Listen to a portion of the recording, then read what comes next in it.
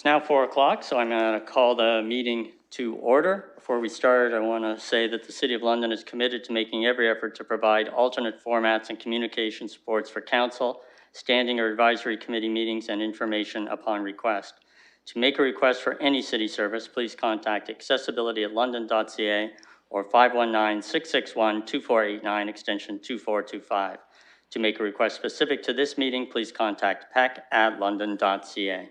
First matter is to see if there are any disclosures of pecuniary interest. There being none, I will move on to the consent items. We are going to be pulling, Councillor Lehman asked for item 2.1 to be pulled. Hopefully he's going to join us.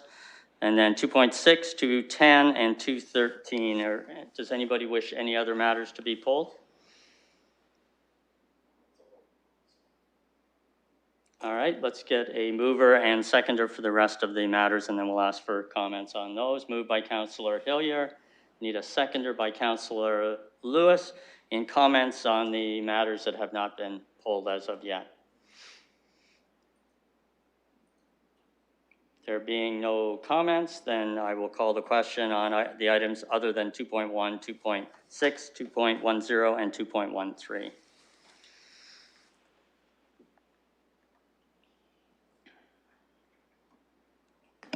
Mr. Chair, I'm just getting my eScribe logged in, so I'll vote yay to this one. Thank you.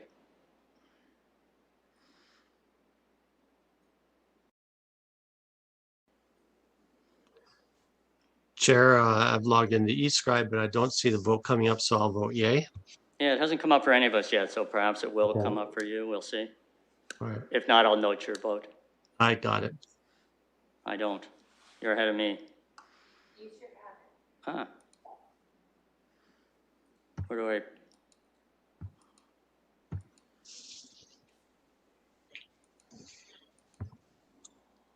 All right, I don't have it, but I'll vote yay.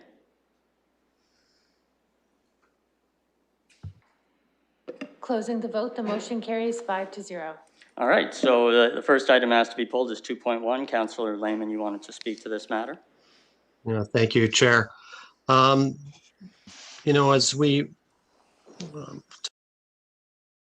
transit stations and further going in planning, I guess I'm having trouble getting a handle of where we're at.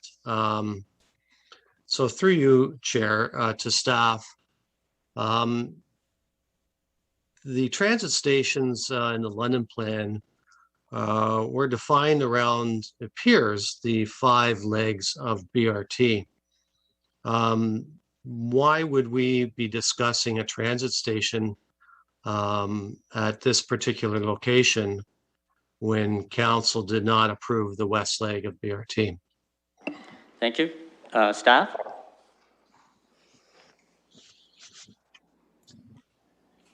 Sorry, through you, Mr. Chair, it's Mr. Barrett speaking. I'll start and then maybe Ms. O'Hagan can speak to some specifics. The transit village place types are approved place types in the London plan, and they are the land use designation for 4 areas that are at the ends of the RT system in the city, and it also includes the downtown. So the policy basis for each of these areas is actually already in the London plan, and there are policies for it. The purpose of the secondary plan is to come up with more refined policies that would guide the future development within these areas and set forth any special policies, design considerations, land use mixes, those kinds of things, the items that you would normally look at through a secondary plan. With respect to councils not having yet approved that leg of the RT system, while that leg of the system may not yet be funded, that full system is still approved as part of the environmental assessment. And as I said, the city structure plan is still based upon that system being implemented at some point in the future. The other point is that these place types speak to a broad range of uses that will be supported by transit. So even if the ultimate decision on the mode, the timing, or the type of rapid transit that might exist in the future, These areas would still be centers of the highest level of transit activity, even if it is for the near term and the midterm conventional transit activity. So they're going to be highly served by the transit system. They are areas that are planned for high intensity development, both residential and non-residential forms of development. And the policy basis for those and the structure of those is actually part of the approved city's official plan.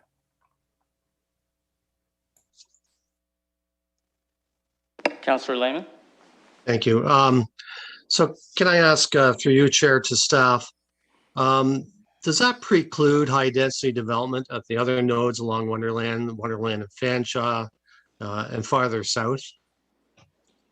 Staff?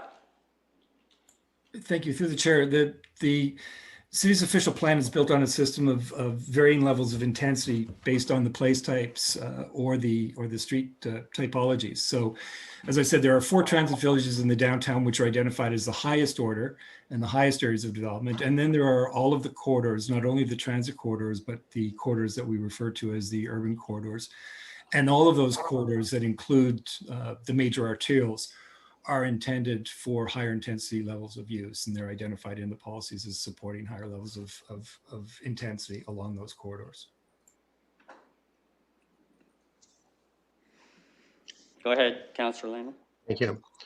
Because my concern is this, as London has exponentially grown in the Northwest, the amount of traffic right now, I believe actually Oxford and Wonderland is the busiest intersection now in the city. The amount of traffic that's going to be going south on Wonderland from the north is dramatic and will only increase. And then from the west end, as not only just from within the city, but outside the city, my concern is that we're creating a bottleneck at this corner. And I don't see how a transit village is addressing that concern. In fact, my concern is that it's only going to make that worse. You know, I see what happened at Richmond and Fanshawe. That left-hand turn lane there is finally being addressed. Turns at Oxford and Wonderland are a constant source of concern amongst my constituents. And I don't see how, you know, this transit village, regardless if it's BRT or whatever, is addressing that. I think it's only going to make it worse. And I think it's not spreading the load out, especially in this day, you know, what we're looking at post-COVID, mass anything is being held up for question. So I'm not comfortable moving along this path until we have a better idea of where transit's going. Those are my comments, Chair. Thank you, Councillor Lehman. Any other comments on, or comments or questions on this matter? Councillor Hopkins? Yes, thank you, Mr. Chair, and thank you to Councillor Lehman for his concerns. I know it's a very busy area. I guess through you to staff, I understand we had the Masonville secondary plan come to us not too long ago. Is the secondary plan that we have in front of us with Oxford and Wonderland very similar in its questions and concerns moving forward? I know it's going to be a couple years before this comes back to us, but is it very similar to the Masonville secondary plan that we just approved? Through the chair. So the Masonville secondary plan, although the context is different, it is also a transit village, and both secondary plans do address taking the London plan framework for these to be high density mixed use areas and planning for that, but looking individually at the different contexts within each. So in this particular case, we would take what is a up to 22-story type area, and then kind of massage and look at the context and the compatibility of that and address kind of the larger organizing areas. So it will be similar in kind of scope and scale to Masonville, but it will address different issues as well. Thank you for that. And I understand it is already a well-used transit area with, I know my son, when he went to university, took that route up Wonderland, and it's already quite busy when it comes to transit and hopefully alleviating some traffic. And I understand the councillor's concerns. It is a busy spot. Any other comments on this matter? Councillor Lewis? Thank you, Chair. I'm just going to be very brief in echoing Councillor Lehman's concerns. You know, with all due respect to staff, while there may be a general framework in the London plan, I'm not comfortable putting resources into further refining a secondary plan that doesn't have a rapid transit route assigned to it right now. And we can talk about or speculate about whether funding will eventually be allocated to some route or another. But there's no guarantee that that will happen. And certainly there's a question of what the future of transit even looks like right now. So I don't think I'm going to support this. I just don't see that this being a place where we should be putting resources right now. Thank you. Any other comments? Mayor Holder?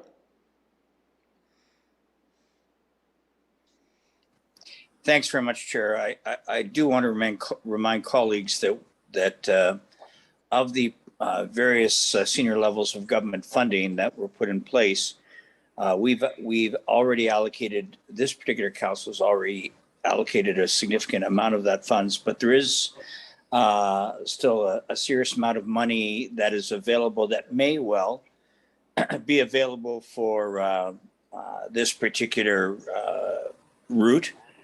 And I share that only so that we're not, just so that it's clear to everyone that if you recall the original prospects of what the bus rapid, the original BRT was intended to look at, it was certainly intended to consider that. We also know that we're going to get some feedback from councillors in the North and West End in terms of some of the ideas that they've got with respect to that funding.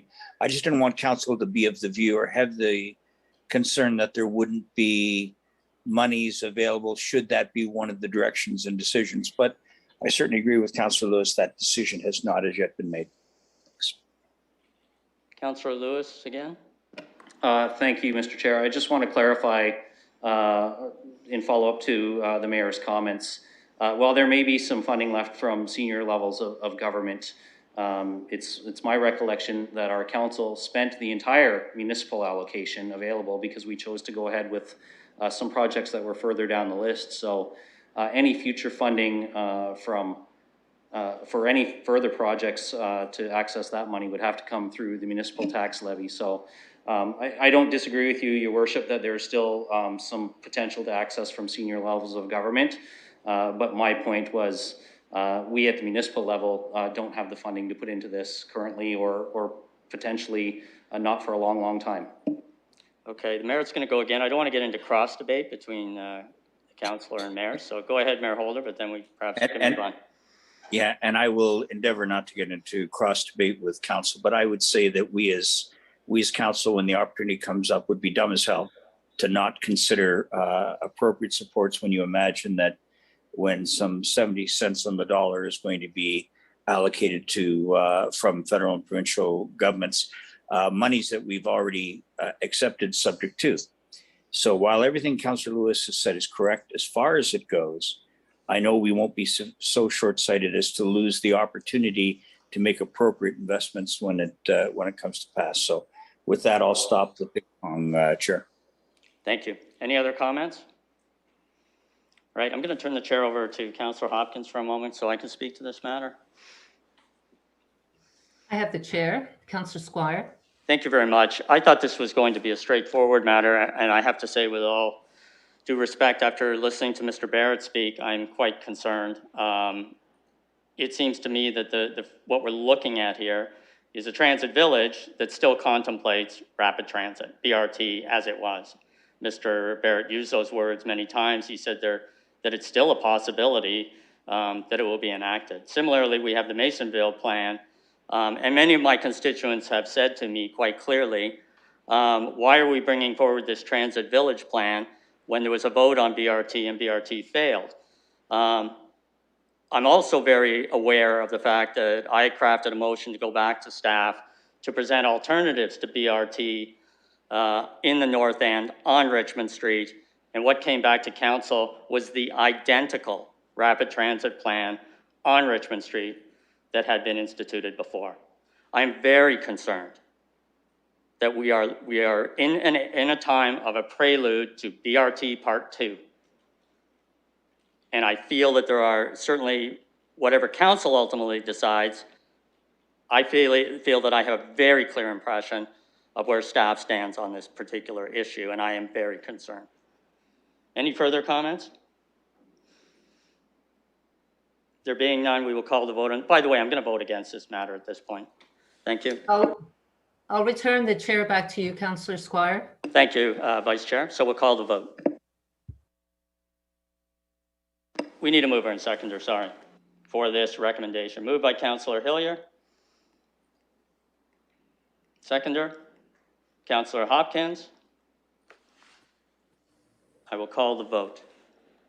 Chair, to be clear, are we talking about the staff recommendation that we're voting on? Nothing's been amended to that? No, no amendments. Thank you. I'll vote no.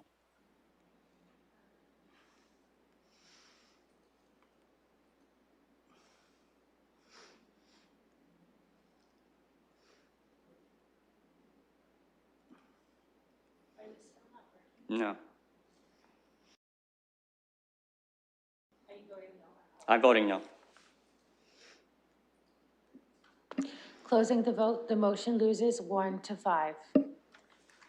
Moving on to item 2.6 is my information that Councillor Hopkins to do 2.6 and 2.13 together.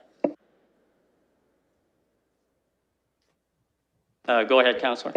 Yeah, thank you, Mr. Chair. As these two items are really one development, just one is a vacant condo development and the other one is a single 44 single homes. And I do have a couple questions, if I may, through you.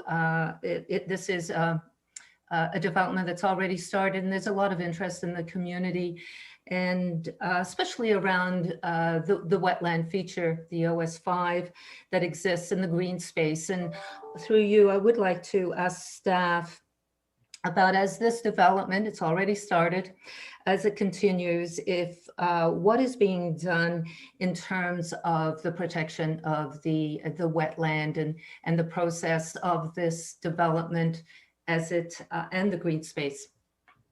Go ahead, staff. Through you, Mr. Chair, it's Bruce Page speaking. The wetland itself has been protected. It's zoned for OS5.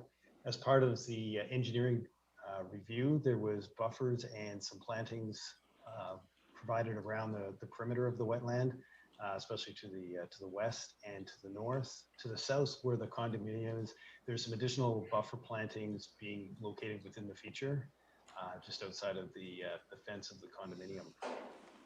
In terms of the green space, the open space, which would be on the far eastern portion of the site, there is a future walkway block, pathway block, that'll connect up to the parkland north of the site. Whether it becomes an active pathway or not is still to be assessed. Councillor? Thank you for that information. I know the community is interested. I have another question for you to staff around the development of the homes just below Manhattan Drive, just to the south, as it connects to the development just south of that. I know the land is not even, and just wondering what the plans are to sort of mitigate the leveling of the land so it does not interfere with the development just below it. Through you, Mr. Chair. Thank you. Go ahead, staff. And through you, Mr. Chair, it's Matt Felberg speaking. So we've actually been having a number of conversations with the development engineer, and the goal, of course, is to minimize the impact to that condo block at the south edge.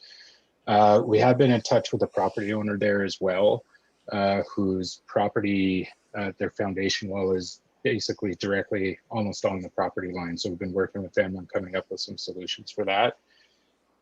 Actually, in speaking with our staff and our engineering staff, we actually think the situation will be better once the grading is complete on the new development. We've done our best to direct the overland flow routes to logical spots so that we're not impacting the existing condo. Go ahead, Councillor. Yeah, thank you for the work. I know it's really important to have that, I guess those conversations and relieving some of the fear, because if you go on the land, it is not even.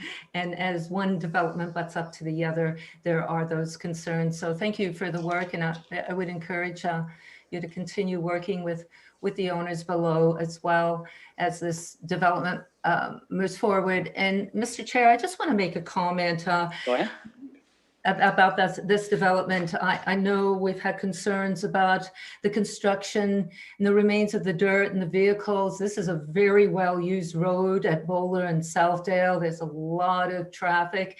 In fact, this is one of the main entrances into the Byron area. And as you enter, you're going downhill as well. So there's lots of traffic, lots of construction. And I would encourage that road be also maintained, trying to keep it as safe as possible for residents as they move along. So we'd like to just make those comments and again, share that information with whoever is listening, the importance of moving on this road. Thank you.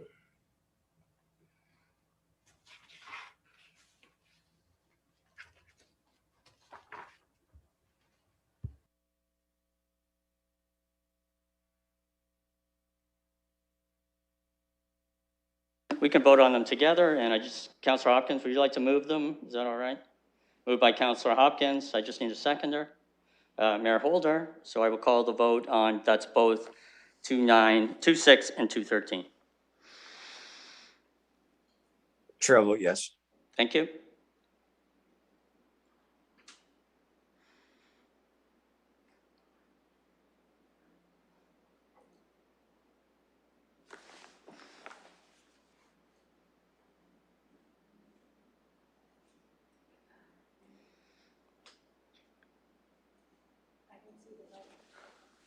No, I haven't. I still am not getting my vote, so. Oh, sorry. Oh. Mine's still not coming up. Probably something I did. Sorry, that was me. I'll vote yes, manually. I'm sorry, that was me. No, it's still not coming up. I don't. But I voted manually, yes. I'm getting the Oxford secondary plan again. Mr. Chair, this is Anna speaking. Yes, go ahead. Oh, I can't hear you now, Councillor Hopkins. Sorry, if you open it, it says motion to move 2.6 and 2.13 together. But when you say when you open it, open what? Sorry, the actual motion. Okay, but where do I find that? Do you mind if I come over? Oh, it's just the title that's wrong? You aren't, his vote isn't coming up. I apologize. That's okay, no need to apologize. Yeah, Mr. Chair, I'd just like to say that I do have a vote coming up, but it relates to the Oxford Wonderland secondary plan.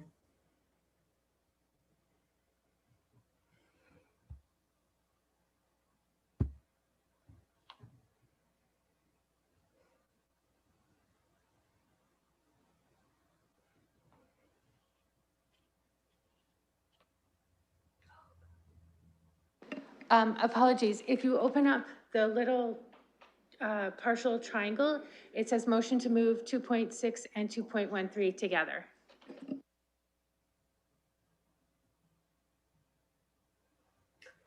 Okay.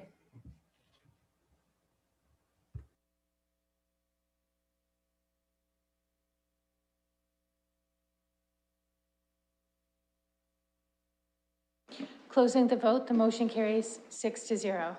And the last matter to be pulled is the 2.10 proclamation of amendments to the Ontario Heritage Act. Councillor Hopkins. Yes, thank you, Mr. Chair. I did ask to have this poll just because I do have a couple questions and a couple comments, but I guess my first question is, it's good to receive this report. I know the timelines were very, very short. We did not get information from Latch on this, but they were informed about it. I wonder if through you to staff, if I can ask a question around where we move forward now, given that there was very little conversation in the community when it comes to the heritage community on the changes that the province is making. So, and staff have made their comments and concerns noted as well in this report, but just to ask the question on what are the next steps as we move forward with the council policy manual? Go ahead, staff. Thank you. Through the chair, this is Kyle Gonyu, Heritage Planner.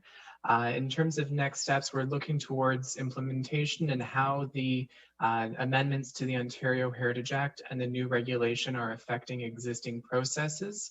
So within the staff report, we did try to identify where there are some gaps in the council policy and where we may seek to address those through new policies to ensure that there's a fair and transparent process and that there's consistency as it's applied going forward.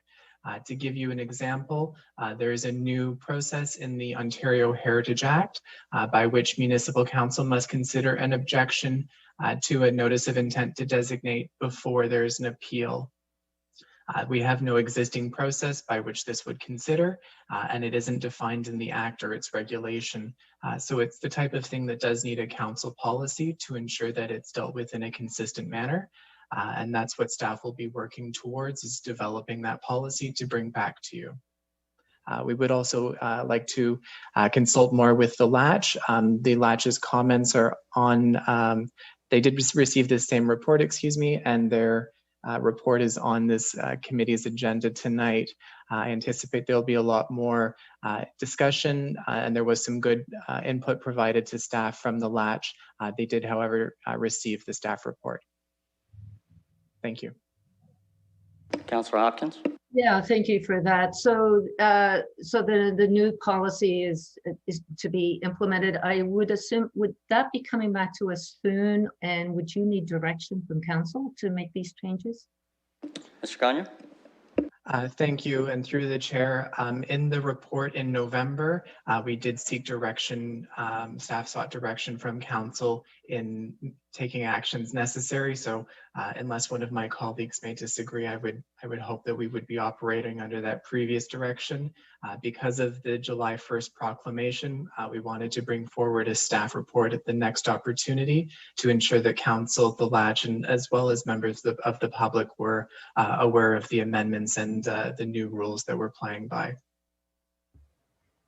Good to know that that's going to be coming forward and that you do not need any direction for that. And given that the heritage community wasn't really given a chance to make comments, I really want to make sure that it gets back to them on these changes that are coming forward. Thank you. On what though? On the heritage toolkit. All right. We do have I've just been made aware that we do have a delegation request on this, which is Ms. Valastro. So I'll go to Councillor Lewis and then we'll deal with the delegation request. Go ahead, Councillor Lewis. Thank you, Mr. Chair, and through you to our staff, and particularly for those in the community who may be following this. Following up on Councillor Hopkins' points, I noted in the staff report, sections of the Ontario Heritage Act were not proclaimed yet, and that in some cases, some key changes, for example, the prescribed principles are not included in the regulation. So through you to staff, I'm just hoping if they can clarify that further discussions will be taking place with the province as well in terms of clarifying what implementation may look like, given that there are some pieces that appear to be missing from the provincial legislation. Thank you. And through the chair, I share those same concerns in terms of the signals that staff received in terms of what was included in the legislation, but there isn't the implementing tools in the regulation. Those are some of the comments that staff have provided through the Environmental Registry of Ontario, the comments appended to the staff report. Through the consultation that I participated in with the Ministry of Heritage, Sport, Tourism and Culture Industries, they did advise that there would be future opportunities to participate and provide input, but it remains to be seen exactly what that will entail. There are some things that I think were excluded from the regulation because there wasn't a clear sense of consensus on previous comments that municipalities, members of the public, and the development industry provided to the ministry on the previous environmental registry submissions. So through you, Mr. Chair, just to be clear with Mr. Gagnon, really what we're dealing with today is an update on where we are today. But what I'm hearing from you and what I felt myself is that there's still a fair amount of work to be done with the province in clarifying some of the details here as well. And that'll be part of the work that you'll be doing before.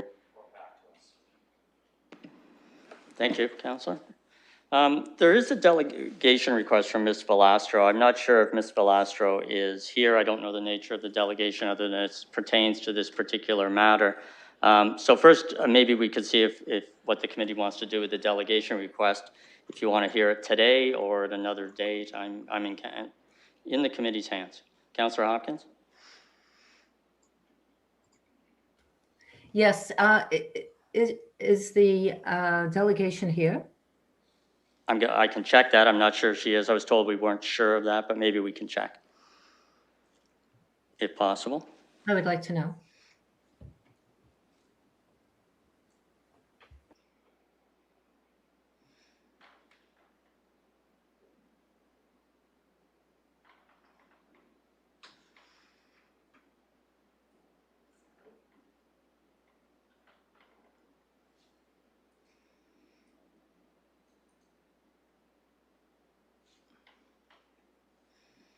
Mr. Chair? Yes? It's Barb Westlake Power. We do have a Maria logged into the meeting, and I have asked Maria to unmute. I'm not sure if that's Ms. Velastro or not. Okay.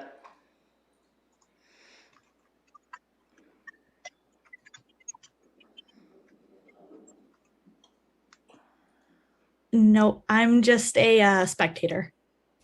Okay, thank you.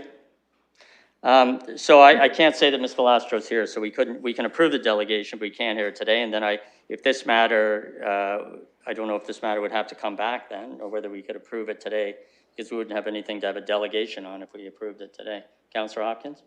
Yes, Mr. Chair, since the delegation is not here, I would just refer it to the next PEC meeting. All right, the delegation or this entire matter?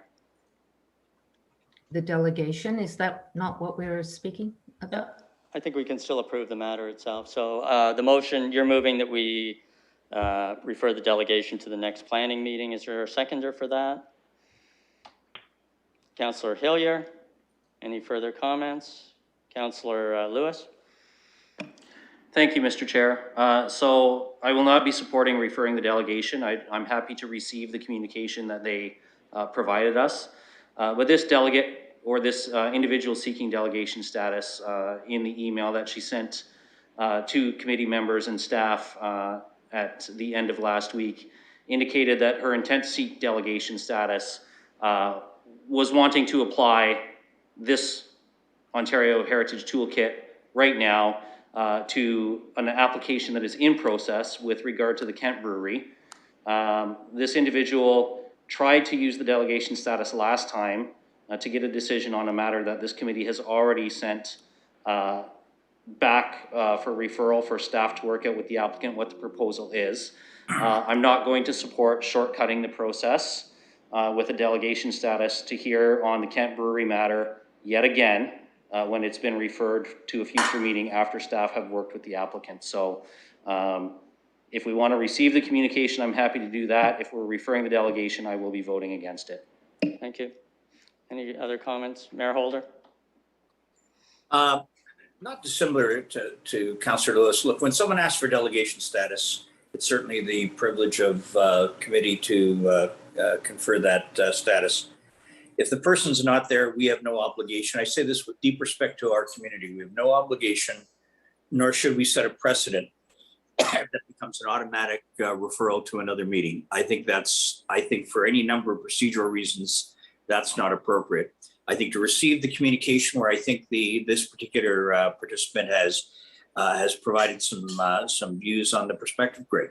And so I'd be comfortable receiving the communication. That's as far as it goes. I think it's an extremely awkward precedent to automatically bequeath future status when a person who's requested it for this meeting chooses or is for whatever reason unable to attend. Doesn't stop them from future meetings, future situations. Not this time, no. Thank you. Yeah, the clerk just wanted to address that issue, perhaps just to give some context. Go ahead.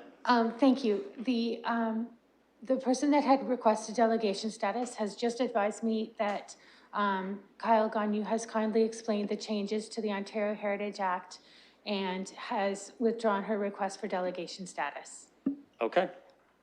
So I take it will you withdraw your motion then, Councillor Hopkins, given that? Yeah, I'd just like to. No, you can comment, but I just want to determine the motion. Given the news, I would just I'm just going to move the motion to receive this report. Okay, so you're going to remove your motion to refer the delegation to the next meeting. Councillor Hillier, are you okay with that, given what the delegate said? Oh, okay, go ahead then, Councillor Hopkins. Yeah, I'd just like to move the staff's motion and receive the report. Thank you. Seconder for that? Councillor Lehman, any further comments? And I'll call the vote. Chair, I'll vote yes, thanks. Thank you.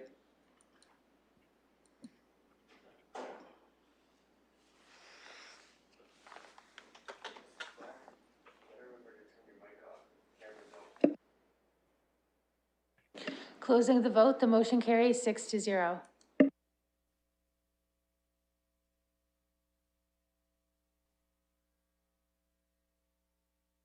Is a public participation meeting not to be heard before 4 p.m. for 450 Warncliffe Road South. So I'll need a motion to open the public participation meeting, opened by Councillor Lewis, seconded by Councillor Hopkins. Any further discussion?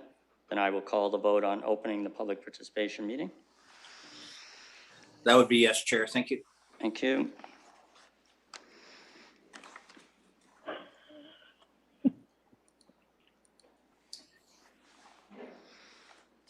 Closing the vote, the motion carries 6-0.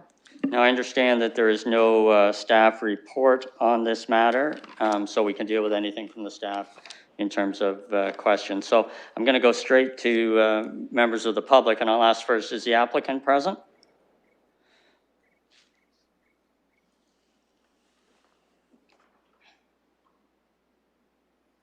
Does not appear so. Any other members of the public wishing to speak? And before we get to that point, I just want to remind people that if you're in one of the rooms in the building that you're going to speak, where you're going to speak, it is required that you wear a mask. So please keep that in mind. Any public input on this matter?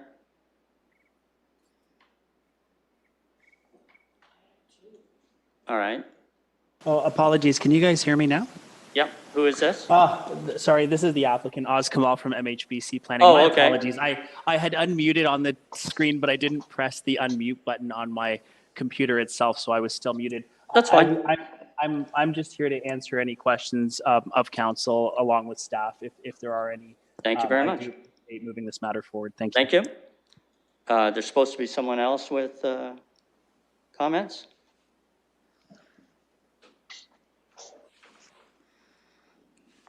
Is that person on the line?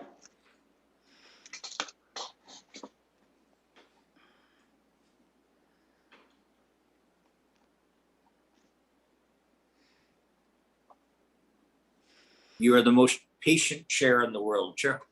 Oh, I've learned it by being a politician. Taught me patience. Am I supposed to be speaking at this point? Yes. Could I just get your name, sir? My name is Ira. I live right next door to the development, and I was hoping to hear some information about it and possibly give you input on it. Okay, so there's no official presentation. If you have questions that you have, you can let us know, and we'll seek to have your questions answered. But this is your opportunity to provide your input into how you feel about this application. Okay, the application is fine. I hope that the public would be provided with information on what specifically is going to be built before it's simply approved. Okay, so that's in the application, which is available in the material that we have for the meeting. We don't always get a presentation from staff. So that is where we are. So you could get that information from staff if you wanted. You could follow up, but most people come on and give us their position on the application, what they think of it. You seem to be okay with it, but I'm not sure what else I can provide you with. Okay, I will keep listening and hope to get some more info. Thank you. Okay, thank you. Any other members of the public? There being no one else speaking, then I'm going to ask someone to move closing the public participation meeting. Moved by Councillor Lewis, seconded by Councillor Lehman. Anything further? I will call the vote. I'll vote yes, Chair.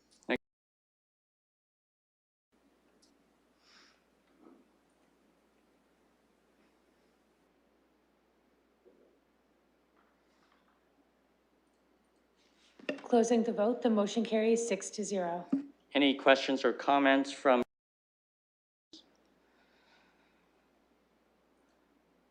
Councillor Hillier? Thank you. I'm just going over the proposal just to help with the public, and it does look quite nice. This is the old KFC, if I'm not correct. Are you asking me? Yeah, I was just asking if you knew this, if this was the old KFC. Okay, there's a lot of KFCs in London. I can't tell On you. Morpeth Road, sorry. This appears to be the old KFC, and it looks like they're looking to change it into a medical or a wine and liquor store. And I think that would be an upgrade from the constant smell of fast food next door. I will be supporting this. Thank you. Councillor Hopkins? Go ahead. Yeah, thank you, Mr. Chair. And I know I do have a quick question about the notices. There's no sort of mention that they were sent to the public, and if there was any comments by the public received by staff.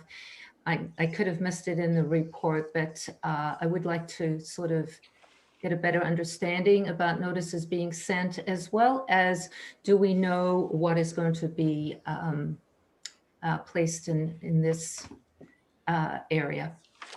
Go ahead, staff. Hi, Craig Smith, planner of this file.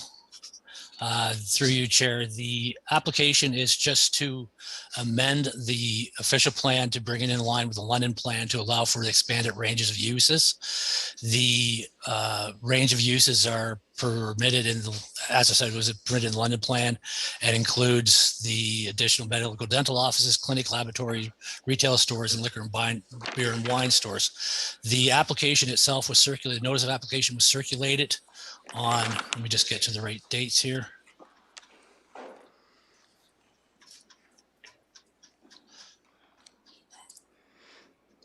Come on.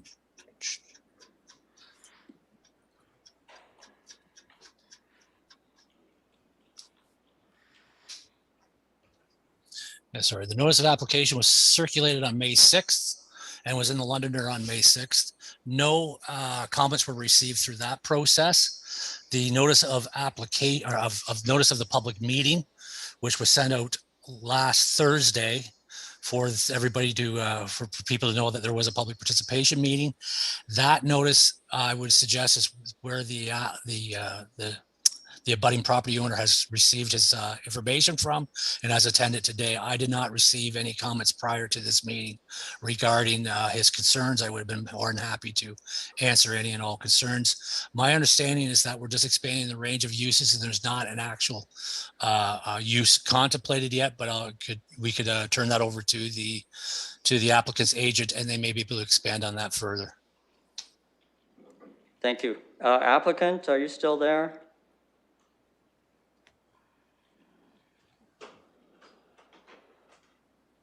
Hello? Hi, can you hear me? Yes, I can hear you. Oh, sorry about People that. are asking about the range of uses that might be expected. To Mr. Smith's point, what we're trying to do is take the existing building that's been vacant for some time and just expand on the range of permitted uses so that we could potentially find a tenant for this building. There's no new construction proposed. The idea is just to actually utilize the space that's there for something to create a bit more livelihood along the street there versus having it just empty and derelict. So the idea is to, again, in line with the London plan, to permit a range of uses ranging from office, medical office, dental, clinic, lab, retail, liquor, beer, and wine store. Just, again, to try to promote some tenancies and get some flexibility there too. Thank you. Councillor Hopkins? Yeah, thank you for that information, and thank you to the applicant. As we heard, we don't know what's going there. I would encourage the resident to reach out to Mr. Smith, though, if he would like further information. That's always available to the public to reach out to the planner to ask any other questions that they may have. And thank you for coming out to the meeting. Any other comments, questions, or is someone prepared to move the recommendation? Moved by Councillor Lehman, seconded by Councillor Lewis. Anything further? Then I'll call the vote. Chair, I'll vote yes to support. Thank you.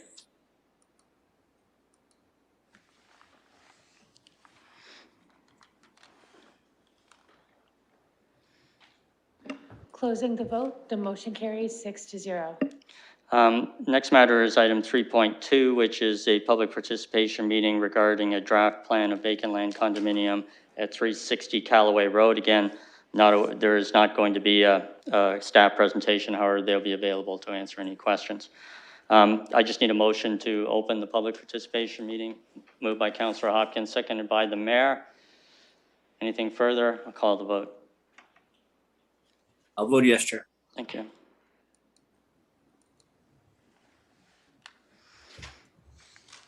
Closing the vote, the motion carries 6-0. Is the applicant here or a representative? Yes, Mr. Chairman. Jay McGuffin, Monteith Brown Planning Consultants. I'm here representing Wastel, the owner of the property. Okay. Did you want to make a presentation or say anything? I'd just like to say we've had the opportunity to review the staff reporting and recommendations. We're in concurrence with the conclusions and the recommendations of the staff report, and we're here to answer any questions of the committee or of the public. Thank you. Thank you. Members of the public? There are no, I understand, no members of the public waiting to speak, so I will ask for a motion to close the public participation meeting. Moved by Councillor Lewis, seconded by Councillor Hopkins. If there's nothing further, I will call the vote. I'll vote yes, Chair. Thank you.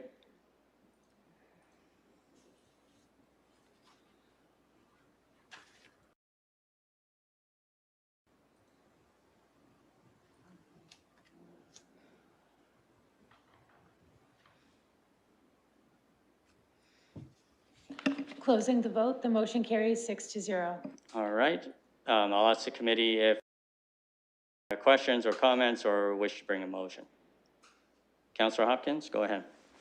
Yeah, thank you. I know one of the comments was around the retention of the trees, and just through you to staff, was that are we able to protect the trees? Go ahead, staff. Through you, Mr. Chair, it's Mike Corby here. As mentioned in the staff report, so a tree preservation report would have been required through the site plan approvals process. I do not believe, though, through that report, any of the trees on the site were able to be retained. That being said, they are required to plant several trees through the site plan approval process on the property. Thank you. Counselor? Yeah, thank you for that information. All right. Anything further, or are we going to bring a motion? Counselor Lewis, you're working hard tonight. I'm going to give you a gold star at this point in time, even though it's early in the night. I'll move the staff recommendation, Thank you. Mr. Chair. Seconded by Counselor Hopkins. Anything further? I will call the vote. Chair, I'll support this, yes.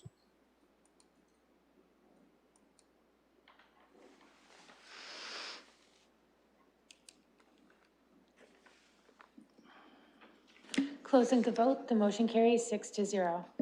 Thank you. The next matter is a public participation meeting with regard to a draft plan of vacant land condominium with regard to 915 Upper Point Avenue.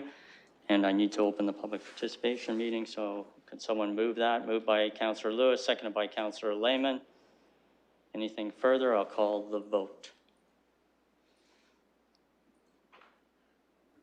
I'll support that, Chair, yes. Once again, Mayor Holder.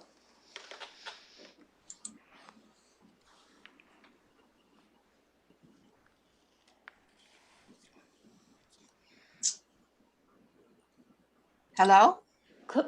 Closing the vote, the motion carries 6-0. All right. Staff presentation, so I'm going to see if the applicant is here and wishes to make any comments.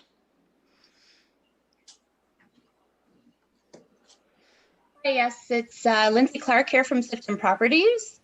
I just would like to make a note that we are in agreement with staff's recommendation today. And I'm also available if committee has any questions. Thank you. Thank you very much. Members of the public? There are no members of the public, I understand, making. Oops. I am here. It's Natalie Craig. Okay, and you are, your address, please, if that's okay? Certainly, 1453 West Delbourne. All right. Sorry, I didn't mean to skip you, but I didn't know you were here on this one. So you have 5 minutes, so you can make any comments you like to the committee during that time period. So go ahead. Okay, thank you so much. We reside directly across from this area, and we have some concerns with regards to this development as far as will there be any sort of barrier planned on that side of the road, blocking the view or the noise, any of that? What is the plans? Okay. Other issues? I'll try to get your questions answered so that if you have other questions, sure. Yeah, so we were concerned about the barrier, whether there is going to be one. Yep. And if not, we're wondering, because we will be impacted by this, if there's any sort of provision made so that you could perhaps help us with some sort of barrier, whether it's a wall of some sort, vegetation, something. Right now we're finding it's extremely busy already, even before this part of the excavation commences. My husband was almost hit in our driveway by someone who chose to, I guess, want to turn around and didn't realize that my husband was at the end of the laneway and just about hit him. The traffic is horrendous. The speed, although the speed has been reduced, people are still driving 30, 40 kilometers faster than the speed. Our house has been so dirty from the construction, and that's even further north. And we're just wondering, again, is there anything that we as homeowners, whether you're willing to perhaps clean our siding, windows, whatever, every single day. I have to go out and clean so much dirt and dust off of our windows and our front porch, and they haven't even started to dig in front of our house. Also, the vibration, and when the excavation was taking place, there's so much vibration and noise. And again, that's not even directly across from us, that's down the road. So we're a little concerned what's going to happen when they do start to do all the construction right in front. Also, what the timeline is when you're intending on starting this. And we're finding it very difficult to even get out of our driveway at this point and are concerned about the safety aspect.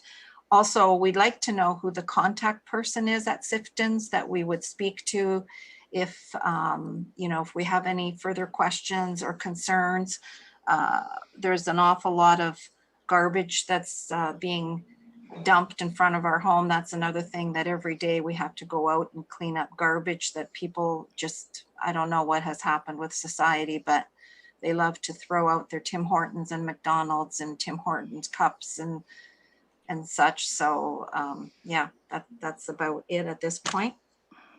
Great, thank you very much. What I will do is, when we're finished with the public participation, I'll ask the staff and the applicant to answer your concerns, all right? Thank you so much. Oh, thank you. Thanks very much for calling in. We really appreciate it. Any other public comments? No? So that is it for public participation. So I'll just need a motion to close the public participation meeting. Moved by Mayor Holder, seconded by Councillor Lehman. If there's nothing further, all in favor? We'll vote. I'm sorry, we'll vote on screen. Getting used to Mayor Holder voting. I'll vote yes. Thanks. Thank you.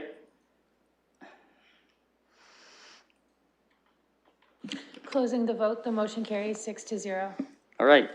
So before we go to the committee, I'll just try to get some of the questions that was asked by the member of the public. So the first question, and this could be staff or the applicant, is there any barrier plan to block the view of the development or buffer noise? And if not, is there any other provision for some barrier of some type to be provided? So I'll go to whoever wishes to answer that.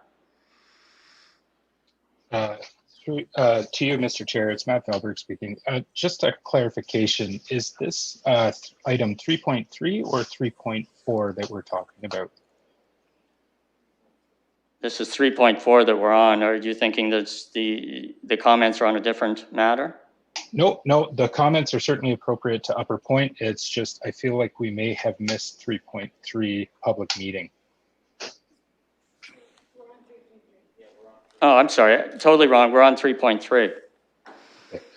So right. These comments are certainly appropriate for Upper Point, and we can take those in under advice and deal with 3.4 when it comes up. Okay, why don't we do that then? We'll deal with we'll save those questions for Upper Point. I apologize for confusing you.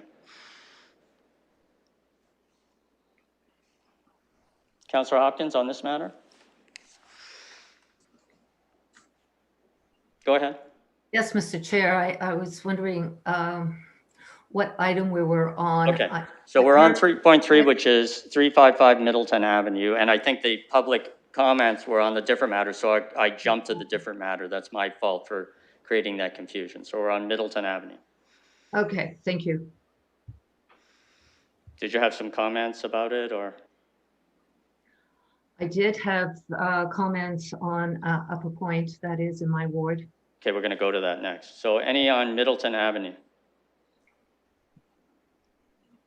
All right, is somebody prepared to move the recommendation then? Moved by Councillor Lewis, seconded by Councillor Lehman.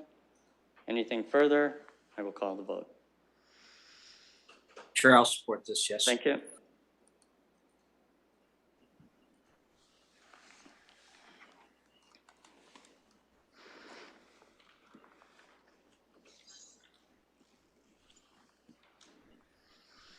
Closing the vote, the motion carries 6-0. All right, we will now move to item 3.4, which is 915 Upper Point Avenue, a draft plan of vacant land condominium. So I'll just need a motion to open the public participation meeting. Moved by Councillor Hopkins, seconded by Councillor Lewis. All in favor? Yes, Chair. Screen, please. The mayor's put me off my game a bit because he always says yes. So You'll still be amazing despite me, Chair. yes, thank you.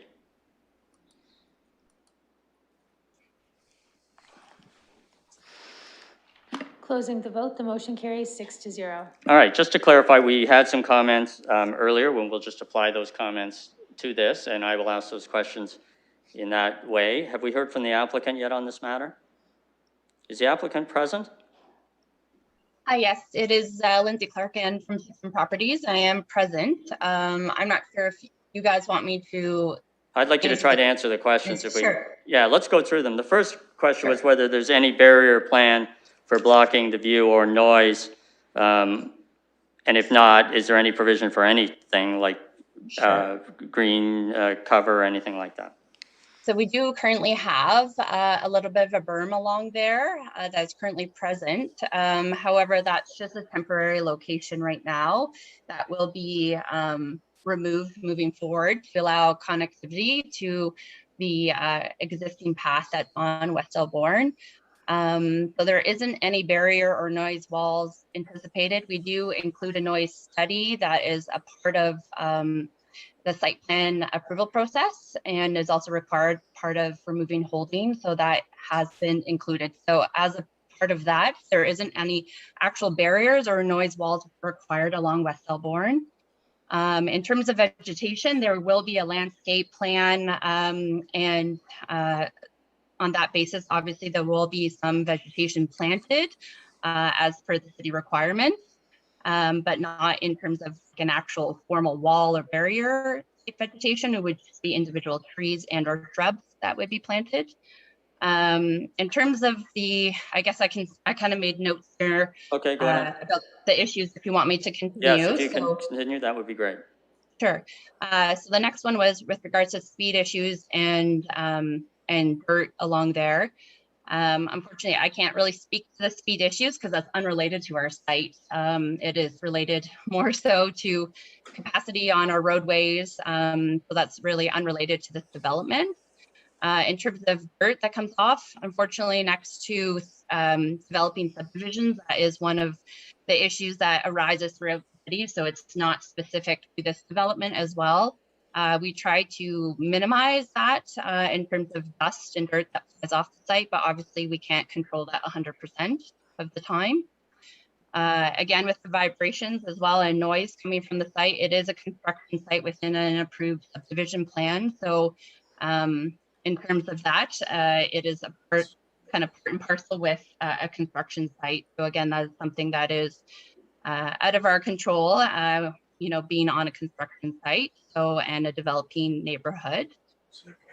And then in terms of timeline, so we would be looking hopefully to start construction on the new portion here that we're looking for approval for this evening. So we're looking for fall construction and but the houses wouldn't actually be built most likely until spring of next year. And then I think the last question was about safety, or sorry, not the last one of the last questions, about safety again. I mean, the safety issue is not related to this development site specifically. It is more of a generalized comment, so I can't really provide any additional feedback on that. And then I think there was a question about garbage. Again, that is not specific to this development. It is unfortunately our society as a whole that is being impacted to this resident. So I think that's all of the questions or concerns here. If there are any other, I'd be happy to answer. Yeah, if they wanted to contact at Sifton, who they could contact yes. if they had questions. Yeah, so I can provide that. I don't know who I can provide that to, but I can be the main contact. And then and if I need to direct internally, I can do that, but I can be the main point. Okay, what is your name again? Yeah, so Lindsay Clark. Okay. It would be Lindsay, so LINDSAY .Clark, CLARK @sifton.com. Great, thank you. So they can follow up on any of these questions then if they want with you? Yes, exactly. And then I can put them through to the appropriate person internally if it's not myself directly. Thank you. And I just wonder if staff could comment then on the traffic issue and the effect of the development on traffic in the area, if there was a traffic study or anything like that, and the issue of garbage that's around the area. Thank you, and to you, Mr. Chair, it's Matt Felberg speaking. So as Ms. Clark noted, this is a condominium block within an approved plan of subdivision. So we would have done a traffic impact study when the plan of subdivision was approved. But we do, when new applications come in, we do check those and revise those assumptions that were made. So we'll go back and take a look through the site plan process and ensure that it's reasonable, or the amount of traffic on West Elmbourne is reasonable. That said, it is, West Elmbourne is currently a rural cross-section, if I recall correctly, and there, over time through the DC, there will likely be an upgrade to that to be an urban cross-section with sidewalks and curbs and whatnot. And then the second question was garbage, correct? Yeah. And with garbage, I mean, we try to work with the developers, the individual developers and then the subdivision developers to go around and clean that up as much as possible. If it does stray off the site, we're a little bit more challenged, but the developers in this area have been very easy to work with, and they do try to make right the impacts of development to local residents. All right, and I'll just let my colleagues follow up on any other questions they have at this point in time. So committee questions, comments? Councillor Hopkins? Yeah, thank you, Mr. Chair, and thank you to the public for coming out. I've heard quite a few concerns on as development comes forward along West Elmbourne, and we've seen it to the north of this development, and we've also approved it to the south a few months ago at PAC.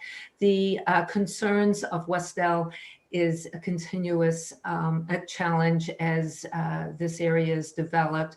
And I appreciate Mr. Falberg's comments around development charges, updates to that road.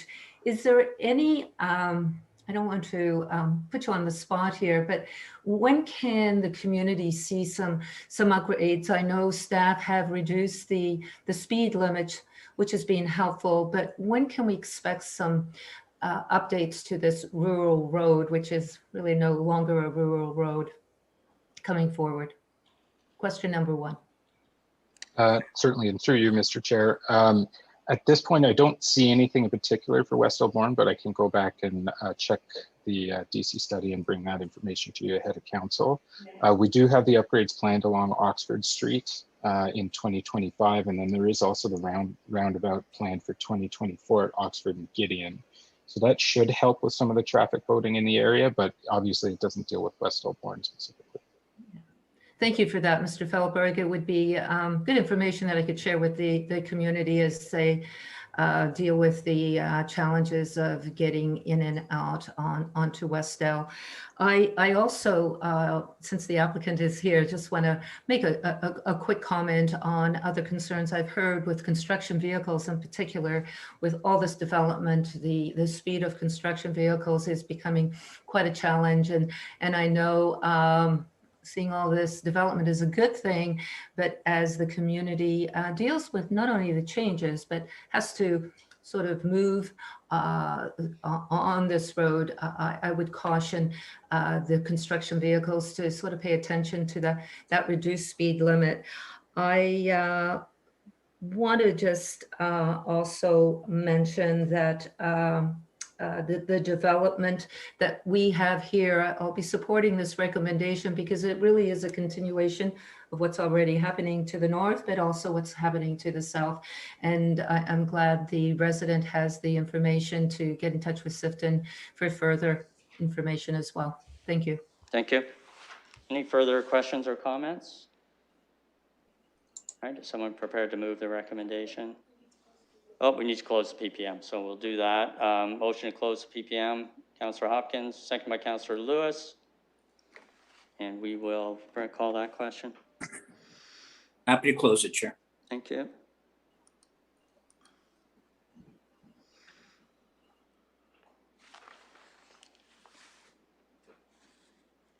Closing the vote, the motion carries 6-0. And then a motion to approve the staff recommendation.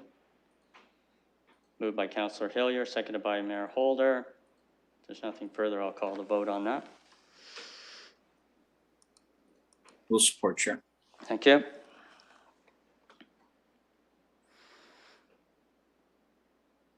Closing the vote, the motion carries 6-0. The next matter is a public participation meeting with regard to 414 to 418 Old Wonderland Road, and I will need a motion to open the public participation meeting. Moved by Councillor Hopkins, seconded by Councillor Lehman. If there's nothing further, I will call the vote. That would be yes, Chair. Thank you. Closing the vote, the motion carries 6-0. All right, and there is a staff presentation, so go ahead, staff. Thank you, Mr. Chair. This is a zoning amendment for 414-418 Old Wonderland Road. Going to the next slide. I'm sorry, are the slides somewhere in the documents that we have? I believe they're in the added agenda. All right, and do you have a page? I do not. I believe Heather Lizinski will have that page number. Okay, I just want to make sure the committee, before you start, the committee's on 280. That's page 280, Chair. Thank you very much. So we're all in the same area. Go ahead. Okay, going to page 2 of the presentation. The subject site is located between Springbank Drive to the north, Teeple Terrace to the south, on the east side of Old Wonderland Road. The site does have a frontage of approximately 43 meters and a total area of 0.65 hectares, and is an irregular shape and is an irregular in shape. The subject site is also currently vacant. A woodland and pond feature are located directly to the north of this site. Going on to slide 3, the proposed development. The proposal is a cluster townhouse development consisting of 13 cluster townhouses and 8 cluster stacked townhouses for a total of 29 units and 49 parking spaces. Revisions were made in response to concerns raised by staff and the public, and slight modifications to address the technical site design requirements were included with regards to parking. This revised proposal did not change the number of units. However, it specifically addressed a reduction in parking and reduced setbacks for decks. A further revised site plan was submitted July 2021 to clearly outline the woodland and compensation area to be zoned open space, OS 5. Just looking at slide 4, proposed development, you'll see the front view looking northeast. And then looking at the next slide, slide 5, this is a view looking southeast of the proposed development. Through the processes, there was some written concerns and calls about this development. The primary concerns related to over-intensification, environmental, traffic, privacy, parking, and drainage. There also were a couple of concerns with regards to the tenure of the new units, the decrease in the property value, and the privacy and noise and lighting. Moving to slide 5, looking at the policy snapshot. The London plan is neighborhood place type.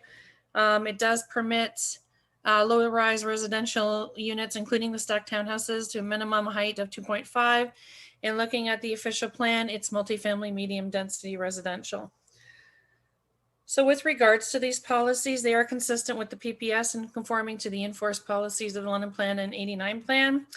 The recommended cluster townhouse development will contribute to the existing range and mix of housing types in the area, which consists of 1- and 2-story single detached, semi-detached cluster townhouses in the immediate vicinity, with higher intensity cluster housing and apartments further out. The recommended amendment facilitates the development of this underutilized site. So as such, staff has satisfied the proposed intensity and scale of development is in conformity with the city's official plans. I just want to touch base quickly on the development setbacks and parking. The proposed special provisions for this are for decks, 3 meters for interior side yards. The proposed rear yard for the decks is 3 meters minimum. Parking for the stacked townhouses is 1 instead of 1.25. And the setback to the open space is OS 5. And that is because of the way the woodland is in the compensation area. Just going into the parking, I do want to explain that there is in tandem parking provided, because I know parking was a concern for the residents. So that cannot be counted under the zoning bylaw regulations, but it should be known that there is tandem parking available, 1 car in the garage, 1 on the driveway. Further, slide 10, looking at natural heritage, environmental impact study was submitted. and there were recommendations included. These will be dealt with through the site plan stage. Within the recommendations, there is mitigation measures that have been specified, and I'll go to those next. So looking at our recommendation, we are recommending that the zoning be changed on these lands, along with the site plan recommendations, which are board-on-board fencing along the east, north, and south property boundaries. This has been incorporated because of the concerns of the neighborhood to ensure the naturalization with future restoration and compensation is required to be completed. That comes in with the environmental impact assessment and a recommendation from the ecologist. Ensure that the development agreement is clear that the restoration and compensation area is to be protected in a natural state and not manicured. That goes along with the city ecologist recommendation. And then last, a small berm should be created along the edges of the storage area to direct flows back to the road surface and not towards the pond feature to the north. So therefore, looking at all of this, staff have recommended that the zoning be changed to a residential R5 special provision zone and an open space OS5 zone to protect that woodland and provide for the compensation area. Thank you. Thank you. So we'll hear, if the applicant is here, we'll hear from the applicant and then we'll do technical questions. Is the applicant present?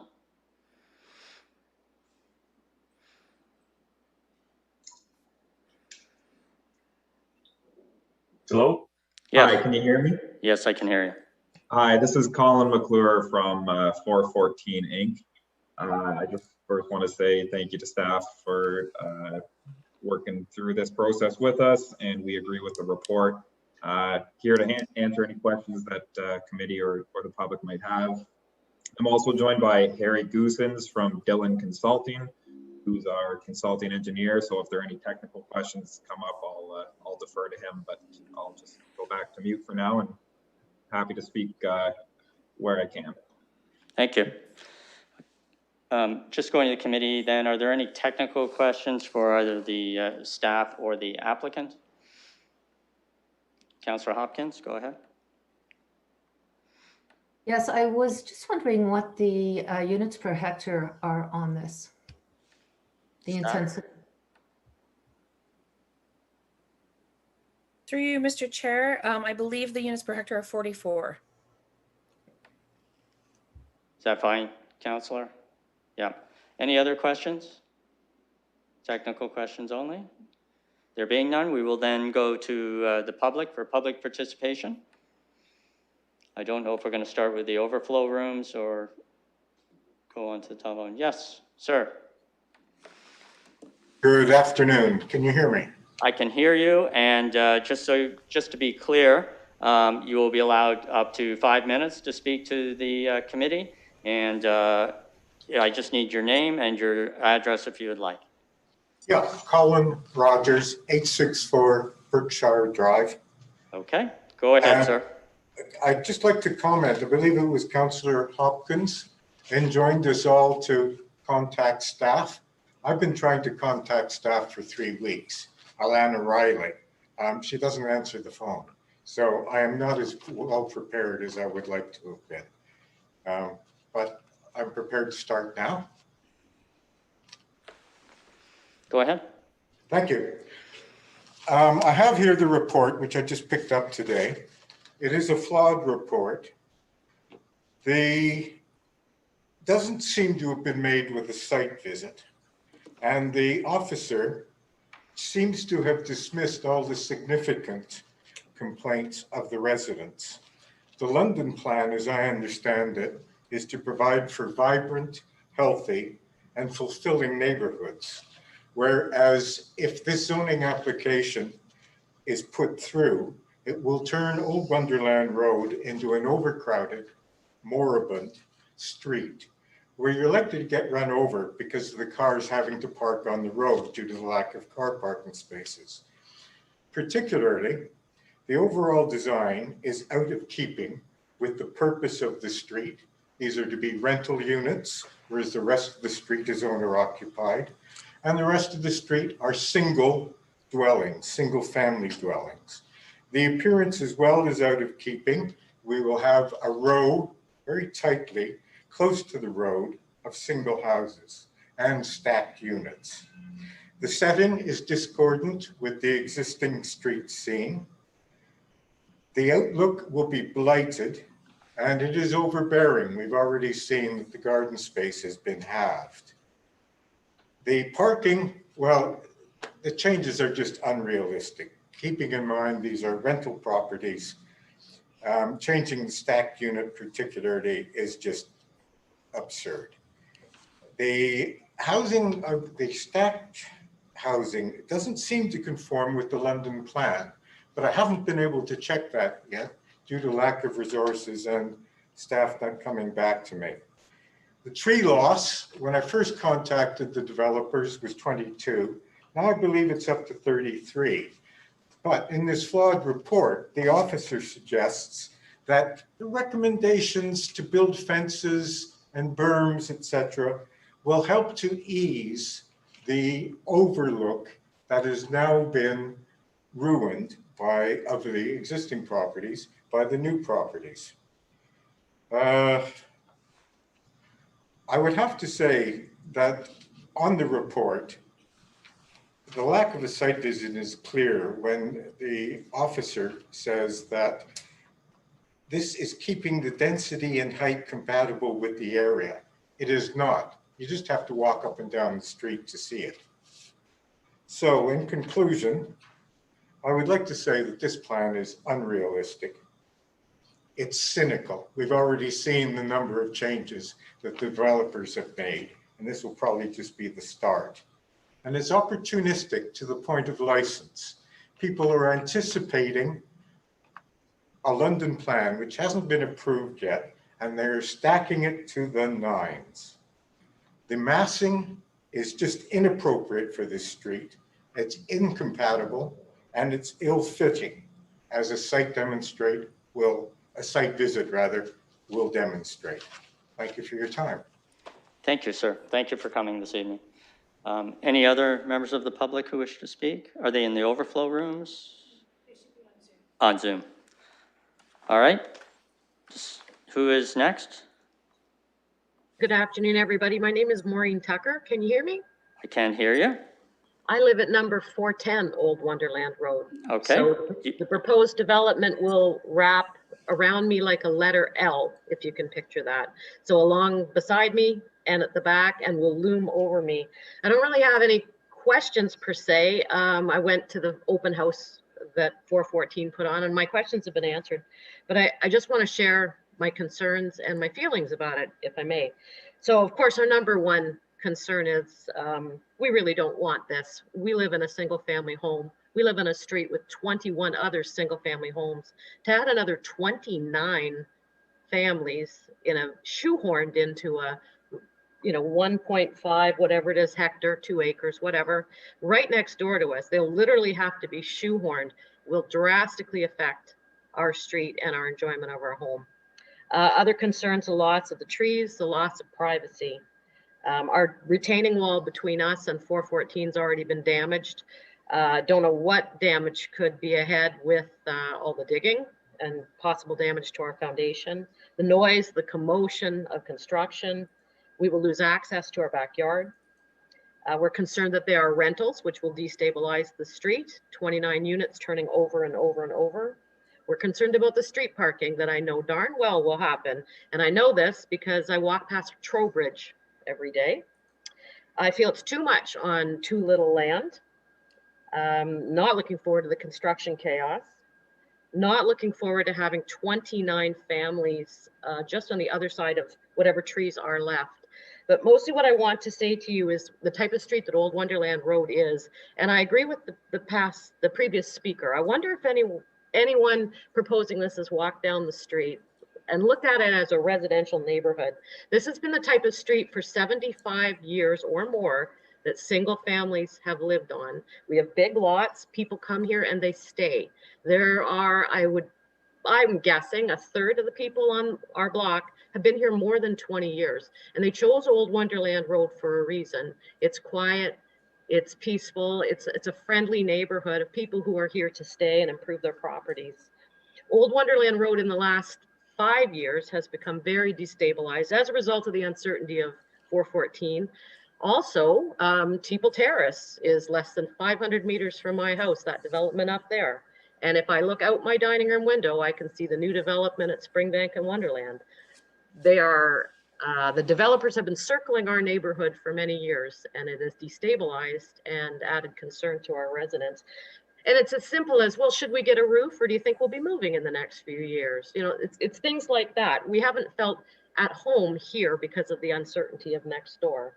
And it won't just be next door, it will be next door and behind and looming over us. These are tall, uphill units. We will be completely, what's the word I want to use? They will cover us. That we'll feel very covered, I think. Mostly what I want to say to you is I believe this development should not happen because it will change the DNA of the street. The street now are longtime homeowners who live here and love here and have put their time and energy and hearts into the street. You drop 29 rentals right next to me in all of those cars, and that's going to change my experience on Old Wonderland Road and the experience of my neighbors. I understand the London plan, and I understand infill, and I understand development and progress, but frankly, I don't want it. And I don't know anyone that does. So I appreciate you listening to me. All I can say to you is drive down on Old Wonderland Road and look at this place and decide if you think 29 new rentals need to be dropped in. And if you lived at 410 Old Wonderland Road, I think you'd feel the same that I do. I really appreciate the opportunity to speak today, and I thank all of you for your time and attention. Thank you very much for coming and expressing your views. We do appreciate it. Do we have another submission? We have one more person, I believe, to speak. Hello?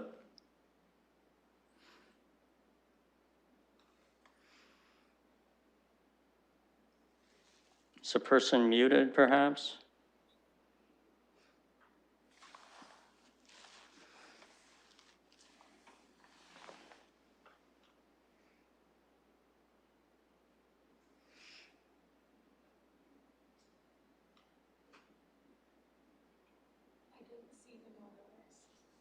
All right. Mr. Chair, they've been asked to unmute and haven't, so perhaps they're just observing the meeting.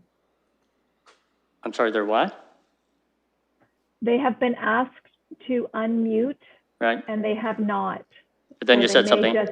They may just be observing the meeting. All right, so I'm going to ask whoever that is that's on mute if you want to make comments on this particular development, which is 414 to 418 Old Wonderland Road, that you have your chance to do that now, and then we'll be closing the public participation meeting. So I'll call once, twice, and I'll ask for a motion to close the public participation meeting. Moved by Councillor Lewis, seconded by Councillor Hopkins. Anything further? I will call the vote. I'll vote yes, Chair. Thank you.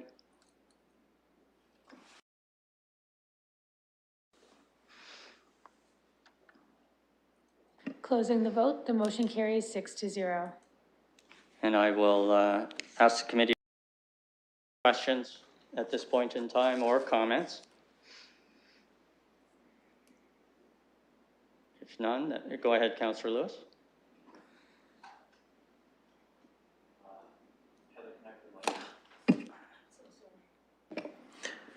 Thank you, Mr. Chair. I did listen to what the public was telling us in terms of their feedback.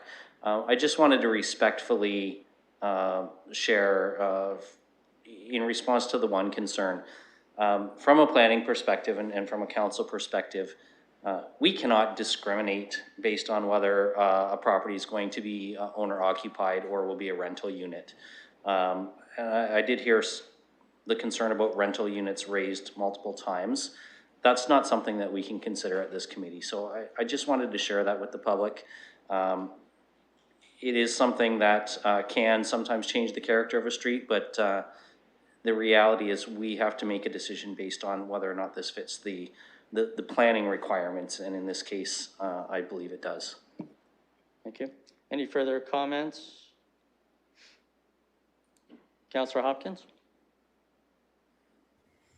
Yes, thank you, Mr. Chair, and thank you for the public for coming out. I think you're right. I heard a number of comments saying that you really do have to visit the site to really understand this development and how it's going to work within the community. So I do appreciate those comments. I do have a question through you, Mr. Chair, to staff regarding the sightlines as you enter into this development and out of this development onto Old Wonderland. I'd like to know if if a study was done on these sightlines, because entering out of this property, you're going up a hill and there's not a lot of room to move around. And just through you, just to staff, if they can make some comments on the sightlines of movement into this development. Staff? Yep, through you, Mr. Chair. Transportation was involved throughout this application, and staff did work with them on the comments with regards to access. And I believe that sightlines will be further reviewed through the site plan approval process, but I just wanted to let you know that transportation has been involved throughout this application. Councillor Hopkins? Yeah, thank you for that. So I would ask the committee, given the number of responses and concerns from this neighborhood, if a holding provision could be placed as they go through the site plan process to allow for public participation. I think we've heard loud and clear the concerns, and this is an infill right within the middle of a community. It's not on an arterial road. It's right within that hub of single detached homes. And I would ask the committee that they support the holding provision to allow for public participation, given that a lot of the concerns that we've heard here when it relates to the tree loss, when it relates to the privacy, the buffering, especially the loss of access to the backyard of that neighboring property. I think there are a number of concerns that still remain in this neighborhood. And given the many challenges of development around them that they've had to experience for the past number of years, I think it would be incumbent on us to allow for that. So I would like to bring forward that motion. All right. Is there a seconder for that motion for a holding provision? Councillor Lehman is seconding that. Any comments on the holding provision itself? There being none, I will call the vote on that amendment. I'll support the amendment, Chair. Thank you.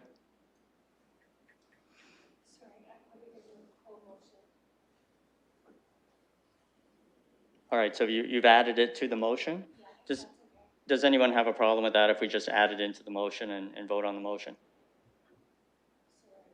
No? Okay, so we're just going to vote on the motion. It appears to me to be a friendly amendment, so what we'll do is add it to the main motion and then vote on the main motion unless someone has an issue with that. So is there anything further? Yes, if I may, I just want a few other comments. And when I was visiting this site, I could not picture this development on the site. But having said that, I want to thank the committee for supporting the holding provision.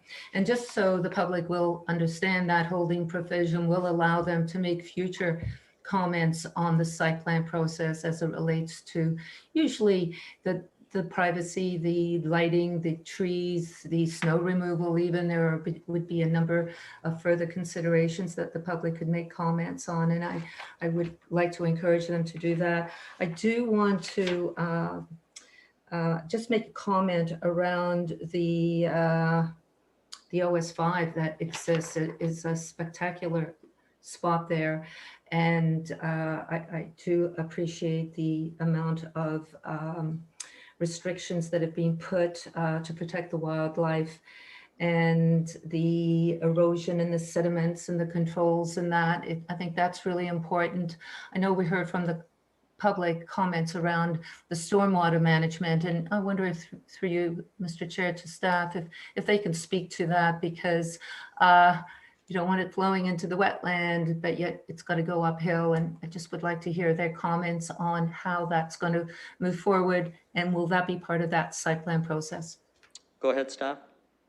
Through you, Mr. Chair, the stormwater management will be dealt with through the site plan approval process.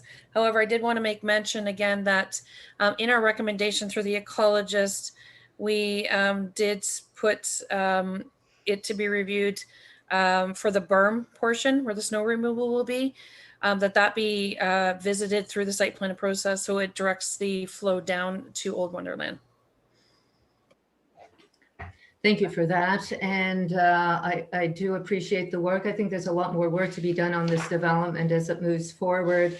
That those 29 units are going to be intense for this almost small country road that exists tucked away in a neighborhood that will experience a big change.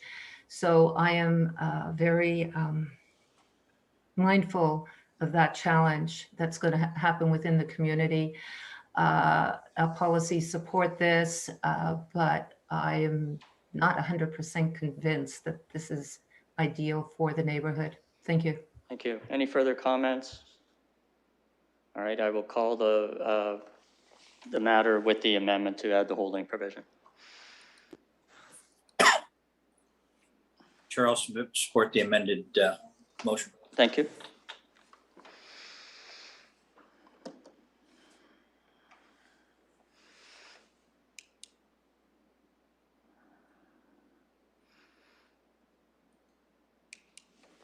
Closing the vote, the motion passes 5-1. The next matter is item 3.6, which is a public participation meeting with regards to 400 Southdale Road East. So I just need to open the public participation meeting. Moved by Councillor Hopkins, seconded by Councillor Lewis. If there's nothing further, I will call the vote. I will heartily say yes, Chair. I knew you would.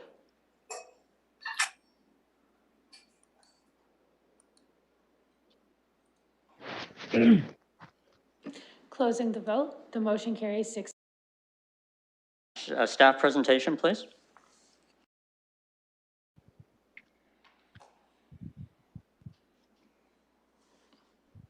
Is someone? My apologies. Sorry, my apologies. I was trying to unmute. So thank you, Mr. Chair. This is an application for 400 Southdale Road East. It's an official plan and zoning bylaw amendment. Slide 2, the subject site is on the north side of Southdale Road East. Subject site has an area of approximately 0.39 hectares, and the subject site was once a service station but is now vacant. Going to slide 3, the applicant proposed a 10-story mixed-use development with 198 dwelling units and 915 square meters of commercial and 2 levels of underground parking. Moving to slide 4, that shows you the original. This is a rendering of the original proposal showing the 10 stories commercial. Going on to slide 5, this is the revised proposed development. In March, the applicant requested a revision to the application, and this was in response to the concerns raised by city staff and the public, and design modifications to address the technical site design requirements, including parking, amenity area, setbacks, etc. So this revised proposal did change the number of units. It changed the density and changed the height. This one included 181 units, a density of 462 units per hectare, and a height of 7 stories, plus a mechanical penthouse. It also removed the commercial components. And here you can see the rendering of the revised proposed development on slide 6. So looking at slide 7, and I apologize for the spelling error of neighborhood. The members of the public came in. There were quite a few comments. As I mentioned, the applicant had read these concerns and decided to host a virtual community meeting to help the public, to get the public comments and to address and answer any questions they may have and concerns they had.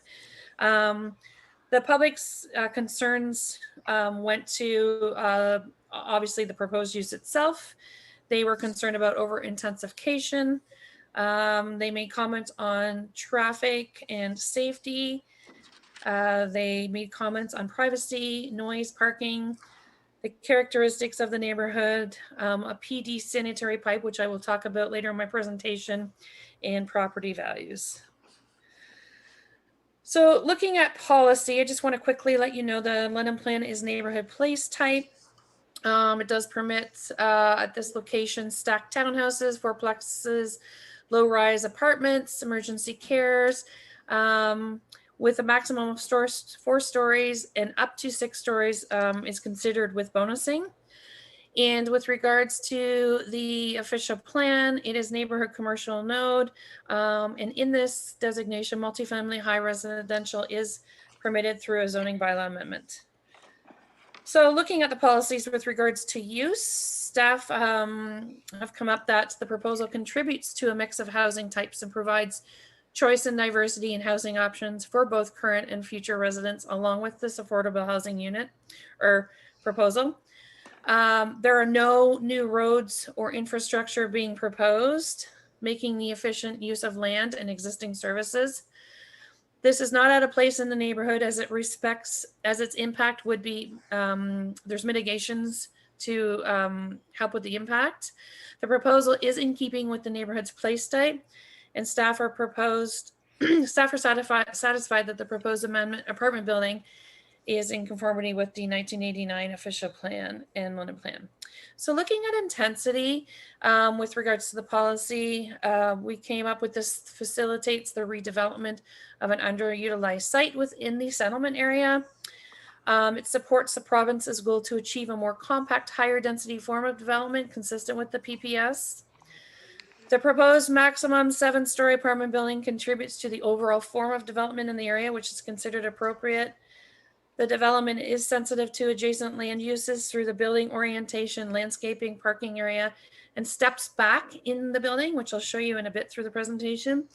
So staff are satisfied the proposed intensity and scale of development are in conformity with the official plan. So getting into form, the recommended intensification of the subject lands would optimize the use of land and public investment in infrastructure in the area. The proposed site layout locates the building at the corner. So it brings up the building right to the corner of Southdale Road and Dundalk Road toward the front of the property with reduced setbacks to create a strong street wall along these portions of the property. The parking area and landscaping are to the rear of the property, which helps provide a transitional buffer between the residential to the north and the proposed building. And the overall development uses step backs as mentioned in a variety of different materials and articulation to help reduce the overall massing of the buildings and create a pleasant and interesting pedestrian environment while reducing large expanses of blank walls along the streets and internal to the site. So I've just put on slide 12 here I've just shown you, this is the view along Dundalk Drive through looking southeast. And it does show the revised height from 10 down to 7, but it shows now the 7 stepping down to 6, stepping down to 4. And this is to be sympathetic to the surrounding low density residential properties to the north. So continuing on with form, the proposed form of the development has made a strong effort to maintain a scale and rhythm that responds to the surrounding land uses. The subject lands are well within the established mixed use area and well serviced by public transit. Development will encourage an intensification to make better use of existing city infrastructure. And the subject lands are also located along an arterial road, where there's sufficient access to transit and a rapid transit corridor further east on Wellington Street. I'd like to just go into bonusing with regards to this application. Looking at the London Plan in our tools, the type 2 bonus zoning may be applied to allow for a greater height or density in favor of a range of facility services or matters. In the official plan under the provisions of the policy, council may allow an increase in the density above the limit through a zoning bylaw amendment. So Looking at the bonusing, they're proposing exceptional building design. They are proposing a structured parking facility underground, and they are proposing affordable housing with regards to the transfer of ownership at no cost of 4 new one-bedroom condominium units to the city.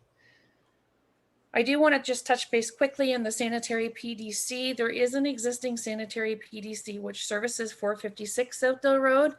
It's located midway from Dundalk Street across the site to 456 Southdale Road East, as shown on slide 16 that I'm looking at now.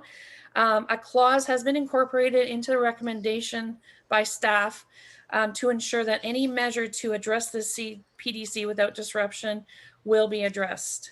So through the site plan process, they will look into this sanitary PDC and incorporate it into the agreements. So our recommendation, staff's recommendation, is to add a specific area policy into the official plan and the London plan to permit this residential development with 462 units per hectare and a height of 7 stories, including the mechanical penthouse. We are recommending to rezone from a service station to the residential R9 bonus zone, and we are recommending that all the special provisions be applied through the bonus zone that will permit the apartment building with special regulations. Thank you. Thank you. So we'll hear from the applicant if they're present, and then we'll have technical questions. Is the applicant or representative present? Good afternoon, Mr. Chairman. Can you hear me okay? I can hear you, yes. Thank you. My name is John Arians. I'm a registered professional planner with the IBI Group. With me is Julia Redfern. Between Julia and myself, we do have a brief presentation to make. As you're aware, IBI has an office in London. Julie and I both work out of our Hamilton office because the developer and owner of this property is a Burlington-based mid-rise and high-rise developer. LJM Developments is their name. They specialize in apartments, mixed use. They have a number of projects in Burlington, Hamilton, and Niagara, and we're very pleased to now have a project before you in the City of London. I understand our PowerPoint presentation is part of your agenda. It began at the original agenda on page 333, and we just like to refer to that as we make our presentation. If I could ask you to please go to the second slide, which is an air photo of the subject property. And just to put it in context, this is a corner property on 2 major roadways. Southdale Road is also a transit corridor. Abutting land use, as you can see on this slide, we have commercial to the east, commercial and institutional to the south. Kitty corner, we have the Shoppers Drug Mart, the medical clinic, the dental office, and across the street on Dundalk, we have an 8-story rental apartment building. You can see immediately to the north, there is a large treed buffer area, and then we have the low-density semi-detached homes on Stockton Street. So that kind of provides the neighborhood context. I would point out that transit is readily available on Southdale Road, and the site is within walking distance to many commercial uses, services, medical and dental offices. On slide 3 of our presentation, we just provided an overview of the technical reports and studies that were included with our submission. These dealt with servicing, transportation, parking, tree preservation, and as you can appreciate, this being a former gas station, a brownfield site, environmental and soil testing was also conducted. I would like to stress that all of the studies support the proposed mid-rise residential use. There really are no technical issues, no technical concerns that would not cause this to be an appropriate form of development. Members of committee, on slide 4, it just provides a summary of the application process.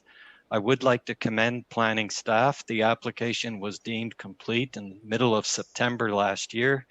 here it is in the middle of a pandemic, and it's only 10 months, and we have a positive staff report, and it's gone through a number of revisions. And all of the revisions, I should stress, were meant to address public concerns and public issues. When the matter was before your urban design peer review panel, I can also point out that this panel was extremely excited about this project. They liked the design, they liked the placement on the site. As Ms. Riley pointed out, the main mass is focused at the corner. We have a very strong street edge. It's a very exciting design. 2 revisions have been made from 10 stories to 8 stories. Working with Councillor Pelosa, we entertained a developers open house meeting. A number of residents attended, and as a result of that meeting, the original proposal was actually mixed use with commercial on the ground floor, and that has been removed, and another floor has been removed. So we're now at a 7-story step design. And I will turn over to Julia to just give you a brief description of the project. Can you hear me all right? Yes. Okay. So the proposed site plan and building elevation can be found on slide 5 and 6. LGM Development is proposing a 7-story apartment building that steps down to 6 and 4 as it approaches the north and east property boundaries. The development comprises 181 dwelling units, 2 levels of underground parking, 193 parking spaces, and 206 bicycle parking spaces. Vehicular access and the building lobby entrance are proposed off of Dundalk Drive, whereas ground floor patios and residential amenity space primarily fronts onto Southdale Road East. We received public concerns forwarded by the city and during our open house pertaining to height, parking, density, massing, sun shadow, traffic, and zoning noncompliance. The presentation in the agenda goes through each of these concerns to explain how we have addressed them. So if we look at slide number 8, this is an example of a very important planning tool that we use as a guideline. This is called angular plane analysis, and I'm sure most members of Planning Committee are familiar with this. And as planners, we use this as a guideline to reduce privacy and overview issues. And when we apply angular plane analysis onto this project, it's shown on slide number 9, you'll see that there is a minor encroachment within the angular plane for the upper floors of the building. And this really is supportable for a number of reasons. First and foremost is the existing tree buffer that we have along our residential interface with the low density area. And that tree planting buffer will be enhanced through the site plan process with additional plantings. There are existing homes to the north also enjoy a significant setback of over 20 meters from the property line. So there's a substantial separation distance that isn't really captured or reflected in the angular plane analysis. And because of the encroachment that is proposed, the minor encroachment, at the public information meeting that we hosted, we made a commitment to the residents that through the site plan process, those upper balconies that encroach would be treated with opaque or frosted glass. And then that will further enhance the compatibility. And together with the shadow analysis, which Julia will explain, we believe we have a compatible interface. So sun shadow studies were completed for March, June, September, and December to ensure there are no significant adverse impacts on adjacent properties throughout the year. The dark blue outline on slides 10 and 11 show the as of right 6-story building permission shadow versus the proposed 7-story building shadow. Evidently, they are comparable and there are negligible shadows cast on the adjacent properties. Slide 12 shows the preliminary landscape plan.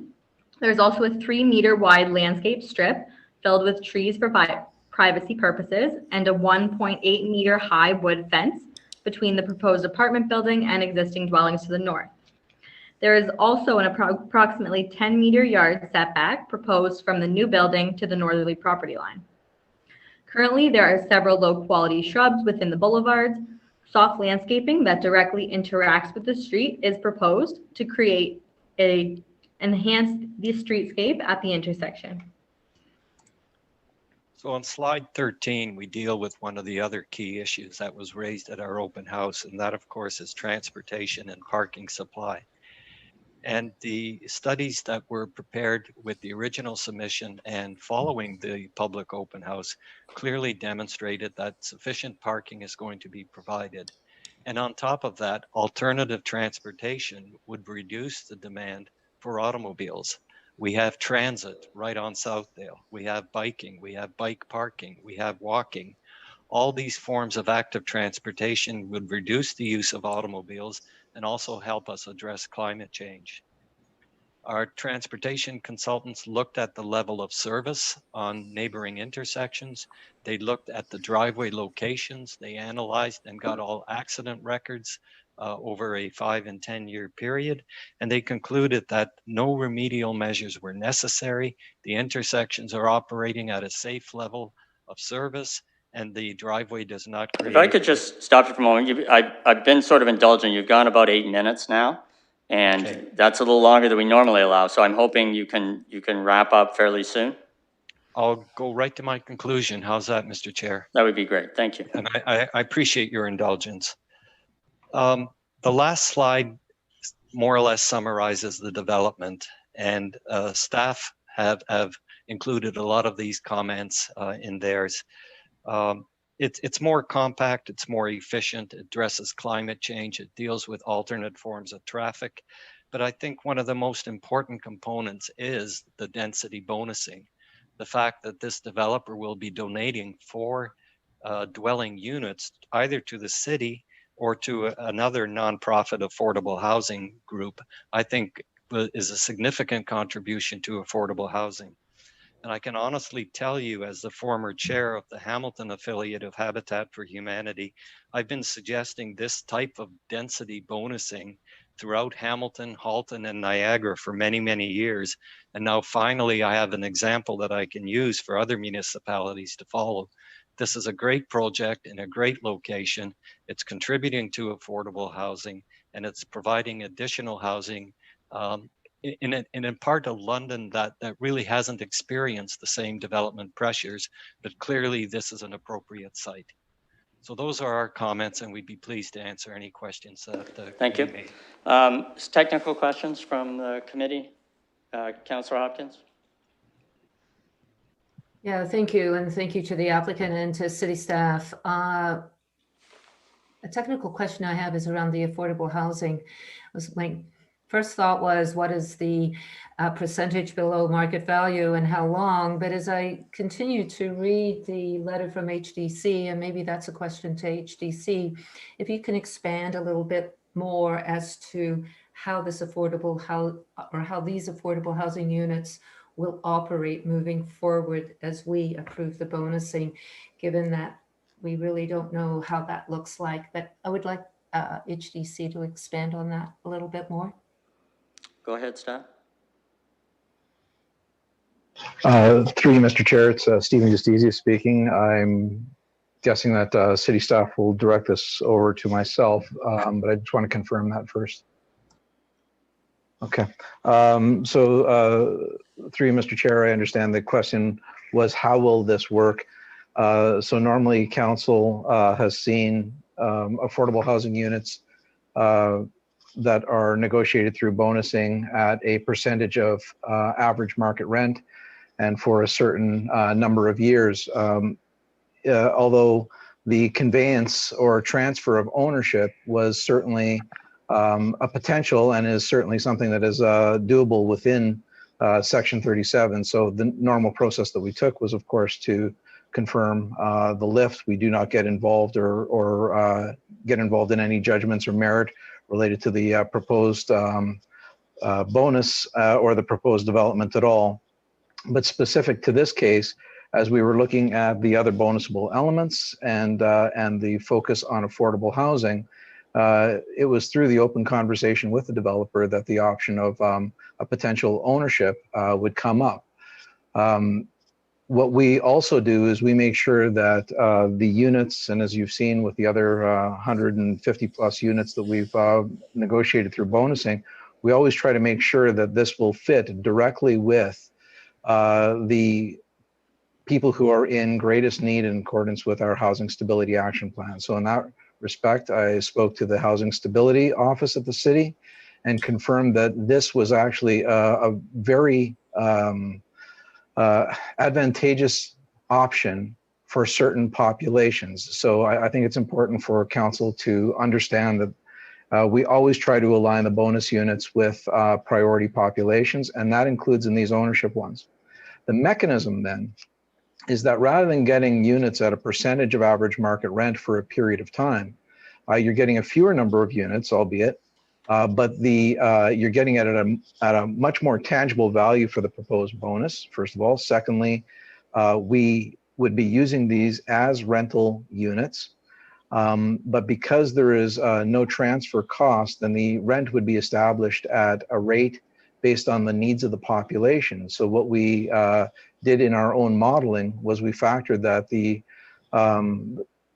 units would rent at a rate suitable for a population that would mix into the building, of course, and into the community, because we always want that within our by name list and our approaches there. But more importantly, that each unit would also provide the potential to subsidize a second unit. So in that respect, we did modeling. We ran that modeling by the city, and then to the councilors, I think, final question, within our recommendations and within our letter and in the recommendations before you, the bonus would then be activated through a what would be a purchase and sale agreement, inclusive of all these securities. So standard purchase and sale agreement that would transfer the 4 units, and that would be done to the satisfaction of the city with legal, noting that the rents for those units would still need to cover the costs that would be incurred by those units, and including capital repair costs. And then as a final comment, the management of those units would be done in the same way as the city manages units that they have under supplement agreements. So we already have the mechanism within the Housing Stability Office to do exactly that kind of work. Councilor? Thank you for that. Is it fair to say, just to follow up with that, is it fair to say that this is a new way of bonusing now, that we can see more of these kind of agreements coming forward? And I guess the other part to that is, I know the applicant said that the ownership could go to the City of London or to a not-for-profit group, but I just want to confirm it is to the City of London. Through you, Mr. Chair, it is to the City of London. Mm-hmm. I will say this, that the industry, I believe, the council has asked us to look at innovation. Council has asked us to look at 3,000 units. We know very well that bonusing has a significant benefit in its ability to integrate affordable housing across the community and secures a commitment very early on in a development cycle. So when you're looking at options that are available within those parameters, then yes, you will see this come forward. But noting that bonusing has a potential limited lifespan, this can also inform other planning tools that we will see as we move away from bonusing. So the notion of a conveyance is not something that is unfamiliar to council. It's not unfamiliar to the industry. And I think what we've seen here already, we have heard from other bonuses that we are negotiating interest in looking at this tool. So I realize this is a new door that's opened, and I also greatly respect council for having been with us as we've opened these doors and as we keep turning those dials. So as you well know, all units that we negotiate now are minimum 50 years. All units that we negotiate now are directly attached to the population in greatest need through the by name list and through the Housing Stability Office. We had to get to that point. So to answer Councillor's question, I think this will actually encourage more innovation. Thank you for that, and thank you for turning that dial. Are you finished, Councillor? Yep. Okay. Any other comments or questions? Technical in nature? All right. We'll go to the public at this point in time. Is somebody in the overflow room or are we online? All online. Okay. Can everyone hear me? Yes, could I get your name, please?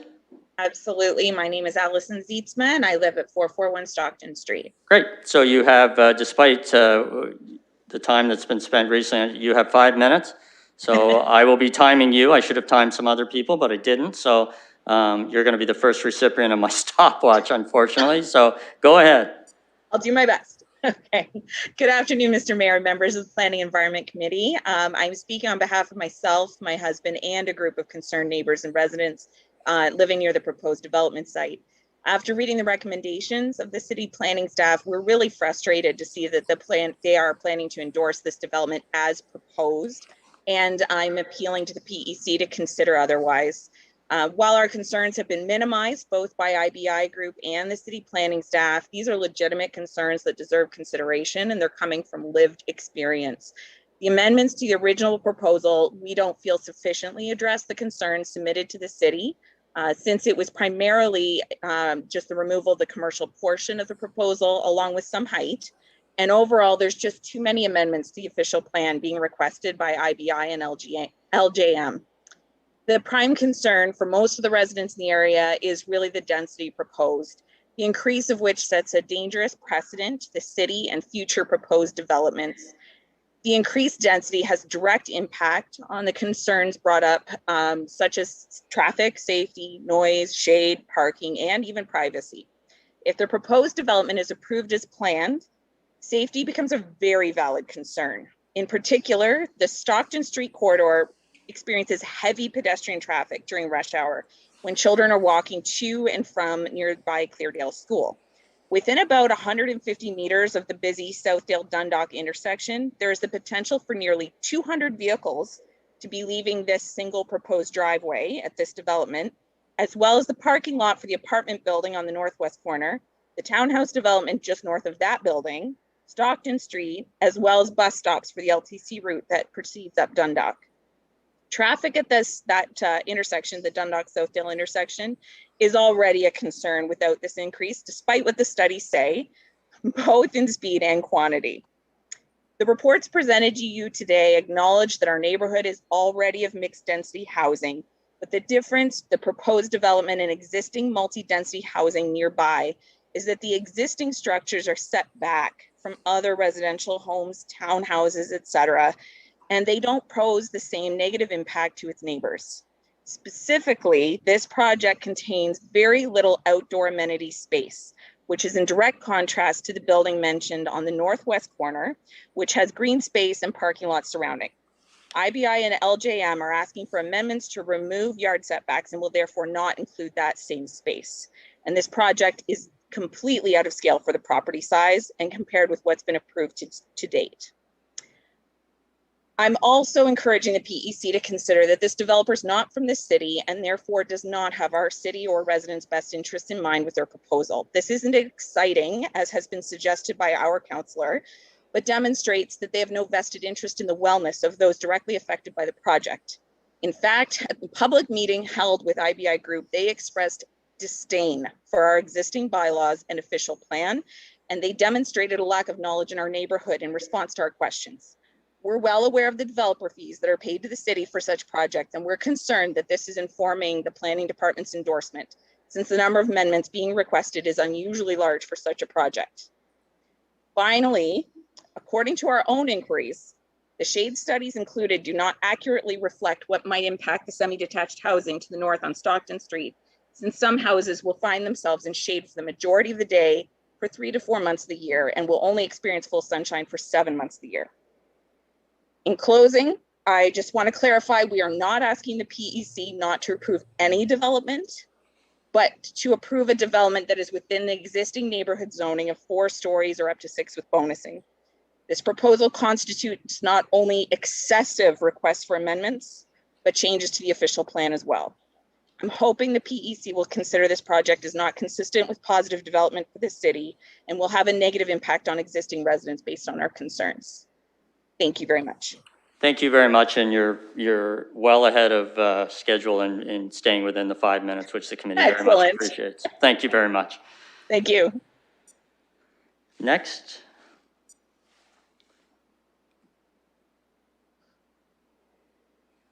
Is the next person on the line?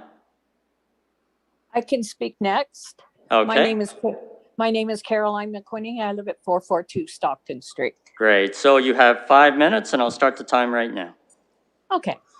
I previously had sent in writing my concerns and commented that the file OZ9261 is aptly named as only in the land of Oz would this be considered an acceptable application.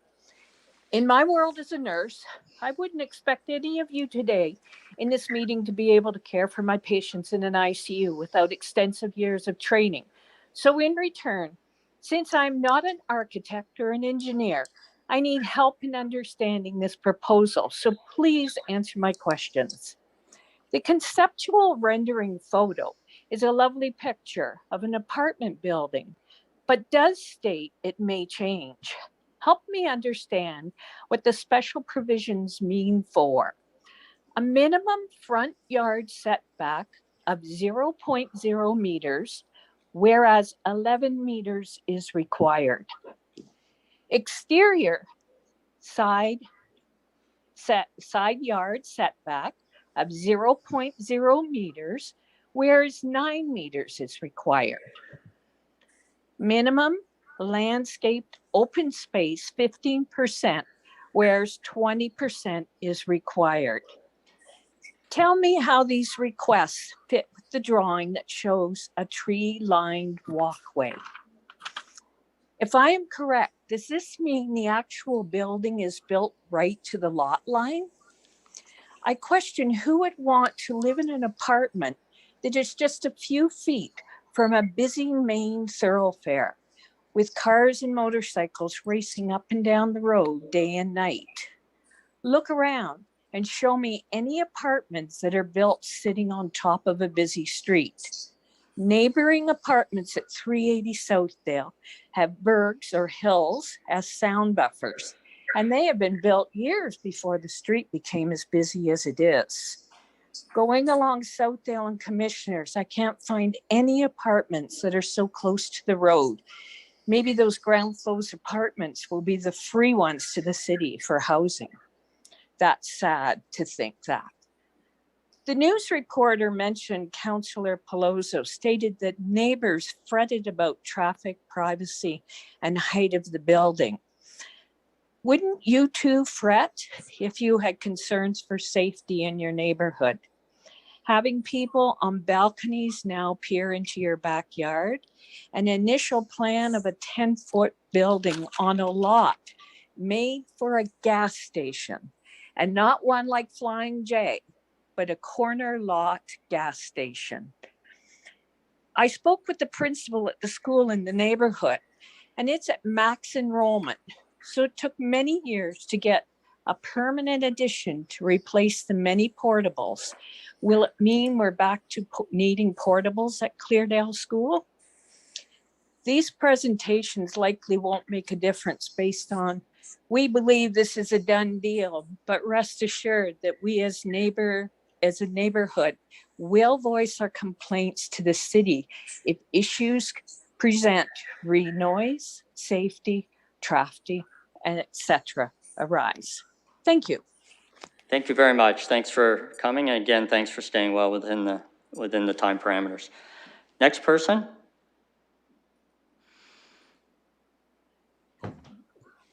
Hi.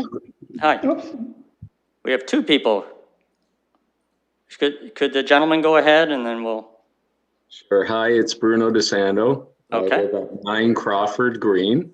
All right. So, sorry, go ahead. So you have 5 minutes as I indicated, and I'll start your time now.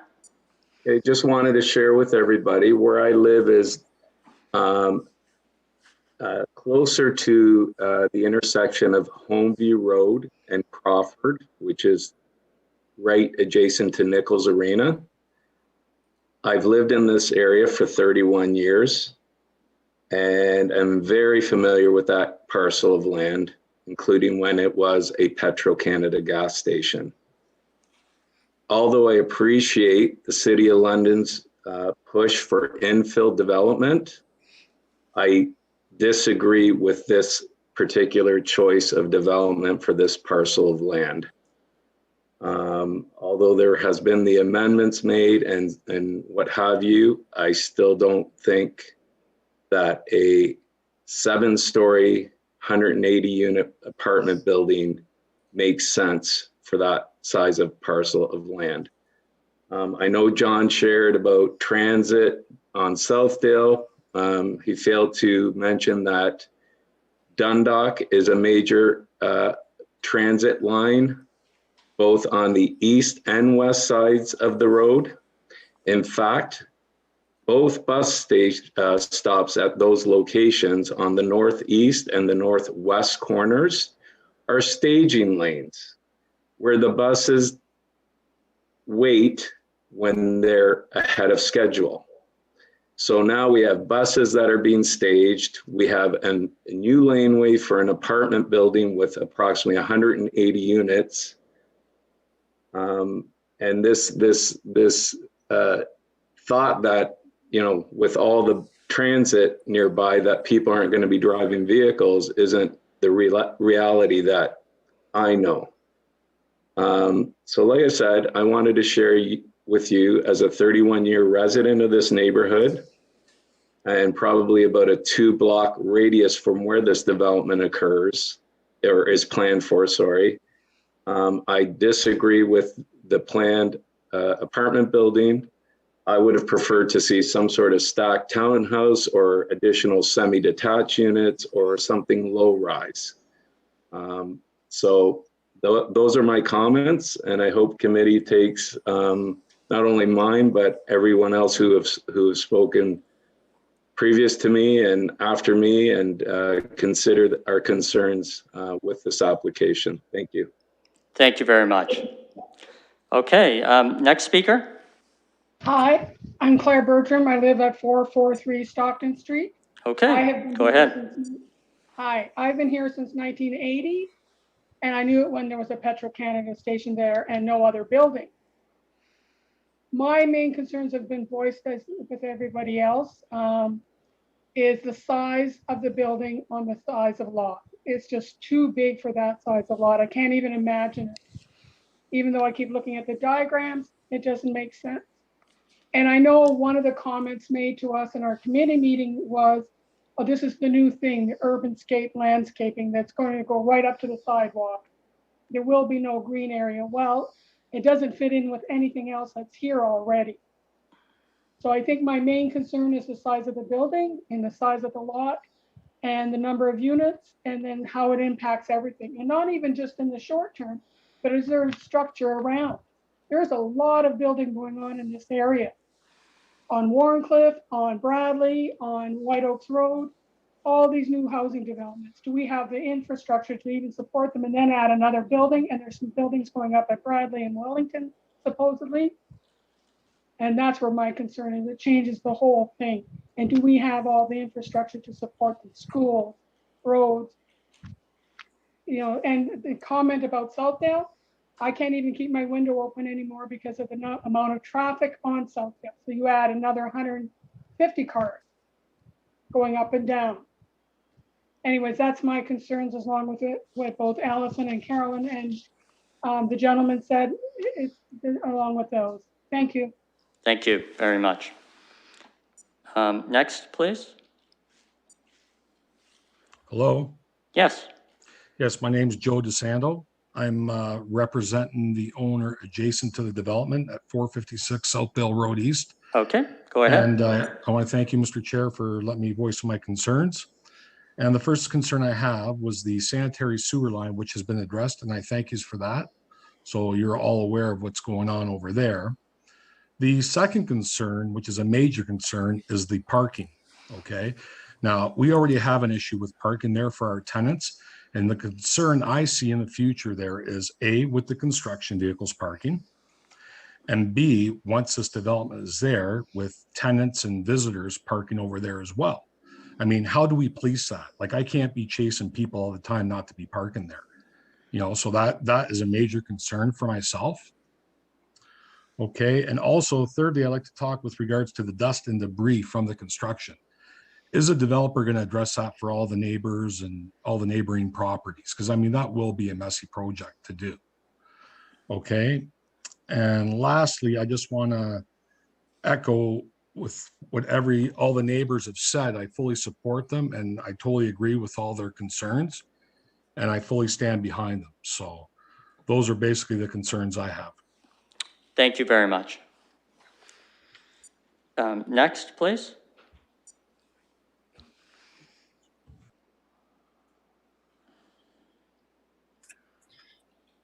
Good Hello? evening, everyone. My name is Dave Thompson. And, sorry, can you hear me? I can hear you, yes. Great, Yep. thank you. I am I'm not an immediate resident, but I'm a longtime resident of the Clearville area. And most of the concerns you've heard from the previous speakers, I will echo. The density of this property or the units on the property is inappropriate for the scale, for the size of the lot. The scale of the building, the size of the lot are just completely out of texture with the neighborhood. The neighborhood does not have anything like this in it. And in fact, if you drive the Sisdale corridor from one end to the other, you will not find another property designed in this manner. And even developments that are currently in the application process or being under construction. So those are some issues that should be addressed. Some of the other things that I'd like to echo as well is, and the previous, there was a gentleman on in one of the previous items saying about the lack of communication with city staff. And I have found the same thing. City staff not returning calls. They had to be coerced by former council members to get back to me, and also directing me to, or attempting to, they told me that information wasn't available when in fact it was.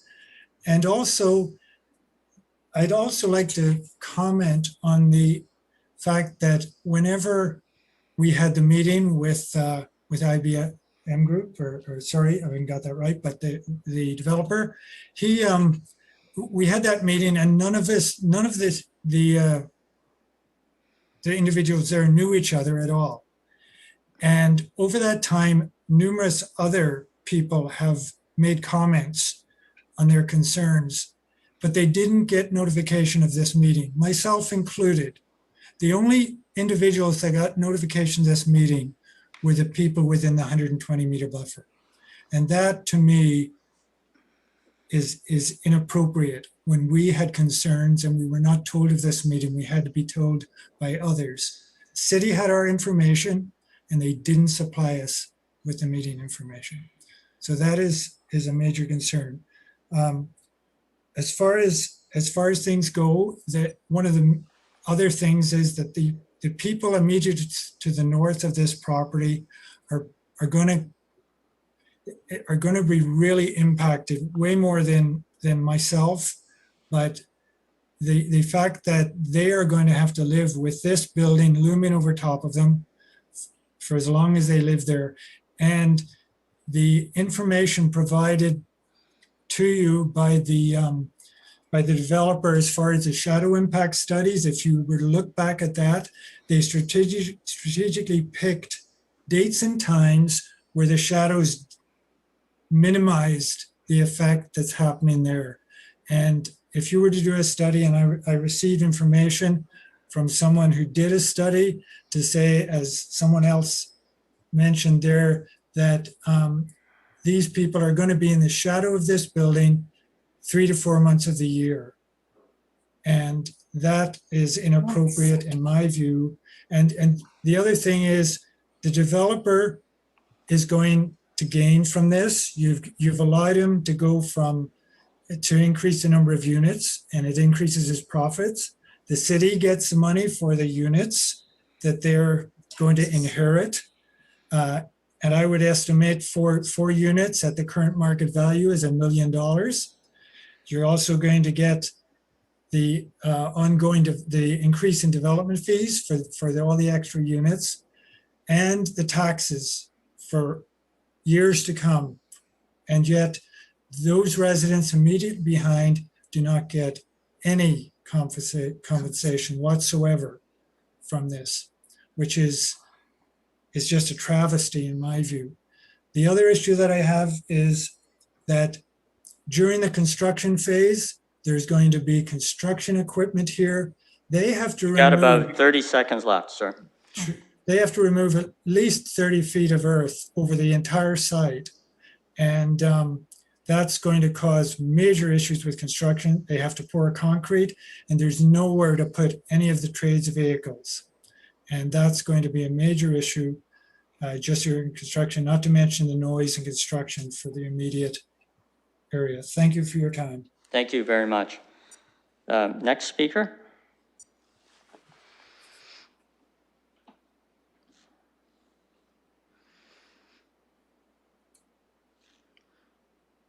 Is there another speaker?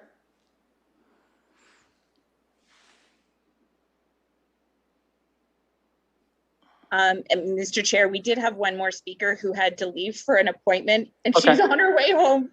She's on her way home from Ernest as of 6:20. So unfortunately, I think she's just going to miss her opportunity. But I just thought I should let you know. Sorry to hear that. Yeah. Is that it then, Madam Clerk? Or do we have more speakers?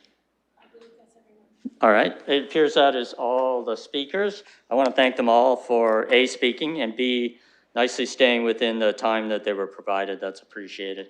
So I just need a motion to close the public participation meeting, moved by Councillor Lewis, seconded by Councillor Lehman. Is there anything further? Then I'll call the vote. I'll vote yes, Chair. Thank you. Closing the vote, the motion carries 6-0. There were some questions asked. I tried to sort of figure out which ones were rhetorical and which weren't, but there was first an issue about staff answering requests from the public. There was some frustration in both in this application, I should say the previous one, about staff responding to citizen requests for information. Does staff have any comment on that? Through you, Mr. Chair, I responded to emails letting residents know that their concerns would be incorporated into the staff report. I also spoke with many on the phone, actually for quite long periods of time, going over things with them. And with regards to the notice of public meeting, it was sent to the 120 meters. And I believe that it was also sent to Mr. Dave Thompson as well. I'm going to double check that, but he was involved throughout the process, so I'm sure it was sent to him. Great, thank you. There was also a question about parking and there being sufficient parking. The one gentleman expressed that concern.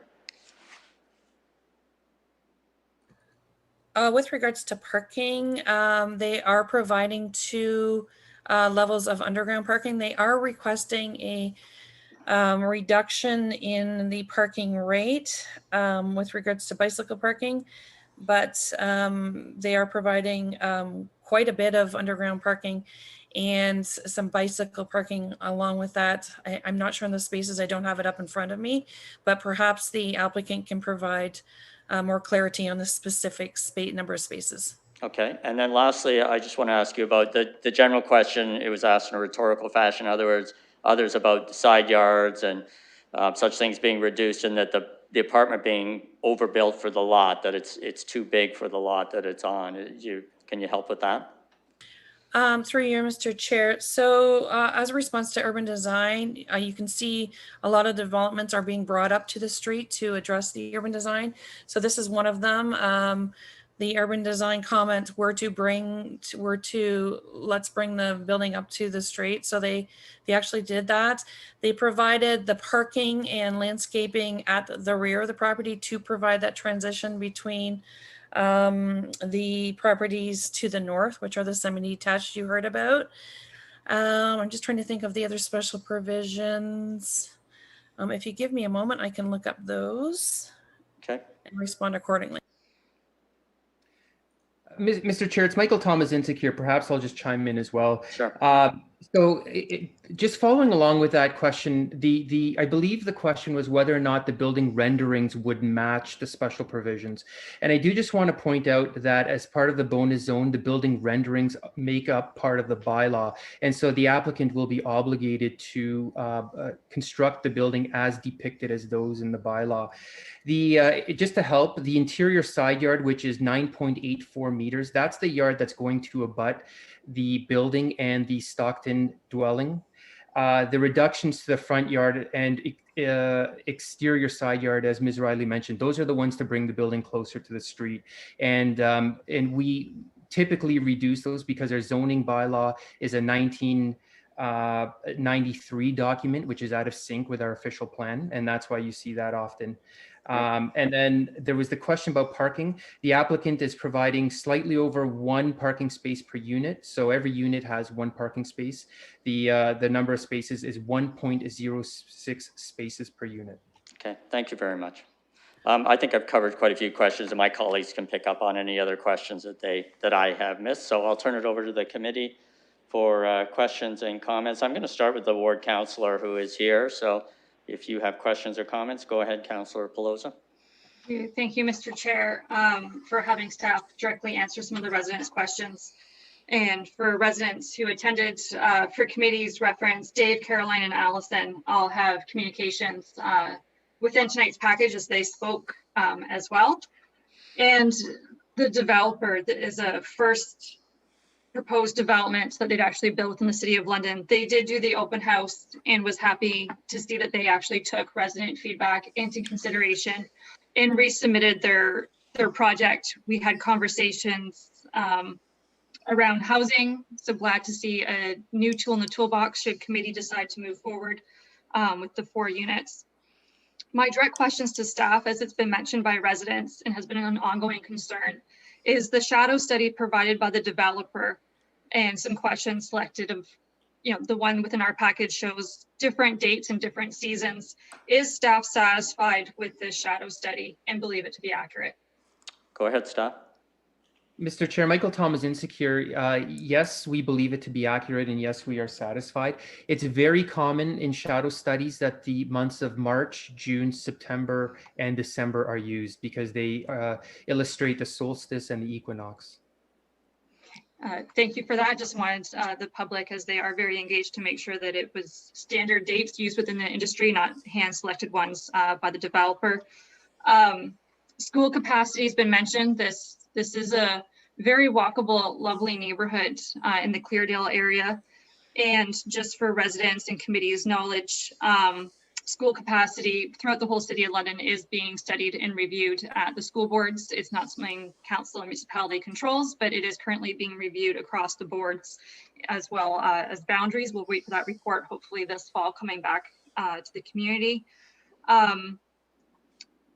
And traffic concerns within this intersection, staff have told me that their concerns have been met. Sometimes we can't address issues beforehand, but through you to staff, residents have also asked if there's a potential to get an advanced left turn arrows if traffic really becomes impeded, or if there's concerns this driveway's proximity to the intersection, if that is a possibility that could be implemented in the future should it actually be a concern. Would traffic staff study and look at this intersection if residents requested it? Staff?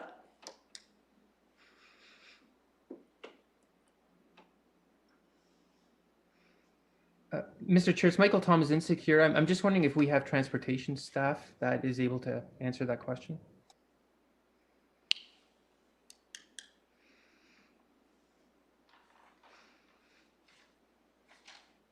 Hi, it's Sarah Grady here.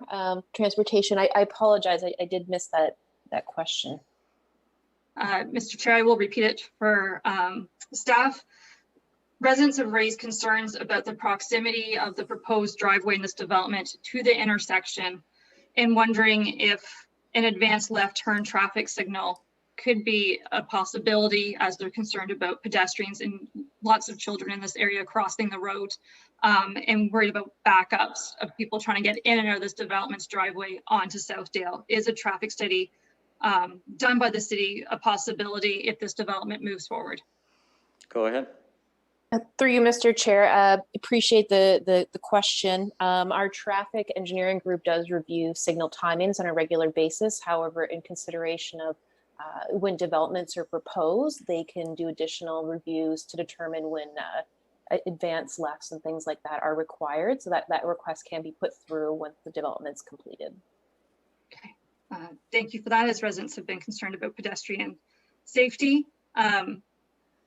And just one final question, as it was cited throughout the presentation that the development abutting the sidewalks is a newer development. And for colleagues, some of you have mass development that's been happening in your wards.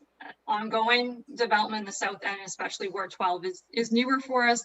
So residents do have lots of questions, and it is infill. So residents who are currently there, their neighborhood is changing. So just wondering, it was a wonderful question and it's completely escaped me. I can come back to you, Councillor. We can go on. Yeah, Why don't we do that? Haggle staff later if you allow it, Sure. as I rethink of my question. So Don't worry about and, that. I look forward to hearing colleagues. Yeah, the committee will tell you that I forget basically where I am sometimes, so, you know, it's not a big problem. Okay, let's deal with questions right now. Mr. Mayor, go ahead. Thanks for not forgetting me, Chair. If I heard correctly, one of the things regarding this particular development is a reduction in bicycle spaces at the actual site. I wonder if staff can clarify what the intention is to have made available, and the second part is what are they proposing in terms of that reduction, if I understood the comments correctly. And I mean, that surprises me insofar as more bikes mean less cars, at least in certain times of the year. So I'd like to get a feel for the issue around bicycle capacity at the site, please. I'll go to staff first, and then I'll let the applicant respond if they can add information. Go ahead, staff. Through you, Mr. Chair, the reduction is to the size of the bicycle stall itself and not a reduction in parking. So they requested the bicycle parking be reduced a little bit in size, but not a reduction. I'm not, Chair, through you, I'm not sure what reduction, can I, before we ask the applicant, could I just get clarification what a little reduction might mean and what that means in terms of, I've never heard of bike crowding before, but maybe we'll make that as a new concern. So, Mr. Chair, it's Michael Tomasinczyk here. Perhaps I'll try and clarify a little bit. It's to the dimensions of the parking area, of a bicycle parking area, but not a reduction in the number of bicycle parking spaces. So I hope that helps to clarify. Perhaps I can add as well, Mr. Mayor. Our client has come across a very unique bike racking type system, which they propose to install in the building, which minimizes the amount of space that a typical bike parking spot would require. So using this innovative racking system, we can actually put as many bikes in a slightly smaller area. Mr. Mayor. Yeah, I'm not sure what that looks like, but I appreciate staff and the applicant's representative's response. Thanks. Thank you. I can also add, we're actually providing 50 more parking spaces for bikes than what the bylaw requires. So it's being able to make them slightly smaller and closer together. We're able to add a few more. Councillor Lehman. Thank you, Chair, through you to staff. My understanding with the London plan is that the reduction in setback from the roadway went hand in hand with the first floor being of commercial use. Am I correct in hearing that that has been changed and just the first floor will be residential? Go ahead, Steph. Through you, Mr. Chair, yes, the revised proposal that came in to address concerns did eliminate commercial on the ground floor. So why was that done? You know, we talk about the London plan a lot, and I think that aspect of the London plan, reducing the setback, Again, commercial activity on the ground floor was one of the major reasons for that. So I understand the residents' concerns around the area. So perhaps staff can tell me why they didn't follow the London plan on this one. Go ahead, staff. Mr. Chair, Michael Thomas Insecure. If the council could be a little bit more specific about where we didn't follow the London plan, that would be helpful. I can advise that right now the London plan would cap the number of stories at 6 rather than 7. However, that policy is still under appeal. And so we can't use it to as a determinative policy to require to cap the number of stories at 6. And so for that, we have to also then rely on the 1989 official plan, which does not limit the height for high density residential development. With your permission, Chair. Yeah, that's not where I'm getting at. I'm not talking about the height. I'm talking about the London plans talk about reducing the setback from, well, this is a major commercial thoroughfare. And one of the reasons for that is for commercial activity, people who are getting there not by auto, but by walking or transit wouldn't have so far to walk. They wouldn't have to walk through a parking lot to get to the commercial business that they're going to. And I thought I heard that I was correct in the assumption that the London plan did speak to that, having a commercial, the first floor being of commercial use, but yet this project has made that change where it's not commercial use. It's strictly residential on the first floor in a very busy street. So I just want to know why that decision was made when it kind of goes against what the London plan states. Go ahead. Perhaps I can chime in here, Mr. Chair, just to answer the councillor's question. I think, is this staff? No, it's John Arians. I think you want staff. I think you want staff to answer, don't you, Councillor? Want staff, yes. Okay, Yes, my apologies. Go ahead, staff. Mr. Chair, Michael Thomas Insecure. In fact, the original proposal that had commercial at grade was not consistent with the London plan.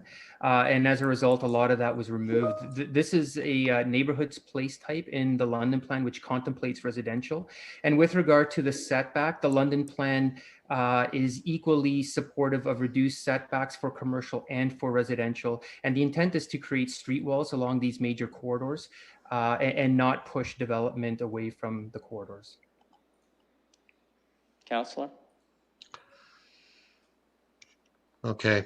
I can come back to you. I'm getting mixed messages here because when I first asked a question, I was told I was correct, and the London plan stating that first floor activity was to be commercial, and then that was the reason for the reduced setback. Now I'm hearing that that's not the case.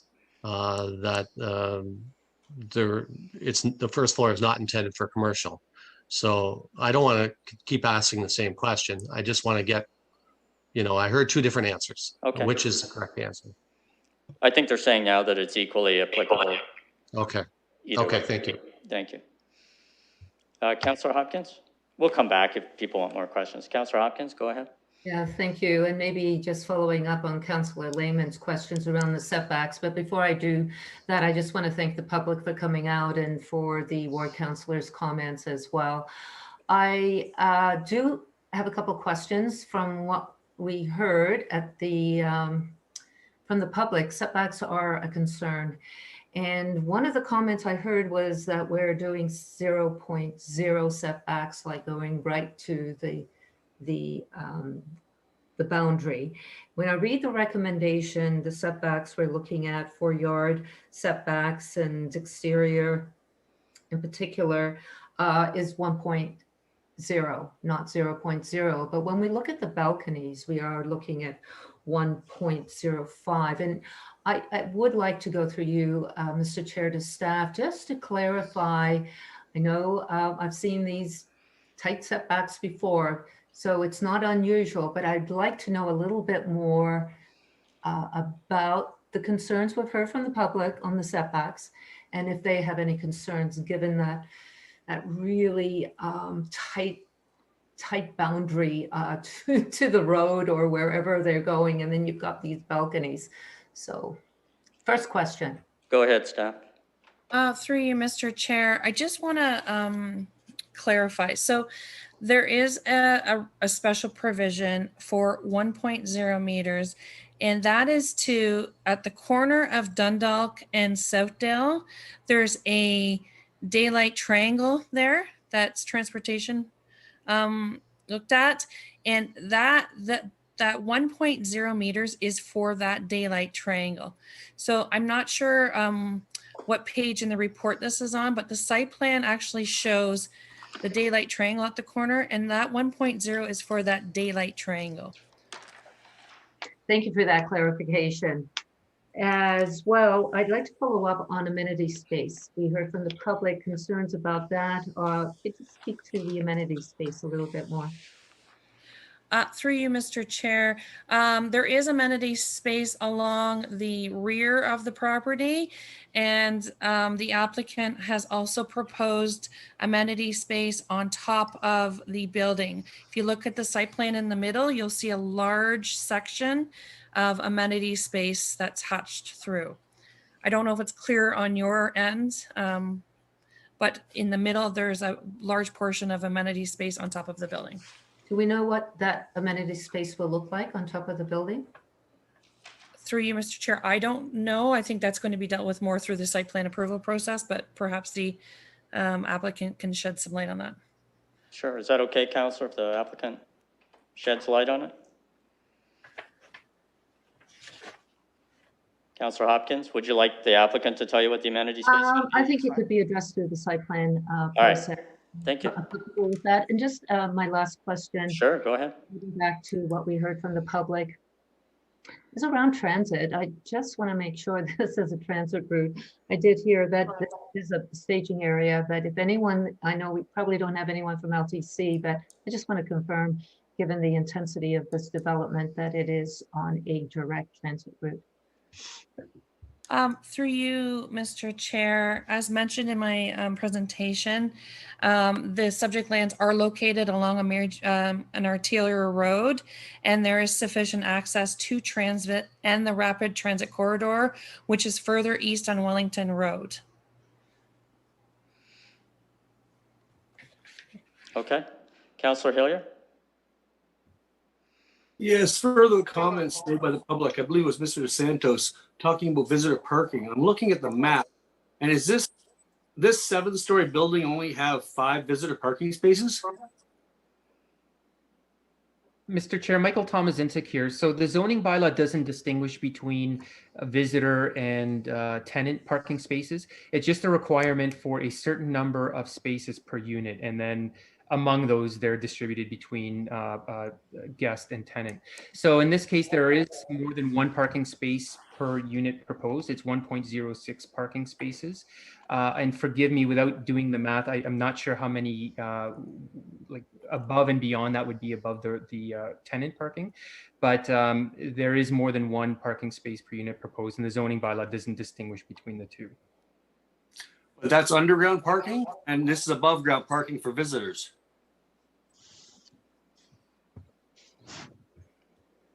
Would you like me to ask the applicant whether they can tell you how many visitor parking Yes, spots? please, thank you. Does the applicant know how many visitor parking spots outside of the indoor parking that are there? So the site plan shows surface parking of those 5 spaces. There's actually quite a bit more, sir, on the revised concept. I'm just trying to pull that up on my PowerPoint Sure, go ahead. as well. Take your time. It's very tiny to see. Yes. I'm 1, 2, 3, 4, 5, 6, 7, 8, 9, 10 visitor parking spots are proposed on the surface, with the balance will be in the underground parking garage. One of the other things that our client will be doing is they unbuckle the parking from the actual unit when they sell them to individual condominium purchasers. So for an elderly person who perhaps doesn't have a vehicle, they don't have to purchase a parking spot. With the proximity of transit and the walkability, unbuckling the parking is pretty well common in most condominium projects like this. And as a result, I think we have the right ratio of parking to units. Okay, I was just seeing some concern when I see 7 stories and now they're 10 spaces. That just seems like it'd be filled up very quickly. And again, sir, those visitors will have the ability to go into the underground parking area where there will be kind of a cordoned off and secure visitor parking as well. And how many spots indoors then, visitors? Well, the total parking being provided is 193 spaces. And of that, how many are visitor and how many are tenant? So again, with the unbuckling or unbundling of the parking with the actual unit, it'll range somewhere between 15 to 25 visitor parking spots. Okay. Any other questions, Councillor Hillier? Thank you. Okay. Any other questions before we start with comments? You had another question, Councillor Pelosa, or is it okay now? Councillor Lehman got to it, so I'm good. Thank you. Thank you very much. Okay, so we've asked our questions, and now we're into debate, and I'll just let the committee start, and any motions that are made can be made in the course of that. Councillor Lewis, go ahead. Thank you, Mr. Chair. Well, to keep us focused, what I'm going to do is put the staff recommendation on the floor, and so then we can discuss whether or not to advance that. So I'll see if I have a seconder, and then I'll share a couple of comments.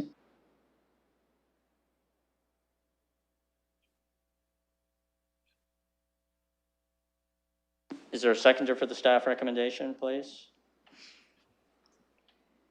The mayor has seconded, so we've got the staff recommendation on the floor, and now we'll go with speakers, and I'll let Councillor Lewis start off. Thank you, Mr. Chair. So I'll share that I've heard from some residents about this proposal since last year when it was a 10-story proposal. So I'm much happier to see it coming back at 7. I think the step backs on the north side certainly go a long way to reducing the shadow concerns. I've heard a lot of concerns about traffic volume, and I've shared, including with the resident who is concerned about the traffic on Dundalk in particular, that certainly as this development proceeds, if it proceeds as planned, there's an opportunity for the community to petition for traffic calming, and that is a process that we leave up to the neighborhood. So that's certainly something that can be pursued if there's concerns about pedestrian safety, is looking at traffic calming measures. I know Councillor Pelosa indicated an advanced green potential in the future. And I've certainly found staff have been willing to work with me on that in my ward, so I'm sure that they would do the same with her in this instance if it bears out. But I do think it's important to note that not every resident in this building is necessarily going to have a car. And so we may not be talking about potentially the volume of traffic that people might be fearing. I should note I took a look at the traffic volume charts on the city's website, and Dundalk is seeing approximately 3,500 vehicle trips a day. So if we're talking about 200, additional, that's going to put it at 3,700. Well, that's still in the realm of a secondary collector level of volume. So it's not really altering the class of the road in terms of how we would approach traffic.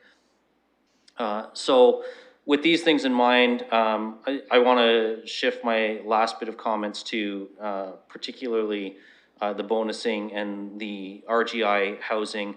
I really want to take this opportunity to thank Mr. Gustizia and staff who worked with the developer on this.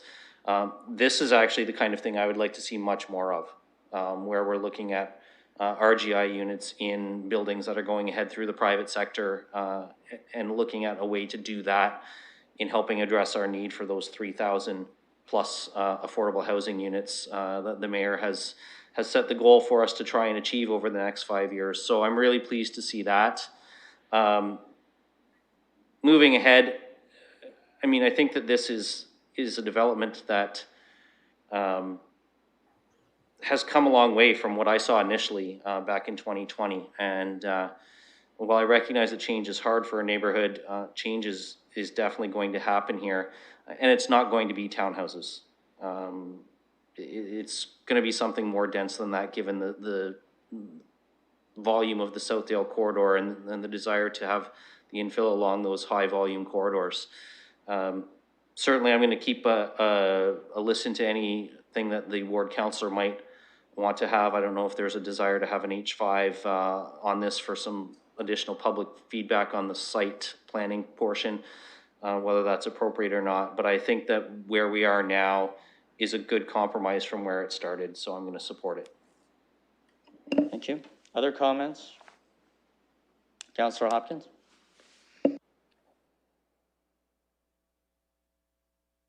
You're still muted, Councillor. You'd think I'd learn by now. Just before I make my comments, I would like to hear from the ward councillor. I'm going to leave that up to her, whether she wants to speak before you. I'm happy to speak before and after if one has other questions. In regards to if the comments are just regarding potential holding provision, residents' concerns would come around traffic flow and construction, the staging areas of what the plans are. Tree loss is another concern. There are some trees along the north end of the property that they're concerned about keeping. And it was mentioned in the presentation, the property balconies on the north side facing of the building, to make sure that there was some sort of frosted glass put into those balconies by the developer. That was the major concerns. As per the development, should committee decide that it moves forward, that would be in the municipal jurisdiction.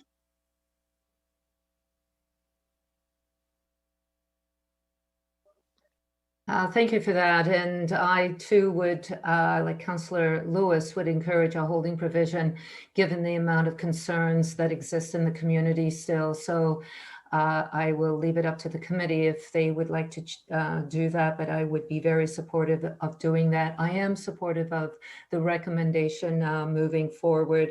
I think the bonusing in this underutilized area, we're going to get something. We're going to get something that's intense. The underground parking, that affordable housing, rent geared to income, is something that I definitely can support and hope to see a lot more of that moving forward.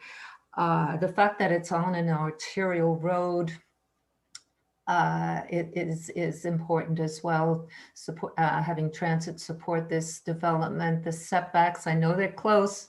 That's how we build in the city. If you look around the City of London, we see a lot of these smaller setbacks. And my last comment as well, I really do think that the community should be part of this process, and that holding provision will allow those questions and concerns when they speak to the amenity space. I think that's something moving forward, and just the safety, the general safety of movement in this area is something that I've heard loud and clear is important to the community, and would encourage them to be involved. Do any members of the committee have an objection to an H5? We could do an amendment, or we could just add it as part of the main motion. Does anyone object to that, given that the ward councillor has indicated that she supports that? No, then we'll just add that in, and so we won't have further debate on that unless someone objects. So I'll just go to further comments. It doesn't appear that there are any additional comments. So we have a mover and a seconder for the motion, and we're going to add an H5. So has that been done? We're good. That's been added, so I'm just going to call the vote. Chair will vote yes. Thank you, Mayor.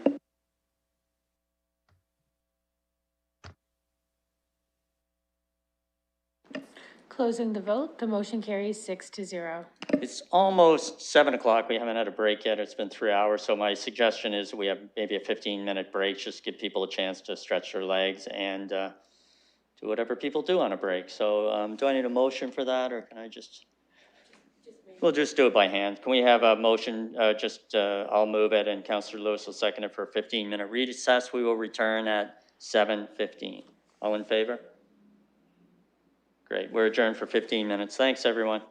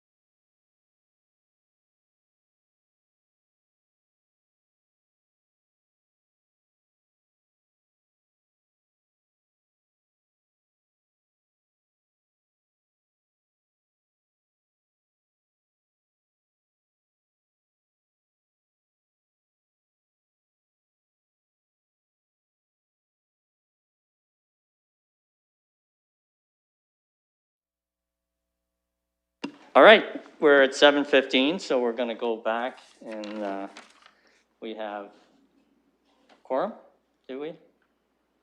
Councillor Hopkins I was looking for, and yeah, we have quorum. So we're going to go back into our meeting. The next matter on the list is a public participation meeting with regard to 180 to 186 Commissioners Road West. And I'll need a motion to open the public participation meeting.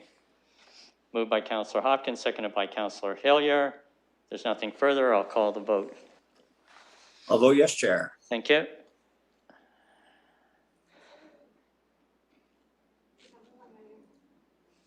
Am I on the wrong item?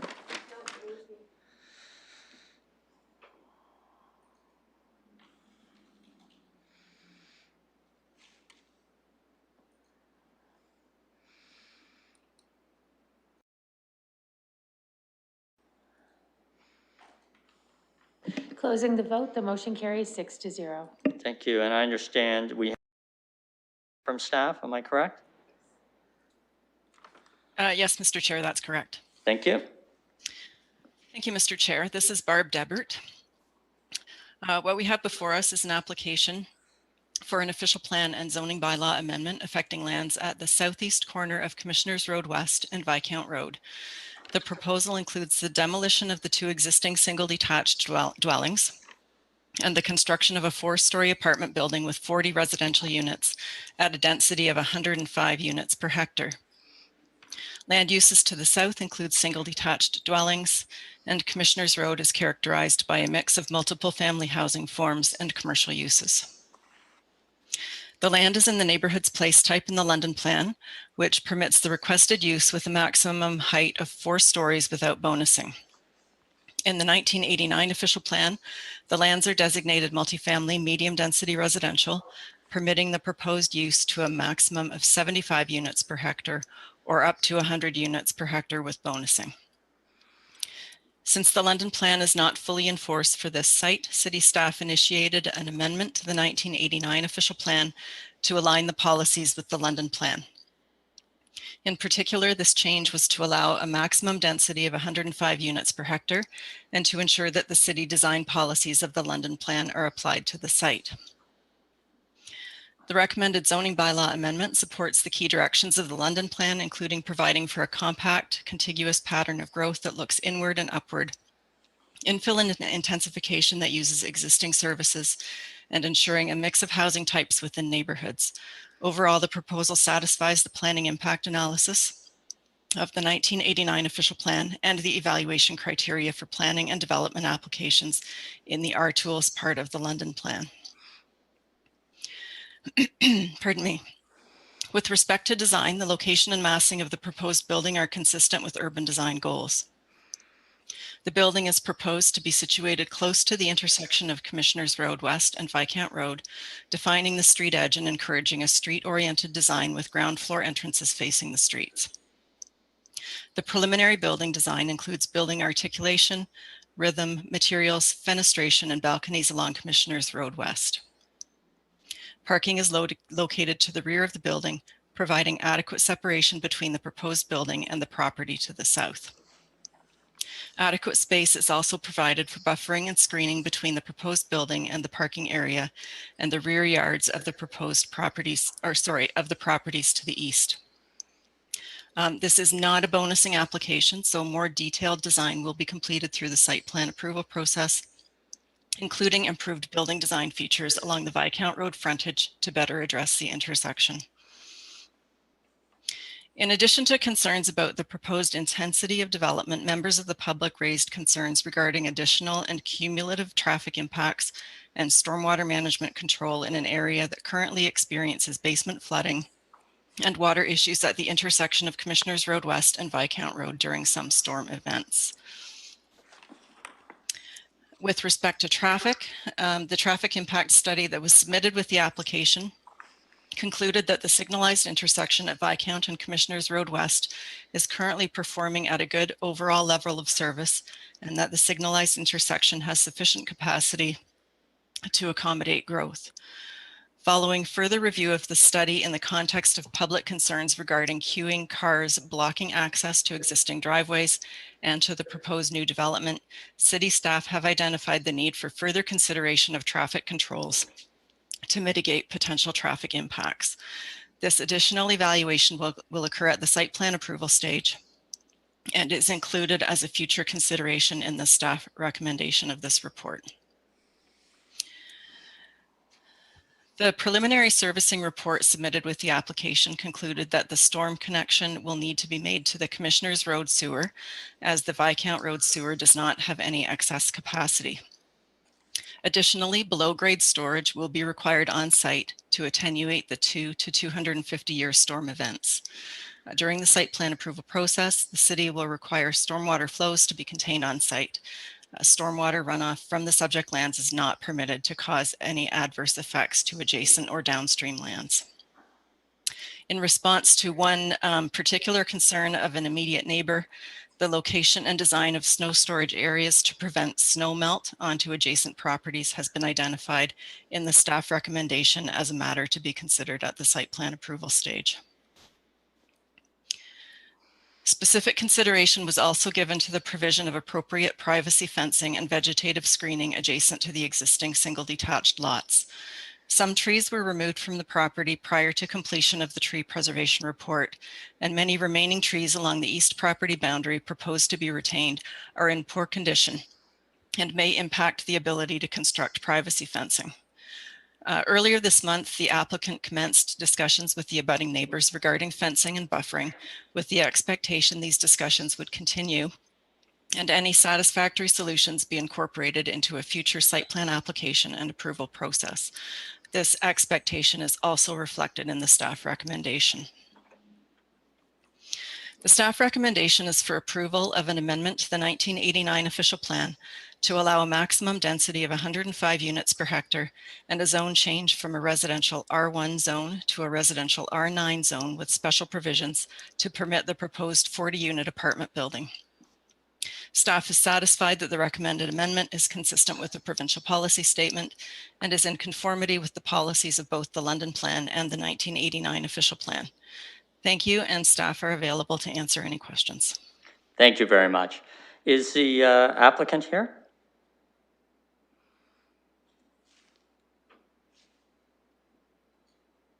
Hello, is the applicant online? Mr. Chair, it's Matt Campbell from Zelenka Priamo. Can you hear me? Yes, I can hear you now. So if you'd like to go ahead, that'd be great. Wonderful, wonderful. Thank you very much, Mr. Chair. With me tonight is Kamal Baroudi, the developer on this project. So we've been working on this file for some time, and thanks to staff for the verbal presentation there.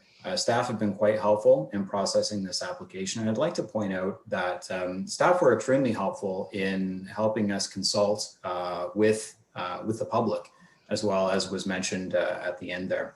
So this is a development that we're quite excited about, a 4-story building at the corner of Commissioners Road and Viscount. As was noted, there will be some design changes through the site plan approval process, reflecting some of the comments that were received both from staff and from the urban design peer review panel, and we're working on those at this time. There is a significant road widening that has to be taken into account here for the widening of Commissioners Road West. So that has been taken into account, and that's why we have the site layout that we do. One thing that I would like to point out for the committee's consideration is that there is a large area around the periphery of this site. Due to the odd lot lines that we have to work with, the parking arrangement doesn't line up with the lot lines. And that has resulted in larger than expected or larger than normal landscape setbacks that we can use to plant a significant amount of trees that would enhance the privacy for the neighbors. As staff mentioned, we did consult with the neighbors in the area, and that was one of the primary concerns that we heard was, the landscaping, fencing, and how this development was going to be buffered. I believe those discussions were quite positive. We took some points away that we're going to work through the site plan approval process. And I think it was largely a positive discussion. In terms of the London plan, this is right up the London plan's alley in terms of height, scale, density. that was being suggested from that plan. And that's where we took our cues from in this proposal.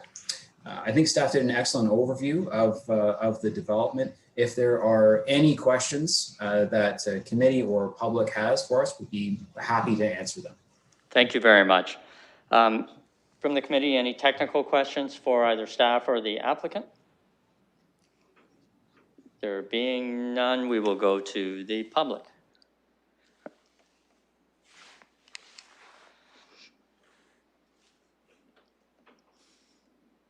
Would like you to speak. Hello, Hi, you're in the meeting now. Could I have your name, please? Colin Sutton. All right, Mr. Sutton, you will have 5 minutes, and I'll start your time now, and you can go ahead. Thank you.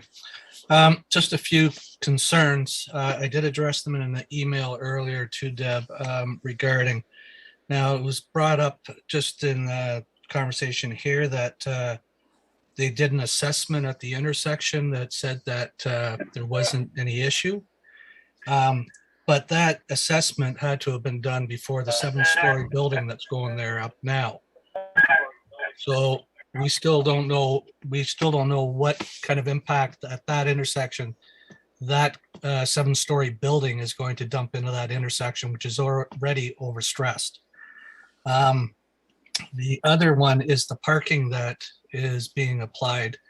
They don't even have enough parking spots for the tenants or the tenants there, let alone, I think there's only 4 visitor spots. So where is all the extra parking going to be done is going to have to be overflowed onto the Viscount Road. Now, Viscount Road is also a main pedestrian traffic area for all the kids going to the 2 schools directly up the street. There's already increase in the amount of pedestrians coming across that intersection now. You start adding parked vehicles there and the way that some of these drivers in the city like to drive, and it's just a recipe for disaster. Personally, for our own, because I'm right on, literally on the corner of Viscount and Commissioners, and we can't even get out of our driveway now as it is. I think it would be nice if the city took into consideration for at least there to be an X spot in the turning lane there to give us a chance to at least get out, especially if they seem bound and determined to go ahead with this complex. Personally, I believe that we've already done our part in the intensification and the infill for this area. We've already had a couple of apartment buildings directly across the street go up. Right behind them, there's 2 more already going there. This is a nice, quiet neighborhood, or was. It doesn't really need another apartment building stuck in the middle of on this side. I think we've done our share for that. And I guess that's it. I'll wrap up early so you guys don't have to stay late. Thank you very much. We appreciate your input tonight. Next speaker. Hi, we're Lori and Ray Gonzalez at 549 Viscount Road, across from the site proposal. Okay. Prior to buying I'm sorry. Go ahead. Hello? Oh, okay. Prior to buying our detached house, we researched the bylaws for the lots in question and sought clarity from the city on future development. We understood that a multi-residential building could go on that corner. A 3-story building with green space, a driveway at the municipal address at Commissioners Road, and adequate parking for tenants and guests wouldn't reduce access to our driveway, violate our privacy, or put pedestrians at risk in our school zone. We trusted City of London would not amend those bylaws and endanger our property and our lives. Zoning laws exist for the well-being of the community and apply equally to owners, developers, and government. Yet, if a homeowner asks to increase the size of their house and encroach into the regulated exterior side yard depth by 46% and 49% into the interior, City of London would say no. If they proposed increasing the approved height and adding balconies that hung 1.5 feet from the sidewalk, City of London would say no. If they were on a corner and wanted to pave over their entire yard and build a triple wide driveway on the adjacent street, City of London would absolutely say no. So why are we here? The goals of the rapid housing and building a sustainable city aren't to squeeze people onto a tiny lot. It isn't to design oversized buildings with balconies perched a half meter from a major road. It isn't to add physical barriers at intersections that reduce drivers' visibility and endanger pedestrians. It certainly isn't to make the prejudicial and elitist assumption that families, caregivers, and guests won't have cars to park. It's to provide affordable homes for people to live with dignity and safety. Intersections are where conflict occurs. Moving the access point to Viscount from the municipal address will escalate current dangers at that intersection. Prior to COVID restrictions, we had local traffic, vehicles ushering children to school, and drivers using Viscount as a shortcut. Our speed limits are seldom obeyed. The 7-story Vita Living building at the terminus of Viscount is nearing completion. Its occupancy will significantly increase traffic congestion. At the intersection, Viscount has a short left turn lane, a right turn lane, and twice daily a school crossing guard to stop impatient drivers from turning into the crosswalk. Now, the entrance to Vita is at the terminus. Before proceeding through the intersection, cars and delivery vehicles will have to wait at the light on Viscount. No vehicle behind will be able to turn right onto Commissioners. Traffic will back up and prevent access to the left turn lane. If City of London agrees to this site concept, you'll add another access road on the southeast corner, less than 35 meters from the intersection. Vehicles exiting Commissioners onto Viscount will have to turn left to access that site, and there's no road space to add a turn lane. Visualize that during peak times when COVID restrictions end. As they sit a few car lengths from the busy intersection, waiting to turn left, vehicles and buses won't be able to turn off Commissioners. At peak times, one car waiting to go straight into Vita Living and one car trying to turn left into this proposal will bring north and southbound traffic on Viscount to a standstill. Public transit will be immobilized. Ambulance, police, and fire trucks won't be able to navigate the congestion, and vehicles won't have space to provide clearance. Life-saving moments will be lost for people near the junction and in our school zones. Vita Living will be fully occupied this winter. Before adding more traffic to the intersection, conduct a due diligence investigation into the statistical reality of that occupancy without COVID restrictions limiting traffic. Then do a traffic impact assessment. Without due process to measure defined traffic changes at the terminus of Viscount, it's impossible to assure the community that a second gateway off Viscount won't increase congestion. You have 1 minute remaining. Pedestrian risk and cause a reduction in road efficiency and driveway access. Alternatively, decrease City of London's future liability and financial impact. Design a size appropriate building with access off Commissioners. Yes, scaling back will cost rentable units, but families gain standard of living, drivers, pedestrian, homeowners gain safety at that intersection. How much is even one life worth? Children have low impulse control and slow reactionary skills. They lack the cognitive development to recognize pedestrian risk in time. Impatient drivers make tragic mistakes, especially at intersections. Please put public safety first. Thank you. Thank you. Next speaker.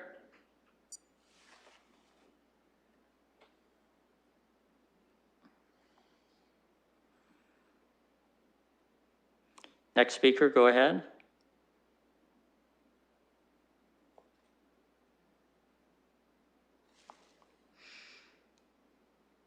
Hello? Yes. Who is? Okay, hi. Yep, your name, please.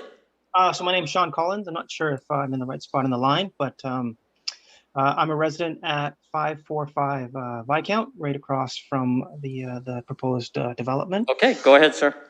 Thank you. Okay, so I'd just like to say that I very much agree with what the other residents have brought up. There seems to be very much a consistency and concerns that You're fading in and out, sir. Right. Can you hear me now? I can hear you now, yes. Okay, I'll try and get a little closer to the computer.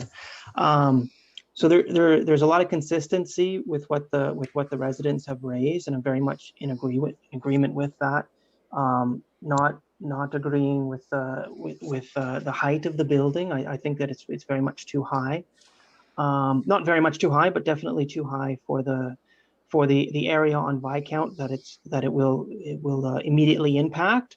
If you were only considering it to be a Commissioner's Road address, then perhaps the vision of the height would be different, but as it's on the corner, and the proposed entrance is on Viscount, and the city's recommendation to the developer was to even move the main entrance of the building to Viscount, it's very much more a Viscount address than it would seem to be a Commissioner's address.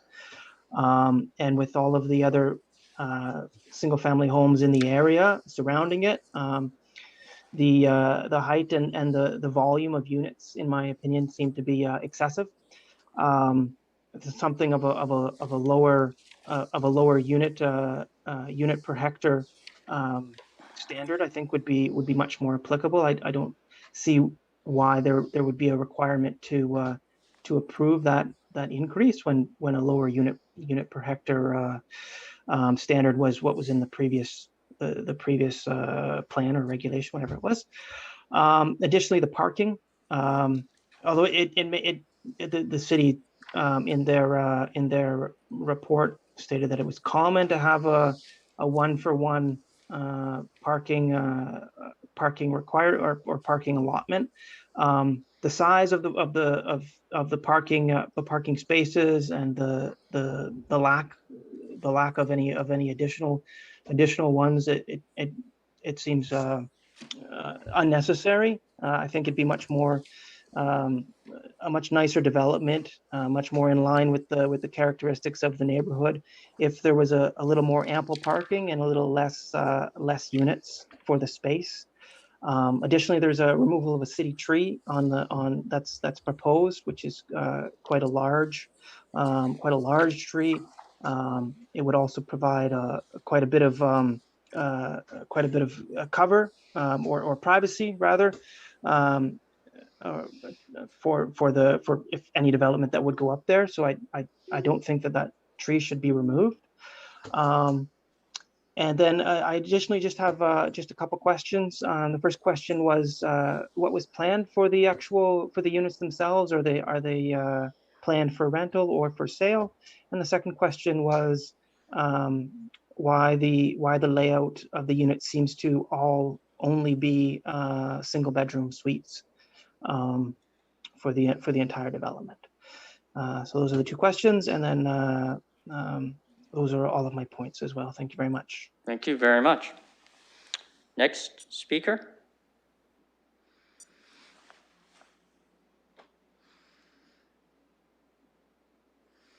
Hi, can you hear me? I can hear you. Yep, and your name? My name is Carol Stewart. Okay. And I'm taking the spot. Go ahead. So thank you, and through you, Mr. Chair. I'm Carol Stewart, and I'm calling on behalf of my family at 223 Highview Avenue West. Our property, the back of our property line is Bowders, the new development or the proposed development. I'd like to start by acknowledging our neighbors who have put a lot of thought and expertise into their communications with you previously and here today, and who are also willing to share as part of a community. Many of them who have been watching since 5 p.m. So God bless you all for the time you put into this committee. Thank you also to Barb Debert, city planner, who helped to, I think, reestablish some of the lines of communications with the planners and contractors, Mike and Kamal, who are representing them here today. And Barb particularly listened to our concerns and our expertise, and I think some of this is reflected in the updated report.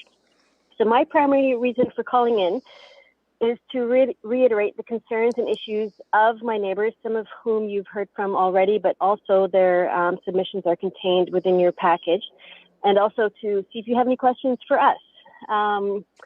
In short, we believe that most of these concerns would be at least partially resolved by reducing the scale of this development, by reducing the number of units, and to build an apartment building that's more aligned with all of the other sort of 2 to 3 story apartments along the south side of Commissioners between Viscount and Andover. There are a lot of tall buildings going up on the north side, but at least there's sort of a consistency and a character to which we obviously have become accustomed. A couple of points. From my own experience, I would again speak to the traffic at the intersection of Viscount and Commissioners. It's already terrifying. somebody who drives my car through there, and as somebody who walks an 8-year-old child to school at a block away, we avoid that intersection as much as possible. We'll take the back roads. You've seen and heard the evidence, or the anecdotal evidence, at least, that the neighbors have communicated around that. Please be very careful as the city how you manage this new driveway and what it means for how traffic is controlled, because it feels dangerous now, and I only anticipate it getting worse. The second point that I would speak to in terms of our own family's experience with this development is that from the start, this has felt very heavy-handed and non-transparent. Last year in June 2020, the new property owner essentially clear-cut all of the urban forest corridor that was along the back of our backyards. Without an honest or transparent tree assessment or preservation plan, certainly there was no consultation.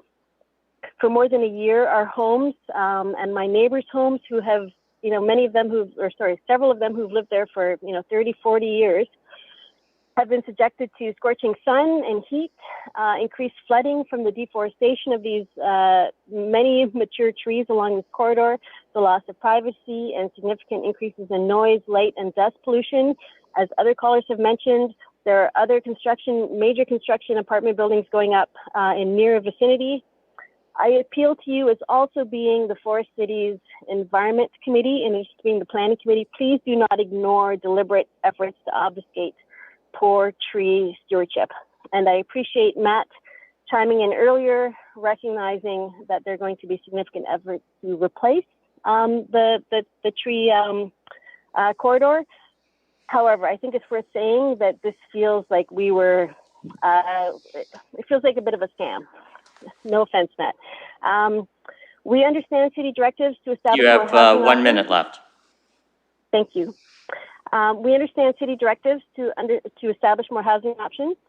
In turn, we want you and the developers and the rest of the city council to understand and respect the character and concerns of our neighborhood, particularly the ones we share for our neighbors and their family safety. We want our new neighbors who move into this development or other developments in our neighborhood to inherit a neighborhood which prioritizes safety and character so they too can enjoy it as much as we do. We appreciate you taking the time to listen to us. And of course, as I think as a community and as respondents and participants, we're happy to answer any questions that you might have. Thank you very much. Next speaker.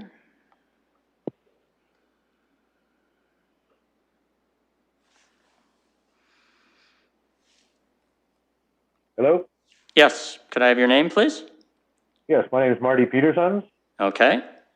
You have 5 minutes. You're in front of the committee, so go ahead. Yes, I live at 552 Viscount Road, almost abutting to the property line, short of a small green space between mine and their fence. There are a few issues that I'd like to raise in regards to this building. For one, you did not at all take into consideration when you did your assessment of traffic flow, the 75 unit building going up directly across from the intersection at Commissioners and Viscount. You also did your assessment during a pandemic when we were in lockdown, therefore skewing the numbers horrendously. The sight line was done in the middle of winter when there is no foliage on trees, which greatly obscures your sight line. Removal of a very well-established tree is laughing for the Forest City. The light noise that will be created from this backyard overseeing us and the neighbors on Highview will be horrendous. The tree removal, as already mentioned, was done without any consultation, or I would present the fact that it was probably done illegally. The infrastructure itself, you're wanting to change from 12 meters to 14 meters. You're wanting to change to 1 parking spot instead of 1.25. All these things, nothing would indicate that there is a necessity for this in this area. 3-4 building would be more than sufficient for this neighborhood, as is already seen in commissioners on our side, south side already, with many of them there that have no problem. The application to put in a wooden fence around the property has no validity towards sound abatement. The property values will drastically drop right away. Entering onto Viscount would be totally ridiculous for the traffic flow.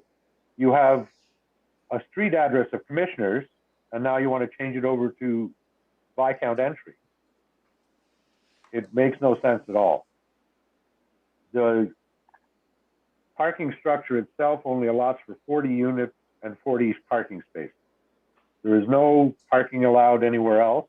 You're not allowed overnight parking during the winter on our street.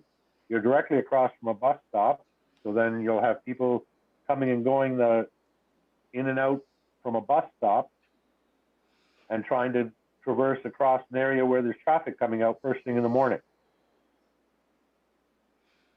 These are just some of the things that we've mentioned in letters that haven't really been addressed at this point. And I'll end it there. Thank you. Thank you. Next speaker.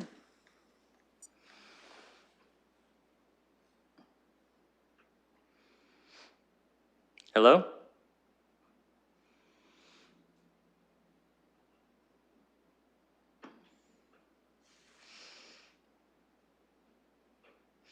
Could I get the next speaker? Mr. Chair, I believe that's all of the remote participants that we had for this item. Great. There are none in the overflow room no? That appears to be the public submission, so I'll need a motion to close the public participation meeting. Moved by Councillor Lewis, seconded by Councillor Hillier. Unless there's something more, we will close the public participation meeting. I will support closing, Chair. Thank you.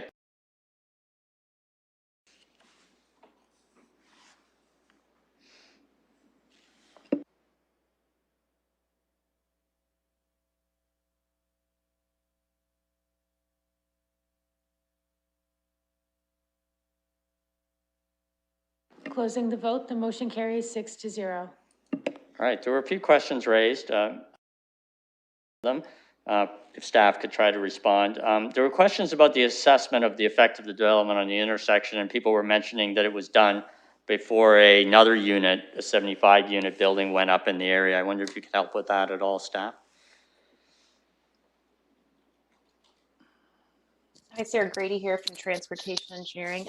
Through you, Mr. Chair, certainly when developments are proposed, we provide all background information on other development proposed in the area. I don't know the timing offhand of when this file came in relative to the other one. I guess just generally speaking, in consideration of the location of the other development, a majority of the movements would be from the other side of the intersection. And I understand the majority of concerns for this site are about the queuing on Viscount. So it would not be anticipated to have a significant impact on that queuing concern. Thank you. There seemed to be a question from the first speaker about the turning lane and his ability to get out of his driveway. I wonder if someone can help with that. Sure, I can answer that through you, Mr. Chair. I appreciate the concern. Certainly in new neighborhoods, we don't permit accesses within 60 meters at the intersection such as this. Obviously, this is an existing condition. When these can't be avoided, again, this is a new neighborhoods being developed, we would usually put in a median island down the center of the road. So it would actually permit that left turn out. This being an existing condition, we would not go in retrofit something like that would cut people off from full access from their driveway. But I guess I would make the same recommendation we would if that was in there, that it would be preferred for them to turn out right and then turn around where there's a safe place to do so. Okay. And there was questions about parking, where extra parkers would go, given the number of parking spaces that are with the building. And that was expressed as a concern?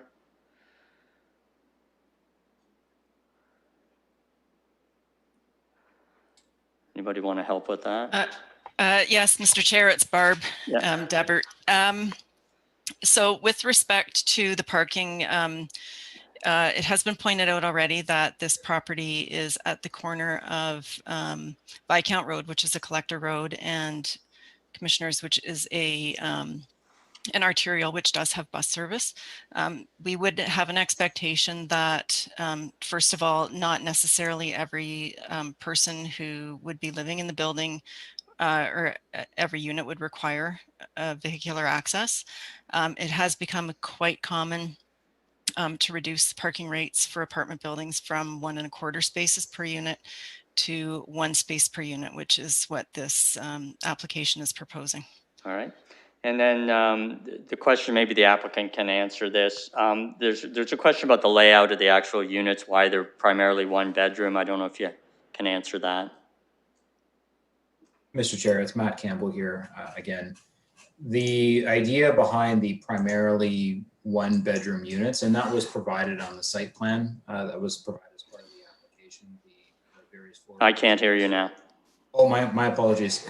The floor plans were provided as part of the submission materials. There are a number of 2-bedroom units that are on the ground floor. The remainder are, the majority of them are 1 bedrooms. And that was a marketing decision by the developer responding to their perceived market demand for this particular building. Okay, thank you. I'll turn it over to committee now for questions. We'll start with questions and then move on to comments and any motions. Are there questions? No questions, so we'll move to, you do have a question? Counselor? Sorry, Counselor Hopkins, you have a question? Yeah, Yes, go I ahead. do. Go ahead. I know some of the comments we heard from the public were about the access to this property and why it's not a commissioner's. I wonder if staff could speak to that, please. Go ahead, staff. That's Viscount versus commissioners.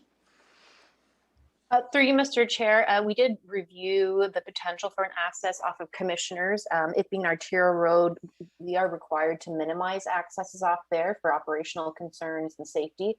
If there was to be an access allowed off of Commissioners, it needs to be at least 75 meters away from the intersection, which is not feasible based on the site layout and the size of the parcels. When that can't be achieved, it has to be restricted to a right in, right out, which would need to be done by extending the center median on Commissioners, which would impact the access to other driveways on the other side of Commissioners. So I guess consistent with my earlier point, we generally try not to impact existing accesses. Okay. Thank you for that. If I may, Mr. Chair. Sure, go ahead. You've disappeared off the screen. That's why I was hesitating for a second. You have another question? Oh, sorry, wrong button again. Go ahead. Oh, I just heard myself echo, sorry. I do have a question around the tree preservation plan. If staff can speak to that, given that some trees came down before the EIS was done, and we are an environmental committee for sure. If we can have a better understanding on how this tree preservation is going to take place moving forward. I appreciate the applicant's comments about wanting to work with the community. And there is some opportunities for the, the tree planting to create more of a border buffering, given the setbacks are further away. So if staff could just speak to that tree preservation plan, just understanding what trees are coming down and how we move forward. Thank you. Go ahead, staff. Through you, Mr. Chair, this is Barb again. We have actually included a couple of clauses in the recommendation clauses for council's consideration. Under item C, I think it's 6 and 7, talk about the provision of privacy fencing. In this particular case, the fencing and the trees are an interconnected issue because a lot of the trees that are existing along that the east property line are growing through the fence, the existing chain link fence that's there. So that's why I had encouraged the applicant to sit down and speak with the neighbors about what their preferences might be in terms of that trade-off between being able to provide a full privacy fence and providing robust landscaping or the preservation of existing trees. So I agree with Matt. I think that the discussions that were had were very helpful. We certainly didn't come to any resolution during those discussions. But through the site plan process, we would be asking that first of all, that the provision of privacy fencing would be coordinated with any tree retention on or adjacent to the property lines. And that secondly, that the provision of enhanced robust landscaping along the east and south property boundaries take place for screening, taking into account possible compensation for trees removed from the site prior to the preparation of the tree preservation report, discussions between the applicant and the neighboring property owners, and the submission of a final tree preservation report. So we are really counting on the site plan process and a very clear awareness of the issues around tree preservation and buffering and fencing along those property boundaries to be dealt with through that later process. Thank you. Councillor Lehman. Thank you. I just want to follow up on one of the people speaking tonight on their concern about access. And I apologize if this has already been answered. In a situation where there's a number of cars lined up going south on Viscount, lined at the light, wishing to make a left-hand turn on a red light, and a car comes in off of Commissioners to have access to this property, not being able to turn into the property because being blocked by those lineup of cars, thus blocking the south route of Viscount. Does staff see that as a concern? I believe this was raised by one of the people speaking tonight. Staff, go ahead. Through you, Mr. Chair, we do appreciate that concern, and we did look at that very closely. We will be, through the site plan process, be ensuring that the access is located as far to the south on the property as possible.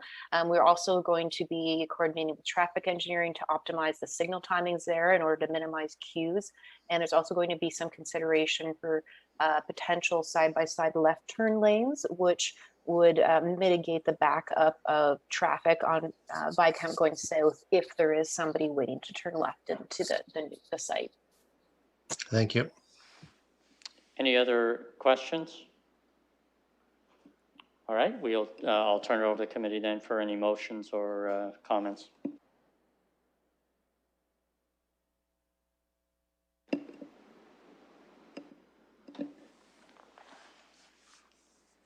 anybody wish to do anything?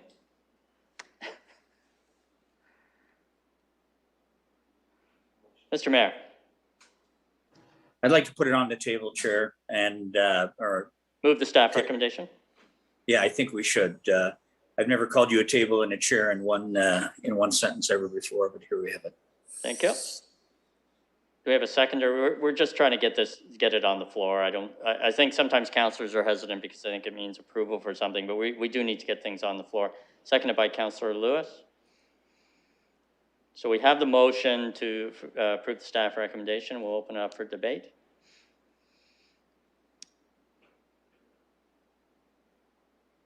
If not, I will call the question if nobody's going to step up. Okay, so I'll call the question. Chair, I'll vote yes on this. Thank you.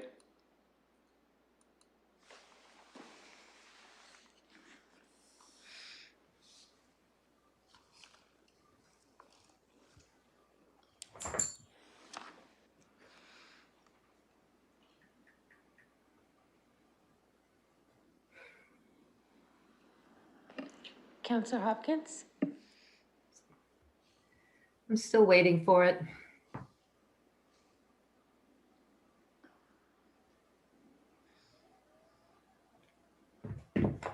Closing the vote, the motion carries 6-0. Next matter is item 3.8, which is a public participation meeting with regard to 1047 to 1055 Dearness Drive.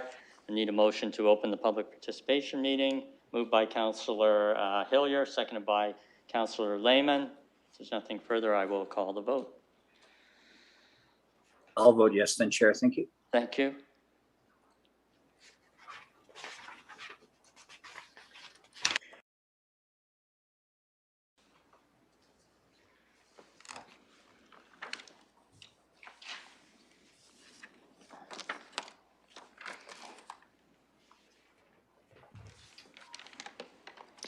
Councillor Hopkins, please. Closing the vote, the motion carries 6-0. All right, we will go to the staff presentation. Thank you, Mr. Chair. This is Barb Debert again. This is an application for an official plan amendment and zoning bylaw amendment affecting lands at the northwest corner of Bradley Avenue and Dearness Drive.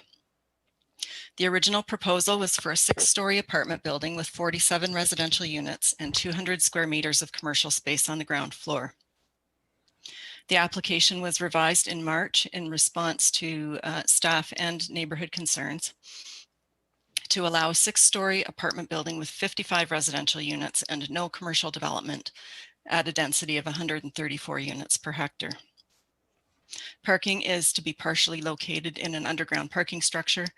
Lands to the north and east include single detached dwellings, and the land uses to the south and west include the commercial node, including White Oaks Mall and the Fanshawe College building and parking lot. The land is in the neighborhood's place type in the London Plan, which permits the requested use with a maximum height of 6 stories with bonusing. In the 1989 official plan, the lands are designated low density residential, which permits infill development in multiple housing forms, including low-rise apartment buildings, up to a maximum density of 75 units per hectare. Since the London Plan is not fully in force in effect for this site, city staff initiated an amendment to the 1989 official plan to align the policies with the London Plan. In particular, this change was to place the lands in the multifamily medium density residential designation and to allow a maximum density of 134 units per hectare, while ensuring that the city design policies of the London Plan are applied to the site. The recommended zoning bylaw amendment supports the key directions of the London Plan, including providing for a compact, contiguous pattern of growth that looks inward and upward, infill and intensification that uses existing services, and ensuring a mix of housing types within neighborhoods. Overall, the proposal satisfies the planning impact analysis of the 1989 official plan and the evaluation criteria for planning and development applications in the Our Tools part of the London Plan. The request for bonusing to increase the height from 4 to 6 stories is supported by exceptional urban design and the provision of affordable housing. With respect to design, the location and massing of the proposed building are consistent with urban design goals. The building is proposed to be situated close to the intersection of Bradley Avenue and Dearness Drive, defining the street edge and encouraging a street-oriented design with ground floor entrances facing the streets. The building design includes building articulation, rhythm, materials, fenestration, and balconies along both street frontages. The parking area is located behind the building and does not extend into the exterior side yard beyond the building facade. Adequate space is provided along the sides and front of the parking lot and the ramp to the underground parking to provide for appropriate screening of the parking from the street and adjacent to abutting properties. The proposed building placement provides for a suitable separation between the proposed development and the existing homes, mitigating compatibility concerns, including loss of privacy. Sufficient space is available to provide for appropriate fencing and vegetative screening along the north property boundary adjacent to the existing single detached dwelling. A revised design submitted during the process provided a new driveway alignment in an effort to preserve one of the mature trees located further within the future city boulevard. This realignment has resulted in some design challenges for the underground parking ramp and surface parking that will need to be addressed during a future site plan approval process. The requirements for the application of the recommended bonus zone recognize that there may be a departure in this respect from the drawings attached to the recommended zoning bylaw amendment, also noting that such changes are to continue to accommodate an enhanced landscaped buffer along the north property line. The affordable housing component of the recommended bonus provision includes a total of 2 one-bedroom units and 2 two-bedroom units, which are to be provided at rents not exceeding 85% of the average market rent at the time of building occupancy for a duration of 50 years.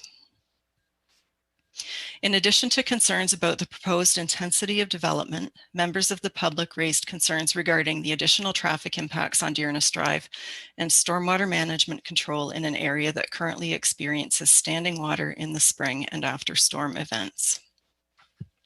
Traffic concerns included the poor condition of Dearness Drive, unsafe crossing conditions for children attending Nicholas Wilson Public School and other pedestrians, existing traffic volume, cut-through traffic, and speed.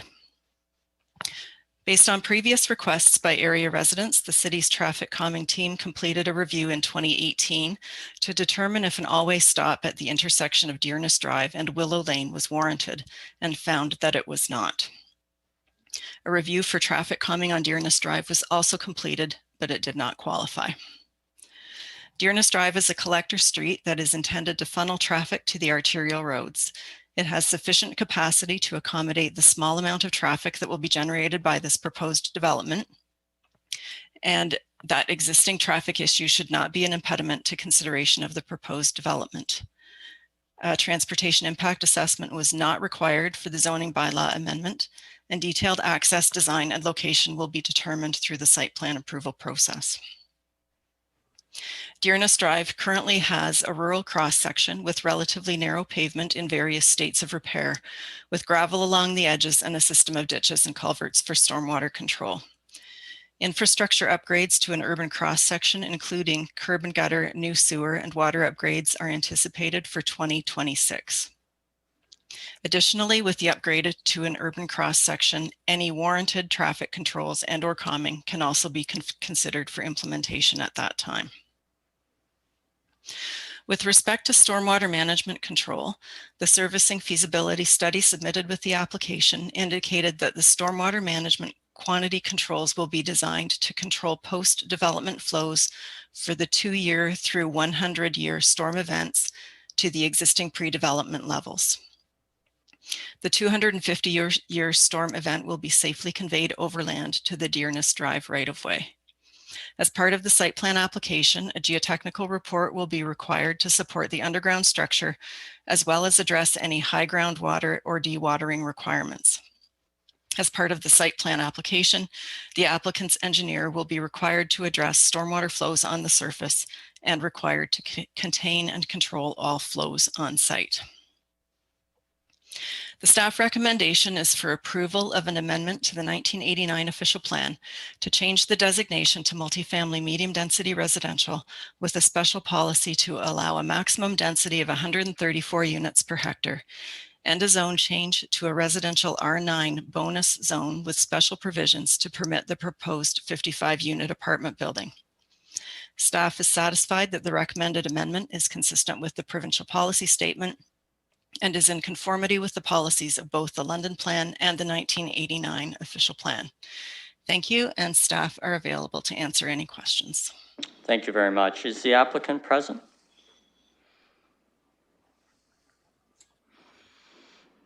Yes, I am, Mr. Chair. It's Laverne Kirkness of SBM Planning. All right, go ahead. Okay, well, thank you very much, Mr. Chair and committee members and members of the public that are attending. I should tell you that Leo Viglianti and his daughter Maria, that have been the primary applicants, are attending, along with Max Sims, a representative from Z Architecture, should you have any questions of them. But I'll be quick. I know we're way behind here on the schedule, but we thank planning staff for their thorough report and one that is supportive of our proposal. We agree with it. We have no changes to ask, and we would then therefore ask Planning Committee, or hope that Planning Committee may be of the same mind and support or adopt the recommendation and take it on to Council for August the 10th. I'd like to just point out a couple of things. This is kind of a unique application, maybe unique compared to the other ones you've heard tonight as we've been listening. But Leo and the Vigliantis are basically residents and have been for 50 years of that property, 1047 and 1055, in two different single detached homes. It's Leo's mother that lives in one, he lives in the other. The two properties make about 1 acre. They're part of an old VLA subdivision and the neighborhood known as Dearness Drive. They're located on the very edge of the neighborhood and really between the Wellington Road corridor and White Oaks Regional Mall to the west and Fanshawe College in the old Westervelt building. And then to the east, which is Dearness Drive, and to the east of that is, of course, the Dearness neighborhood, which is primarily a single detached residential neighborhood. So the other unique aspect of this is that the apartment building that the Vigliantes propose is a one where they would like to reside. So they want to stay in the neighborhood, and they'll be basically an owner occupant of this rental apartment building. That's a bit different. They're not developers. They're basically citizens of London and hardworking citizens of London, but they, I guess, in a sense, are developers as soon as they start developing this site, should they get the approval. I should say that the Vigliantes have been great to work with. We've been a few months getting through the zoning process, but we've done a functional servicing study to show that there's adequate municipal services. We've done an archaeology study. We've done a planning justification report to show conformity with the land use planning policy framework and the urban design guidelines. We have spent substantial money on the architecture, which you do with bonus zoning. So you know basically the building you get when you grant the bonus zone. And we've done an urban design brief and appeared before the panel. And all the while we have been responding. Probably you're looking at about the 5th set of revisions here tonight. With basically 2 major changes, but the changes have come about mainly because of the urban design panel, mainly because of neighborhood concerns, because we had our own community meeting back on April the 14th, and about 18 households appeared. It was, of course, online. And for an hour and a half, we did exchange thoughts about the pros and cons of this development. I think one of the most significant things that came out of the meeting was the traffic problems on Dearness Drive, which we've been trying to work with the city on to see what we could do to contribute. But basically, we have one access to Dearness, and it's close to Bradley. We're providing a road dedication to widen Bradley, etc. So we've removed the commercial component. We've certainly made the building so its narrow end is facing the residential neighborhood. We've enhanced the architecture of that end as well. We've tried to be sensitive to the trees along Dearness Drive and along the east side of our property, and will be at site plan approval and through a tree inventory that's being required of us. So in the end, Mr. Chair and committee members, this is basically what the London plan envisages. And certainly it's a great transitional use, we think, between the very high-rise development that you know is proposed at Bradley and Wellington on the very northwest corner, and the residential neighborhood to the east. And so we're hoping that you see fit to support the planning staff report, which is basically comprising our application. We would like to respond to any residential concerns perhaps, but we'll wait and see what they might be. Thank you very much. Thank you.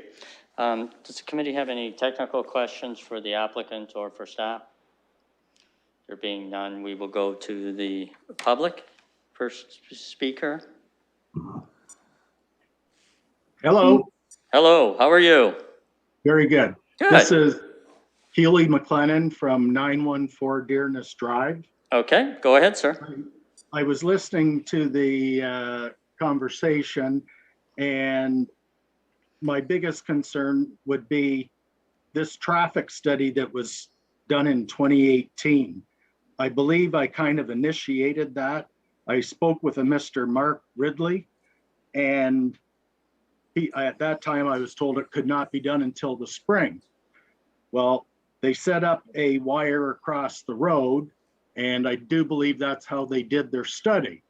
The problem was where they put the wire across the road is north of Wellingsboro, where the traffic is maybe a third of what it is going to the south of Wellingsboro. I moved here approximately 10 years ago, and I live directly across from this intersection. And in the time that I have been here, the traffic has tripled at least. On that Wellingsboro, we have the Islamic Youth Center, we have a Jehovah Witness temple, plus they have also added a strip mall on the corner that faces Wellington, but all of the services and customers come out through the rear of the building, especially if they wish to go south on Wellington, because you can't. There's a Starbucks, there's Popeye's Chicken, Kentucky Fried Chicken, Jersey Mike's, Pizza Nova, Roy Inch. All of these businesses are emptying onto Wellingsboro. They come down that road. It's also a stop sign that I contacted the London Police, because as far as I'm concerned, people are breaking the law by running that stop sign. And it's also no trucks on that road. But once again, it's a service road. It's not enforced. I was told they would put it on a list. And like I say, I'm retired and I live right across from that. And I have never seen an officer. I offered to put them in my driveway so they could watch it. Other concerns, the crosswalk that is at Dearness and Willow Lane, it empties on the west side of the road into somebody's driveway. There's no overhead markings. The bus comes down as far as from Bradley to Willow Lane, and it goes east from there. It has to go over the curb in order to make the turn, which is also the crosswalk there. Extremely dangerous. We have lower income housing down at the end of the street, which is semis. I know of 2 home daycares from there. There's 12 kids every day going 4 times a day crossing there. I can't do anything more. I've contacted people and it seems to be ignored. They have a 3-way stop with crosswalks at Willow Lane and Osgood. They also have a 3-way stop crosswalk at Willow Lane and Willow Drive. Nothing at Dearness. There's no sidewalks on the east side of the road, so they have to cross the road. Anyways, those are just a few of the things. Once again, now what do we got here? You've got 1 minute left, sir. Yes, I see that. And the other thing, like it was, this was a VLA residential area. The properties are large. I wonder what kind of precedent we are going to set with this. The reason they want this building, or to put this building, is because yes, there is the area, but that is the reason I moved here. I like my own big lot. Is that what I'm going to do? Go with my neighbor and say, geez, we could make a pile of money here. Let's do what they did. You know, it's zone residential. I guess that's residential. I don't know. Anyways, that's about all I have to say. Thank you. Thank you. Next speaker. Good evening, everyone. First, I want to take a moment to say thank you to Barb Debert for taking my many calls and emails. My name is Nicole Burke, and my husband Trenton and I, along with our girls who are 2 and 4, live at 1039 Dearness Drive, which is the home next door to the proposed development. For context, we have 11 windows, our deck, and our front and backyards that all will face the proposed site. There are currently no buildings in our community of Westminster that are this height and scale.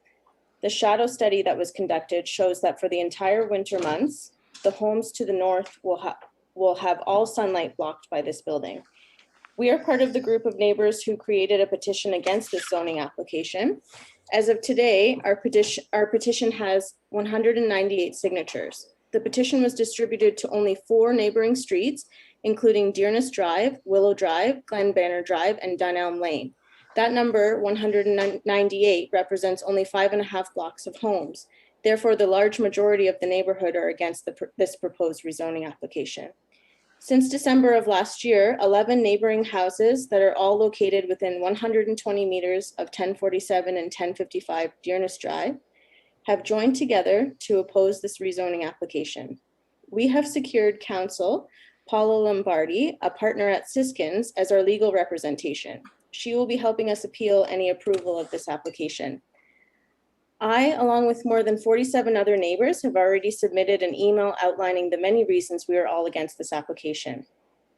I am speaking tonight to add additional concerns that have come up through speaking with neighbors, many of which who are over 70 years old and the original homeowners on this street. I have reviewed the original application and recent amendment, and I wanted to outline specific areas that are attempting to address any concerns that came up in the community meeting earlier this year. We believe these areas are manipulative and intentionally misleading to look as if changes were made to the betterment of the neighboring homes. One example is on tonight's agenda, page 439. You will see that items 10 through 12 speak to protecting the privacy of the neighboring homes to the north. The misleading part is when you look at the details, which are said to include, quote, enhanced landscape buffer, quote, to mitigate privacy concerns. The applicants are proposing a 1.8 meter or 5 foot 6 inch wooden fence along the property line. Our current fence is 6 foot 4 inches high. The proposed fence doesn't address any privacy concerns. In addition, a line of trees will be planted along the property line, but that won't be relevant until if and when those trees grow over 6 feet in 20 to 25 years.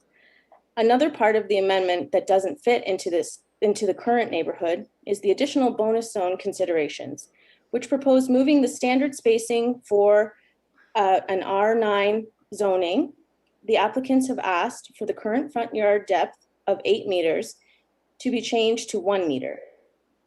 Additionally, the side yard depth is proposed at 2 meters rather than the standard 11 meters. Both of these changes negatively impact the landscape of the neighborhood, as well as the homes both across the street and to the north. The bonusing, increasing the height to 6 stories rather than 4, completely goes against the standard of this community, which is entirely 1 to 2 story homes. There are many homes in this area that have had 2nd or 3rd story addition applications denied by the city due to privacy concerns. Yet this application has been allowed to get this far. One of my final comments has to do with the proposed driveway and traffic it will generate.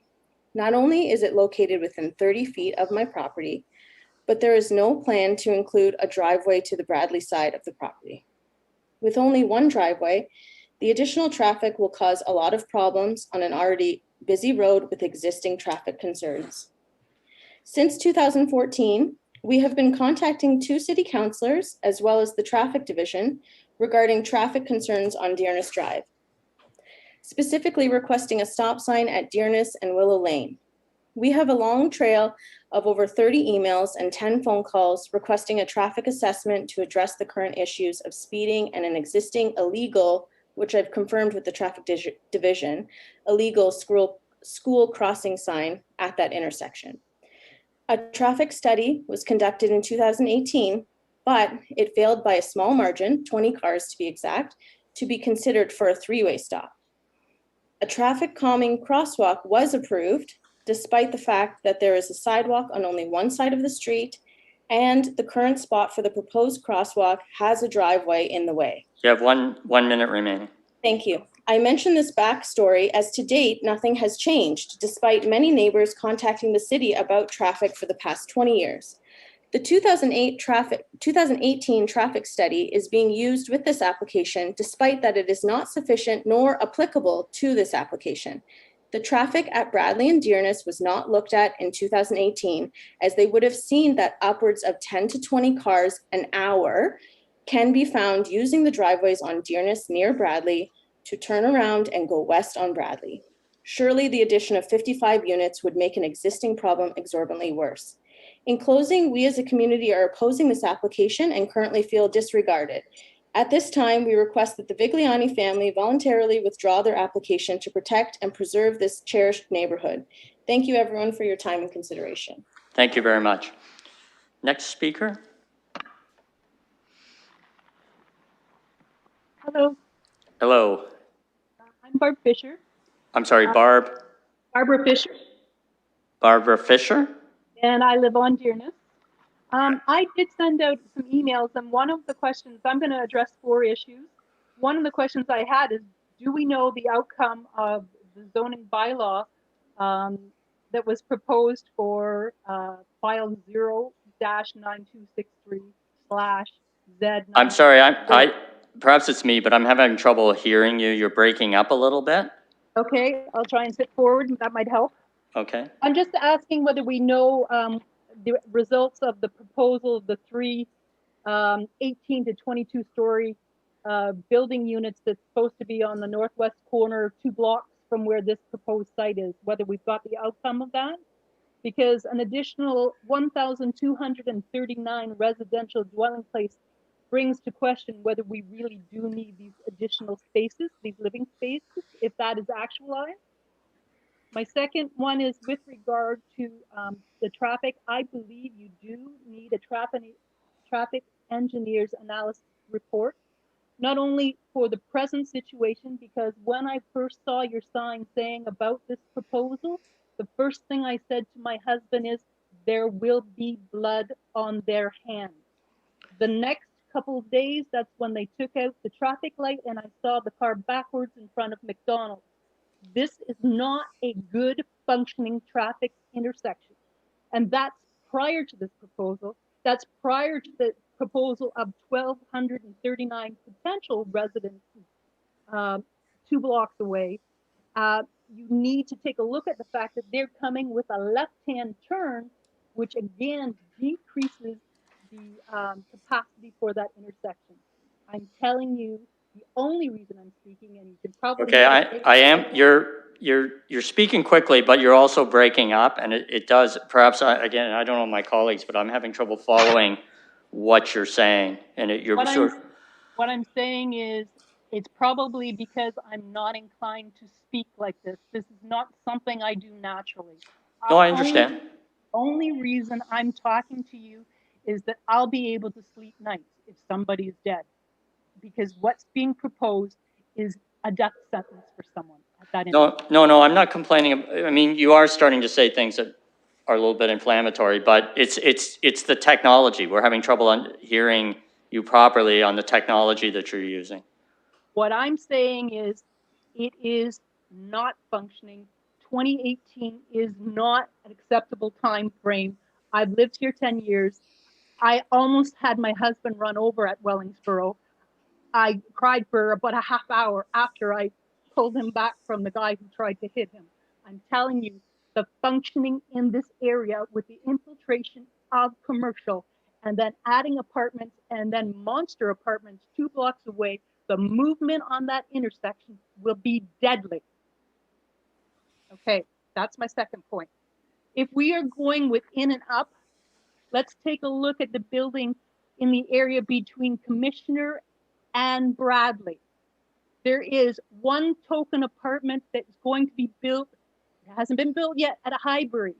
That area is almost the same as the area between White Oaks and Dearness Drive. And I can tell you straight out, on Bradley, there is 1 6-story, 8 7-story, 2 8-story, 2 9-story, 2 15-story. There are 15 mid and high-rise buildings on Bradley. You've got 1 token one in the new build. If you want in and up to be a part of our building requirements, then do it from the beginning, do it as you're developing a neighborhood, and don't use it as leverage to come into single-family dwellings, because we came here under the guise that this is what the community was going to be, and you're changing it. You are supposed to be our protection. The bylaws are supposed to be protecting us as citizens, and that's what we depend on you to do. finally, my last comment is, if this is passed, it's a slippery slope, as another gentleman said. Will we not have an apartment on the other side of the road, as Bradley goes? Will we have one on Southdale at the end of the road, or two at the end of the road? Will we have on Willow Drive, one on each side? Will we have them on Southdale on each side too? Because it's possible doesn't mean it should be. And what protects us from changes from senior apartment building? Maybe it could be all ages start to become included, including the students at Fanshawe. And the question about that comes as a result of the bicycle storage area. I haven't seen a lot of senior citizens jumping on bicycles near a busy intersection like Bradley and Wellington. You've just passed 5 minutes, so I'll just give you a few seconds to wrap up, if that's okay. Okay. The impact of this proposal is of paramount importance to me. I do not want to see somebody injured. You need a more updated traffic analysis to understand the risk to life.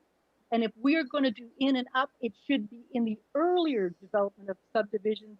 How exactly are we improving this community? I believe this approach or proposal and amendment to the bylaws do not help us in any positive way, especially if we have. Okay, you're going to have to, you've gone well over your time. Thank you very much for your listening. Thank you. Next speaker. Hello, I'm Pat and Gary McCarty. Okay. We live at 1035 Dinners, right beside Nicole Burke and her husband. So we're the second house from the proposed project. We bought a house and a land, and we sold the house. We built this house we're living in now ourselves. With the idea that it was a beautiful neighborhood, mature trees. There was a park behind us, and that we would be living here until we have to go to a senior citizen home. We felt that this area is well developed. There's a mixture of different houses, which makes our street unique, and this whole area unique. One of my concerns is Dearness Drive, the road itself. It's considerably narrower than most of the other roads. When you're going down the street from Southdale, if there's cars parked along one side and even on the other side where they're not supposed to, you have to stop and wait for oncoming traffic. And even then, cars are over more in your lane. You have to pull off almost into the gravel area, right off on the shoulder. The traffic has been horrible since we've moved here. We've been here over 25 years. And the increase in the traffic every year has been just horrendous. And with this project going in the corner, 55 units means perhaps 55 plus cars going in and out at all hours. The noise, the disturbance, coming in and out, the lights flashing on our windows from headlights of the cars. And also the security lights that are going to have to be placed on this building will be shining directly in our homes and in our backyards, as well as the balconies overlooking our backyard. We will have lost any privacy we had. My other concern is with this London project, I really feel that you're not taking into consideration the established neighborhoods that have been here for years, and you're just shoving apartment buildings wherever you can to get people in them because of inability to afford homes. And I understand that, but there are many other apartment buildings that could be built specifically to that. This one on the corner is not necessary because of the ones going in on Wellington Road by Drewlow. And I'm sure that will be accepted. There's supposed to be 5 towers. And all these extra people in this area, the crime, the inability to feel safe in your own backyard is going to be exponential. I just feel this area is not made for an apartment building. It was built for veterans. A lot of the veterans, some still live here, or their children even. And they feel that this was their home. This street was beautiful. And this is going to be spoiled by an apartment building. And I really think that Leo and his family and his mother, Maria, I know she wouldn't want this. I know she loves the area and wants to stay here, but I'm sure she wouldn't love an apartment building to live in with no backyard. I see her in the backyard all the time, doing the plants and looking around. She loves it back there. And then she's going to be stuck in an apartment building because her son wants this to happen. And that's about all I have to say. Thanks for listening. Thank you. Next speaker.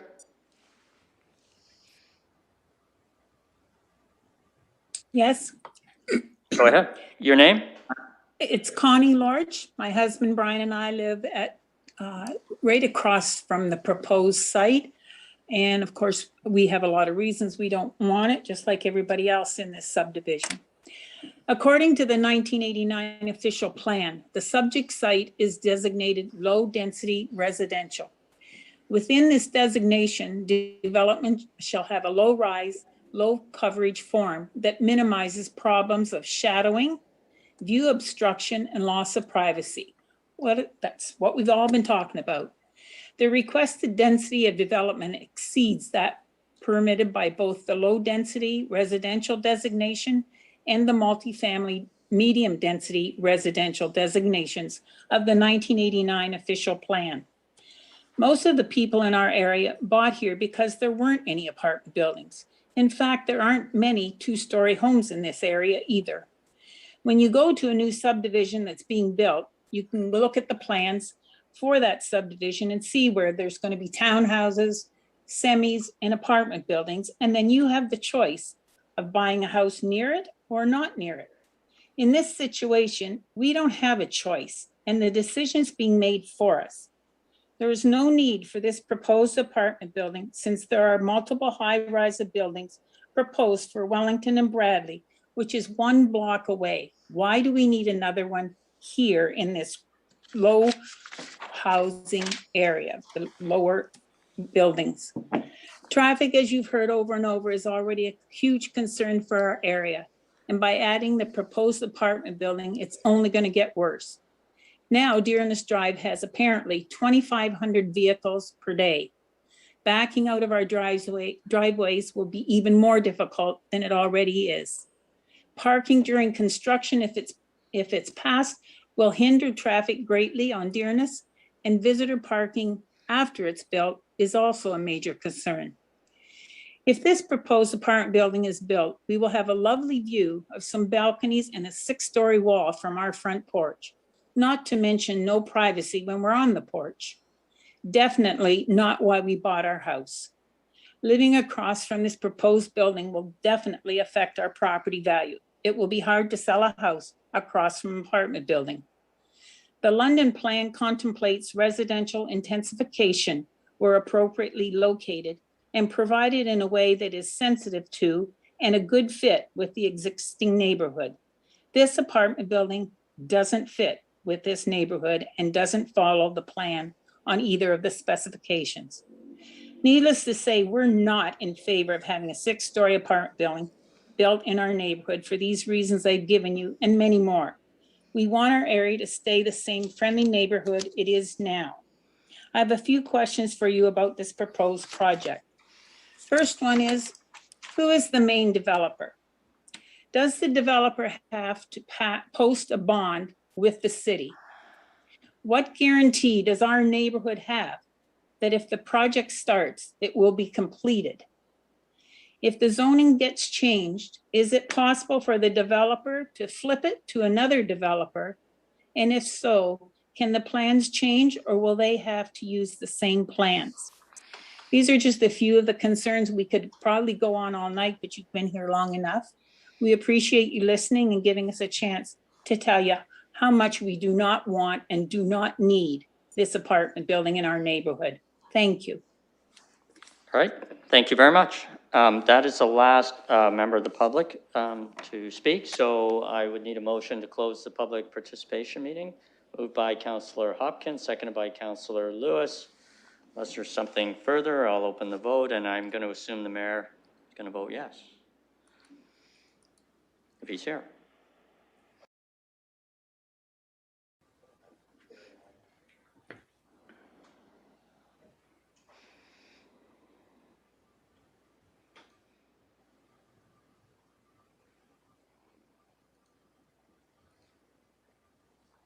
Closing the vote, the motion carries 5-0. All right. Some questions. Somebody asked about a proposal of a 3 to 22-story building 2 blocks away. I don't know if staff's able to answer whether there's an application pending or whether it's been approved. Mr. Chair, Michael Tomazinski speaking here. There is an active application being processed right now. Right. The applicant was proposing changes to that design, and so there was a little bit of a delay while we waited for revisions from the applicant, but we do anticipate bringing it to Planning Committee in the early fall. Thank you. There's concern expressed about the traffic study, and people were mentioning that it's a 2018 traffic study that didn't address all of the various issues in the area. I wonder if staff could help with that issue. Sarah Grady from Transportation here. Through you, Mr. Chair, there was 2 studies done in 2018. One was the traffic calming study, see if traffic calming measures were warranted. Based on the results of that study, they were determined not to be warranted based on the council approved policy. Having said that, based on the vintage of that study, another study could be requested by the residents following the policy. So that would be 10 petitions from homeowners, since it's been 3 years since the last one's been completed. And then the other study, which was completed by traffic engineering, was also in 2018 for warrant for the all-way stop. Based on the information I have, there were 259 vehicles recorded, and the warrant is actually 350. So it was short about, I guess, 91 vehicles there to meet that. I don't know offhand the requirements for additional studies there when that be warranted, but I think it'd be fair that another request could go in for another always stop review. All right. So was there a traffic study for this related to this development? Oh, my apologies. No, there was not a traffic study completed for this development. All right. It was not determined to be warranted based on the Thank you. And there were some questions about the nature of the developer. I think we already heard that the owner is the developer, and there were questions about posting a bond and a guarantee. Can you help with that, staff? Mr. Chair, Michael Tomazinski here. The zoning applies to the property, not the property owner. And so there is securities required when they go through the site plan process, but that comes at subsequent development stages. Part of that question too was whether or not if the applicant can flip the property. Yes, the applicant is able to sell the property to any number of developers, but the zoning that we have proposed here is a bonus zone so that the proposed development is enshrined within the bylaw. So any new development or any new developer would be required to build as has been depicted. Otherwise, it would be required to go through another public process. Thank you. There may be some other questions that my colleagues can pick up on those if they wish to. So I'll go to the committee for questions at this point. Councillor Hillier. Yes, thank you. The very first question, I've had it in quite a few communications, is regarding the Veterans Land Act, the lands that are there. I've never had any work with developing on a VLA. So are there any specific rules we have to follow? Or is it just traditional? Related to this development, you mean? Yes. All right, go ahead. Yeah, through you, Mr. Chair. The best I could do, it's Barb, the best I could do was an online search regarding the Veterans Land Act legislation. Because some implications had been made by people who wrote in that there was some right of preservation of Veterans Land Act rights. I wouldn't say I have the definitive answer, but I was unable to find anything that would indicate that there was a right of prevention of alternative types of development on Veterans Land Act lands. Okay, Councillor. Thank you. That was the same thing I found. I just wanted to be sure. Okay. Also, regarding this was approved through the London plan. It would be 4 stories, but through bonusing, it's allowed to be 6 stories. Well, we just had a proposal go through on Southdale where they're actually donating 4 units. This one, they're giving 15% off, bringing 85% of market rent, but they're gaining an additional 14 full units for it. Is there some sort of an equation that tells us how much they need to give up in the bonusing? Because they're giving away units in the one, and here we're getting 15%. Mr. Chair, Michael Thomas Insick Go here. ahead. There is no formula per se, but what we do is we recognize certain development rights, and then above and beyond that, a certain percentage above and beyond what is permitted, though that's what's eligible for the bonus. So in this case, we call that the lift. And so it's a certain percentage of the lift. The other, this difference between the two is that the other one was a condominium, so that we gained full ownership of the units, whereas this is proposed to be a rental, so it's a decrease in the monthly rent. And according to the developer, this is high-end rentals as well. I was just doing some quick calculations on this. I'm looking at 2 1-bedrooms and 2 2-bedrooms at 85% of market rent, and I'm figuring out how much of difference it is. And in the first 5 years, it's only about a $62,000 loss, but the overall value on the property is probably going to go up with 25 or 35%. Okay, but we're doing questions. So is there a question there, or? Sorry, I was just looking for the technical answer on the equation. Okay, I'll come back. Okay, thank you. Councillor Hopkins?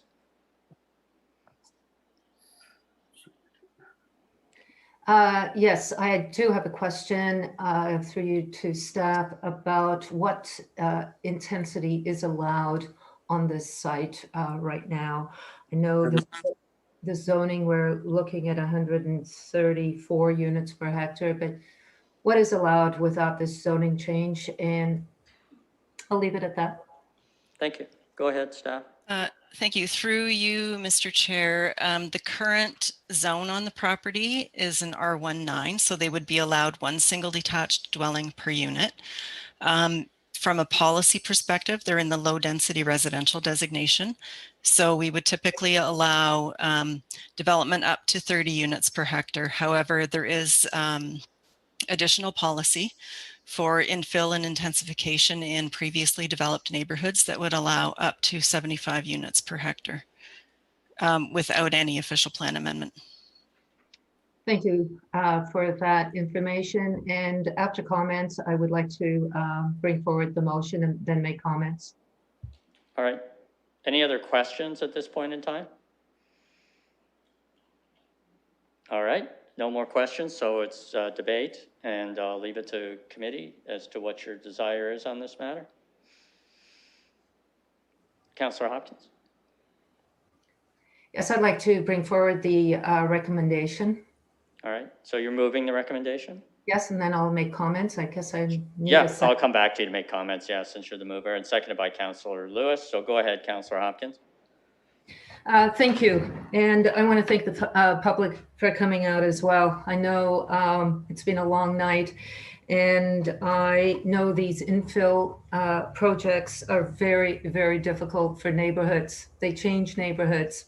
And I would hope that down the road, we're going to have to take a look at how these infills affect neighborhoods and see if we can kind of do it a different way, because they are in a very intense conversation that no matter what ward you represent, it's always difficult. But I want to start off with why I'm supporting this motion. And the big reason, the number one reason I'm supporting the intensification, which is not as great. We've seen a lot more intensification throughout this evening, but it is near the transit route. It is really important, as we have heard on a number of applications, and this one included, the safety of our roads and how we move around is a concern. And transit and other means of transportation need to be supported. I'm disappointed that we started off the night not supporting a secondary plan because of transit. And here we are dealing with these challenges in our neighborhood. So I am supportive of the underground parking, the bonusing the applicant got with that, as well as the affordable housing portion. I want to thank the applicant for working with the urban design peer review. I think there's been lots of changes there, and I would continue to encourage the applicant, not only working with the urban design review, but also working with the tree inventory and the preservation of those trees, especially towards that east, creating that buffering. I think staff have heard loud and clear the road improvements that are needed in this area, be it a one-way stop or be it the road itself on Dearness. But right now, this is a zoning amendment that we are here tonight discussing, and I will be supporting it. Thank you. Other comments? Councillor Lewis? And then I'll come to you, Mayor Holder, after Councillor Lewis. Thank you, Mr. Chair. I'm going to be very brief here. Councillor Hopkins outlined most of what I was thinking in terms of my support on this as well. Although I will say that the difference here for me is this is an approved rapid transit corridor, not one that we declined.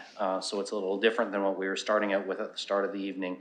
But I'm also mindful of the fact that we are also dealing with a location where staff have already indicated road improvements are coming in 2026, if I'm reading the chicken scratch on my notepad here properly, and that we already have some, in fact, pretty significant development right around it with a commercial plaza and a light industrial plaza on the south side, the Fanshawe College building that was formerly the Westervelt College building.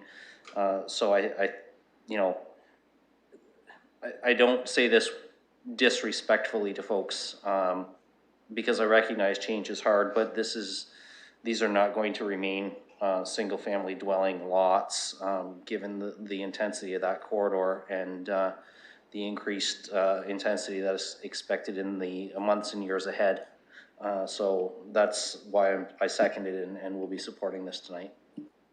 Thank you. Other comments? Oh, sorry, Mayor Holder, I forgot. Go ahead. Thanks very much. You'll note in a number of the votes that we've had earlier tonight that I've sort of supported the developments. I'm absolutely struggling with this for a few reasons. I think because to me, there are some unanswered questions around the issue of a more current traffic study, which I think is important. I think another that comes to my mind is this serious question as it relates to veterans' lands that I didn't get a clear answer. So if we can't defer this, and I don't know if I'm able to make a motion to defer subject to those questions being answered, and there may well be some others. Am I able, through you, Chair, to put a motion to defer subject to those issues being resolved? Yes, you can. Certainly, you can So be move it. to defer. So the mayor wants to vote to defer to have the issues of the veterans' land and an up-to-date traffic study addressed. And Councillor Hill, you're seconding that. Okay. Discussion about the deferral, which takes precedence. Councillor Lewis. Thank you, Chair. And I appreciate the mayor raising the point about the Veterans Land Act. We did hear from staff earlier that there was no real definitive answer on this that they could locate right now. So through you to our staff, I'm wondering what next steps would be in terms of getting us an answer on that. Is it a Veterans Affairs issue that you're going to have to talk to the federal government about, or what that is? I will say that I did hear staff say that they would already consider another traffic study. So I wouldn't necessarily support the referral on that condition or on that particular reason, because those are neighborhood generated through a petition process. But certainly the Veterans Land Act, I'm interested in hearing what else we would do to get some more surety around that. All right, thank you.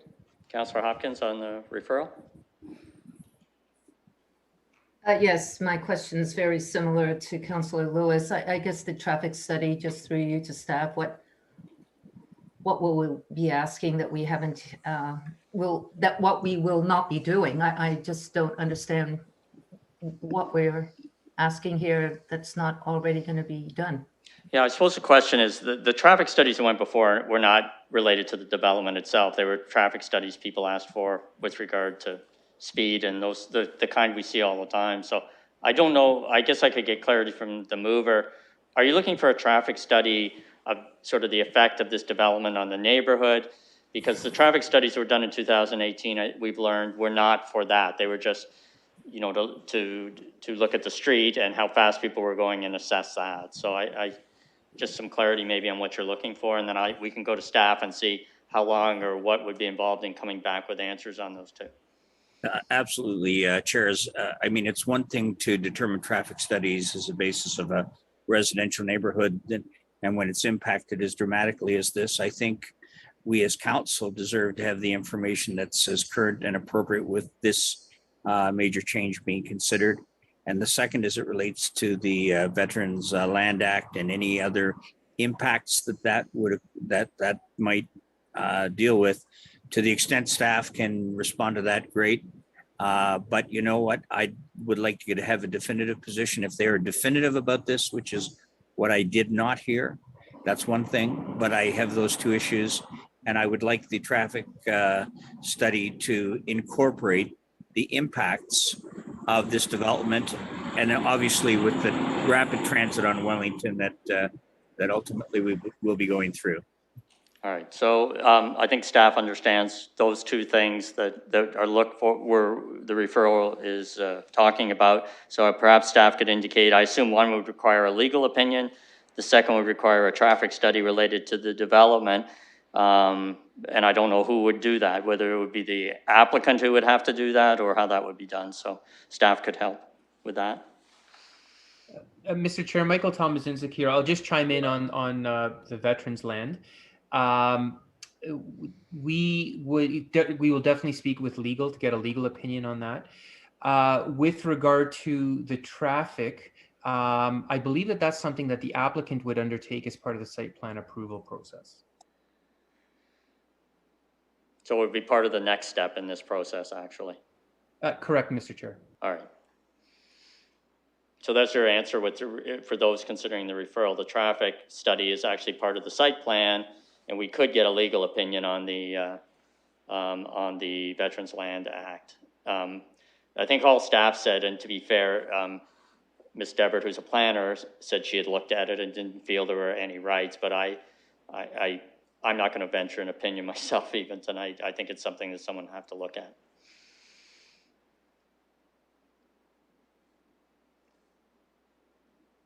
So that's the challenge, I think, with the referral is the referral. If we ask for a traffic study now, then I'm not sure how procedurally it would be done. Is the city going to undertake it and bear the cost of it, or what's going to happen? Councillor Hopkins? If I may ask if we could get a legal opinion before council or at council, would that be possible? Mr. Chair, we'll endeavor to do that first thing tomorrow morning and see. Mr. Chair, if I could just interrupt, it's Kelly Daughtry from Legal. I'm actually duty counsel this evening for the committee. And certainly if it is requested, I don't know the answer. It's not something I specialize in or have reviewed, but certainly legal would be happy to look into that issue with respect to the Veterans Land Act and provide an opinion if requested. All right. I'm comforted by the fact you don't know the answer either. Makes me feel good. But that's still, I mean, we'd have an illegal opinion, but we're looking for this traffic study issue, and that's going to be a longer enterprise. And of course, it's normally something the applicant pays for and does.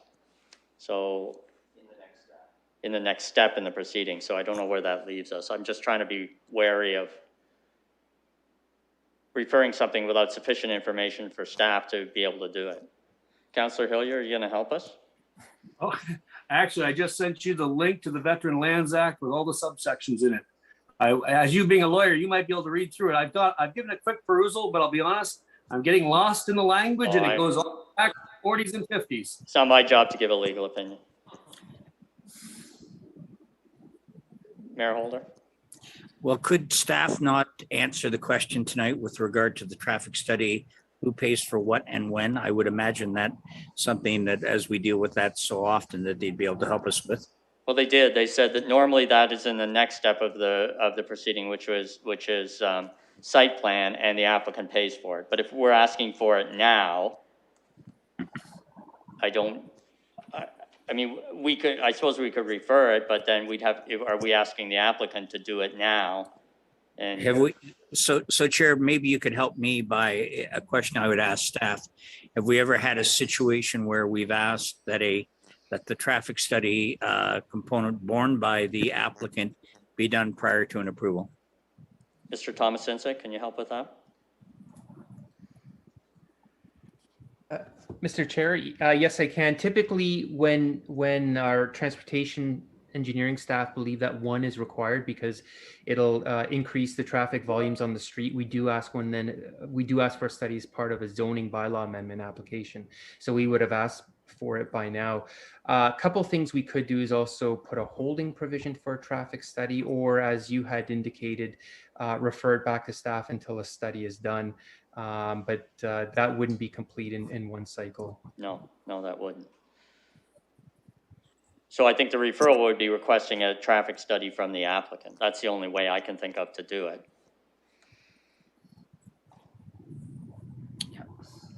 Does the applicant want to chime in and without prejudicing yourself, how do you feel about that?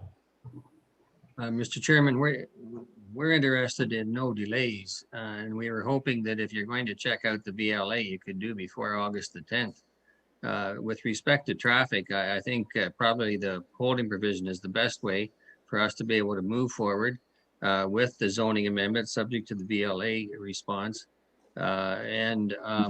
At the site plan approval stage, do the traffic study in conjunction with the city, and we'll try and work this out.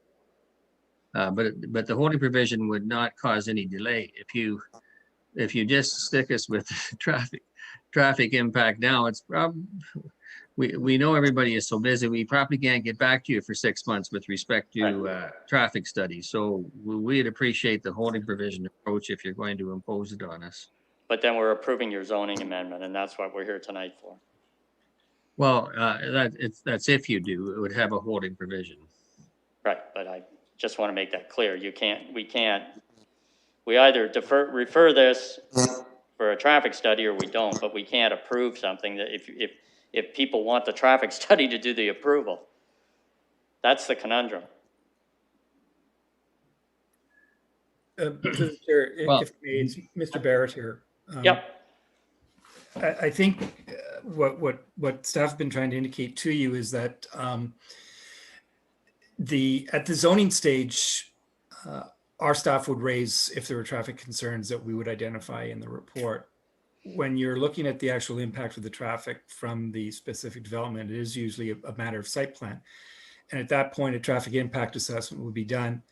It would be borne by the applicant. But the reason it's done at site plan is because at that point, you're able to provide for any mitigative measures as the conditions of site plan approval. So you can deal with things like access control, locations of entrances and exits and those kinds of things. And that's why that consideration is done at site plan. At zoning, I believe that the information that you heard from the transportation staff representatives was that this didn't meet the warrants for an issue or for any of those concerns at the zoning stage, but certainly at site plan, when you can address the specific impacts of traffic and identify any mitigative measures, that would be the appropriate location. And as I said, that's where you can apply those conditions through the site plan agreement to address those traffic concerns. Yep, and that makes things very clear. I think what we're saying is staff decided we didn't require a traffic study to approve the change in the zoning, and now we're raising the issue that council, like this committee, would like. So that's where we are. So we have the referral on the floor. We've got to vote on it. But I interpret it to mean that we're going to be asking for a traffic study before approving the zoning change. Or the other way is to ask for it at site plan, which is, from the point of view of the public, is not what they're looking for. They're not looking for a change in zoning. And then so we backed ourselves into a bit of a conundrum here. So, Mr. Mayor, what would your motion be? Why don't you tell us what you want to move, and we'll go from there. All right, Chair, I'm prepared to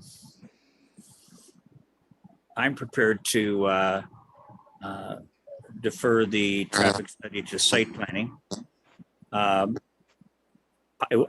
before I approve, and we're talking one more cycle, I'd like to get some clarity around the Veterans Land Act. I think we've heard enough from a number of counselors who know the importance of veterans to our community. And if there's something there, I don't think delaying this one cycle is the issue. All right, so you want to refer it one cycle, refer it to the next planning meeting to get a response to the Veterans Land Act issue. You're much more articulate than me, Chair. That's Okay, exactly what. and Councillor Hillier, are you prepared to continue your second of that? Okay. Okay, so we'll have people speak to what we're dealing with now, which is a referral just for the issue of the Veterans Land Act, and that would be referring it to the next planning meeting, which I understand the applicant may not be happy with, but that's our decision. Go ahead, Councillor Lewis.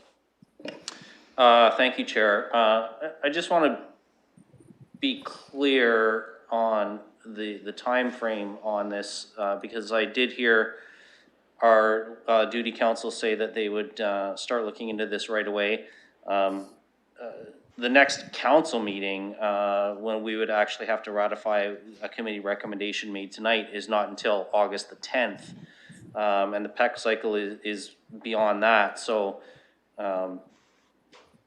respectfully to the mover and seconder on the referral, August 30th is a ways away.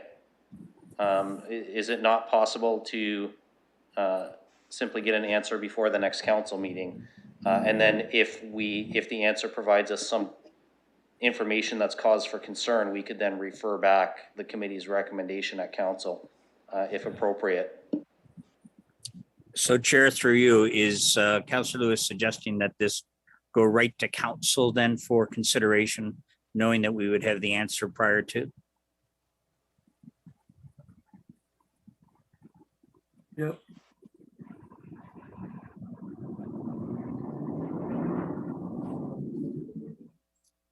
I don't have an answer, Chair. That's why I asked clerks. So you can certainly, you have in the past asked the civic administration to provide you information prior to the council meeting. You have not made that an official motion. All right.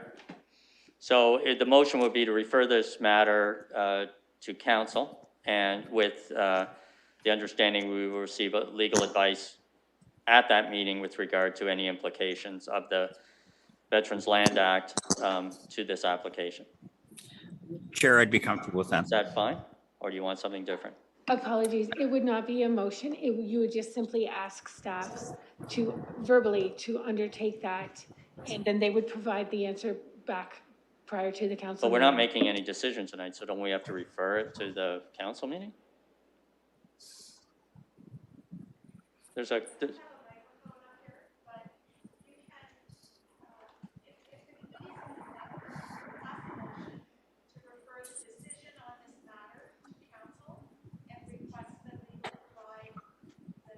That's what I thought I said. Okay. Yes, so, okay, so we need a motion to refer this matter for decision to council and to direct staff to provide us with legal advice at council with regard to the implications of the Veterans Land Act. Happy to move that, Chair. Okay, so the mayor is moving it and seconded by Councillor Hillier, so that puts the decision off to council. So any other comments on that? Councillor Hopkins, go ahead. Yes, I would like to, I'll be supporting staff's recommendation tonight. I do not have a problem getting information before council on the Veterans Act.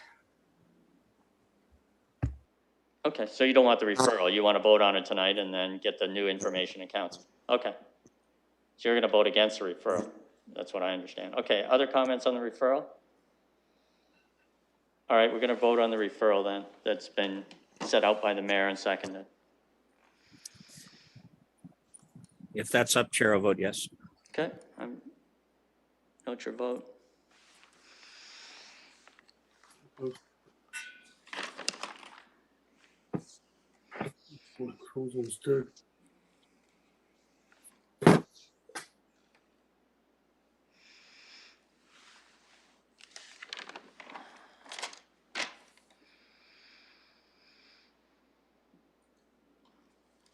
Closing the vote, the motion carries 5-1.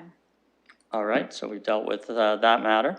Next matter is item 3.9, which is I should explain for the benefit of the public, anyone who's still listening to us, that what we've done is we haven't made a decision tonight on that matter. We have referred it to the next council meeting because we want to get advice on any implications of the Veterans Land Act on this application. Does it prevent it? Does it impact it in any way? So that will be on August 13th that we'll be speaking about it again.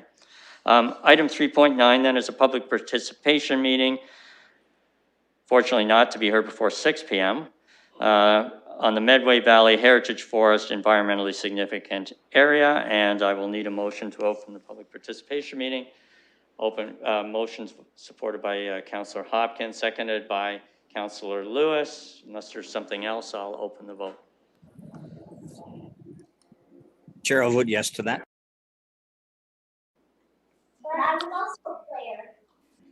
There's some people talking in the background. Is that? No. Closing the vote, the motion carries 6-0. All right. So we will go to the, I think was contained in the added agenda. Go ahead, please. Thank you. Good evening, Councillor Squire, members of PEC, staff, and members of the public. Through you, Chair Squire, this is Emily Williamson, ecologist planner in planning and development for item 3.9, found on page 531 of the agenda package. The presentation slides are found beginning on page 915. This is a request to adopt the Medway Valley Conservation Master Plan as a guideline document into the London Plan. A separate but related adoption of the official plan amendments and zoning will be described by my colleague Travis Macbeth shortly. Detailed mapping illustrating the limits of the Medway Valley ESA and the Phase 2 CMP mapping are found on pages 935 to 944 of the agenda package. In summary, staff are recommending adoption of the Conservation Master Plan for the Medway Valley Heritage Forest. The Conservation Master Plan process is defined in London's Trail Management Guidelines for ESAs, and a summary of the phases can be found on pages 916 and 917. Phase 1 of the CMP was initiated in 2013. Given the 8-year history on this project, there's a lot to cover, but I will do my best to keep it brief. Council approved Phase 1 CMP in 2015, which delineated the ESA limits and included ecological studies, which have informed Phase 2. Phase 2 included completion of the Sustainable Trail Plan and both technical committee and public consultation. Phase 2 was initiated in 2015 and referred back to staff in 2018. Between 2013 and 2018, consultation included 4 community open houses, 5 meetings with the local advisory group, and 2 presentations to and associated rounds of comments from the Accessibility Advisory Committee, Environmental Ecological Advisory Committee, and Nature London. The 2018 Council resolution can be found on pages 755 and 756 of the agenda. Staff have resolved these items and the Conservation Master Plan process for Medway Valley. Items 1 and 2, bridges A and D have been removed from the plan. Jumping to item 4, technical trail planning within the ESA was completed through consultation with the Accessibility Advisory Committee, the Environmental Ecological Planning Advisory Committee, the Upper Thames River Conservation Authority, and local First Nations communities. Once complete, staff initiated item 3, public consultation with the community regarding the eastern boundary access and use of public streets in the trail plan.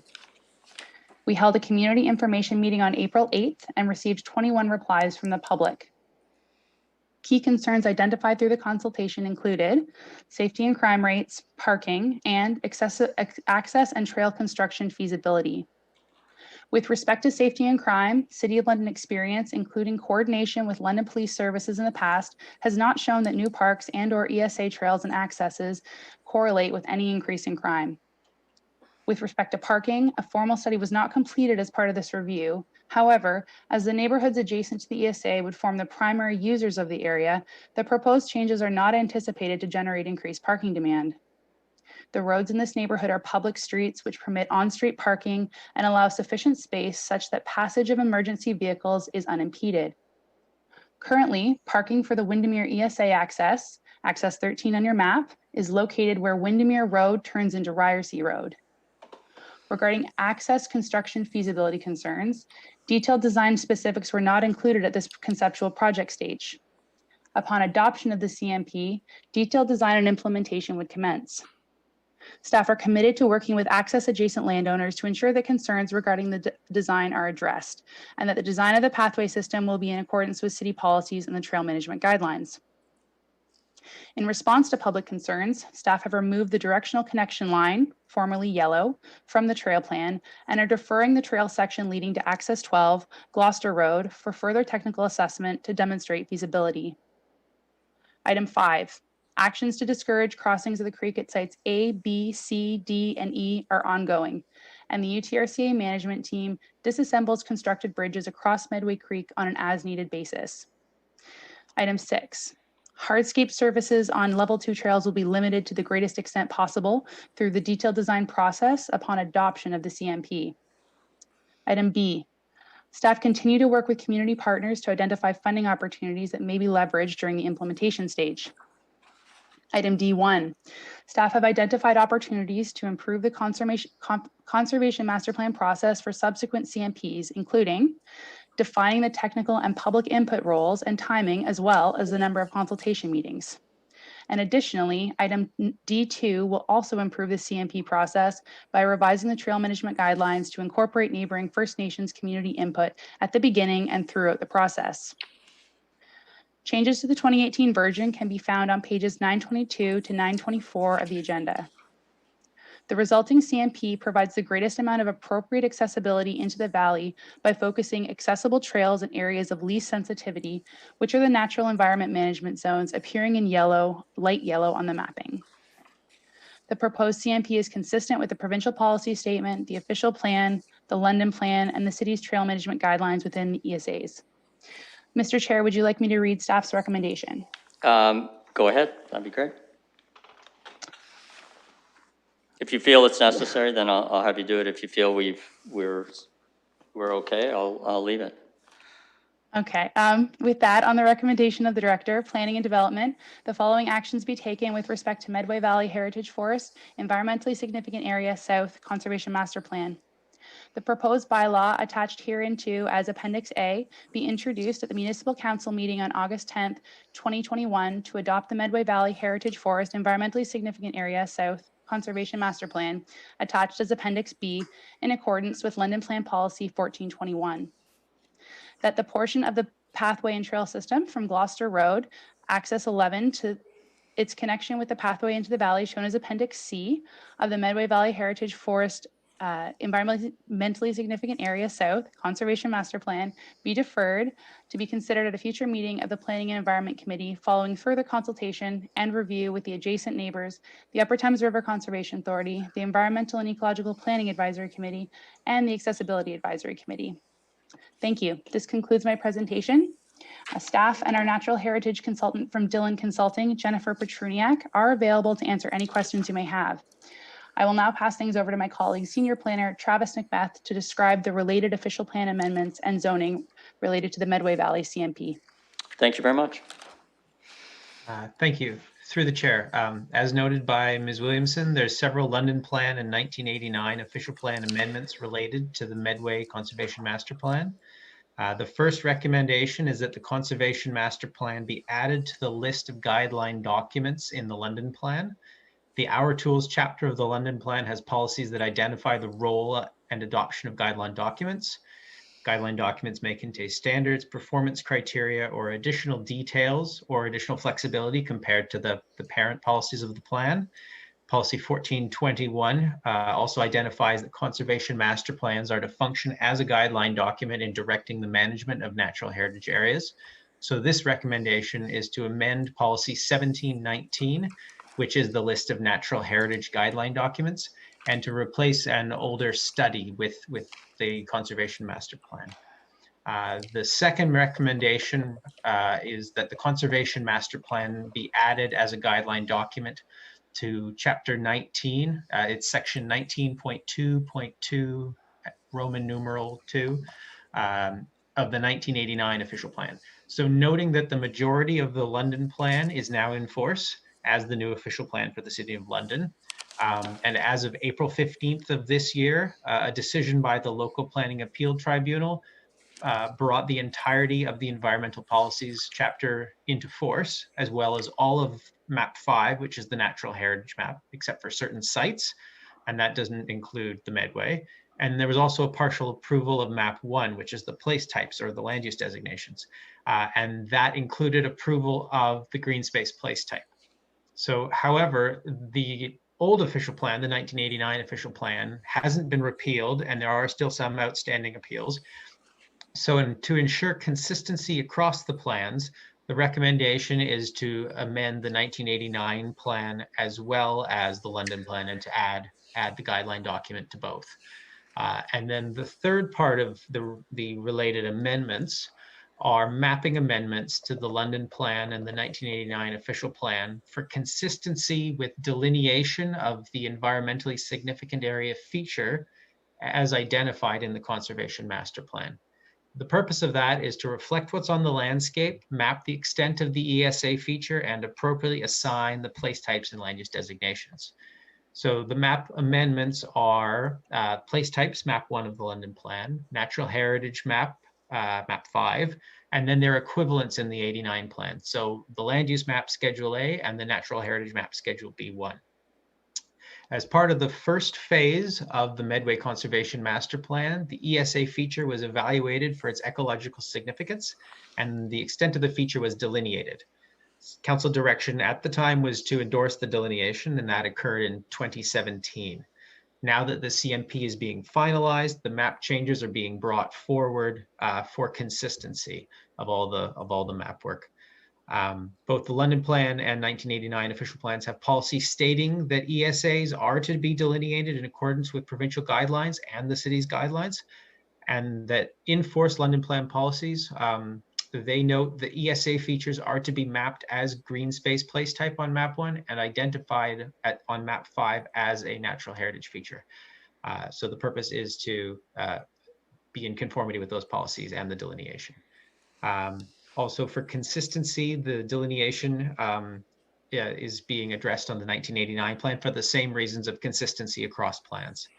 The subject site for the map amendments is shown on page 12 of the presentation. I'm afraid I don't know what that is in the hard copy package you received.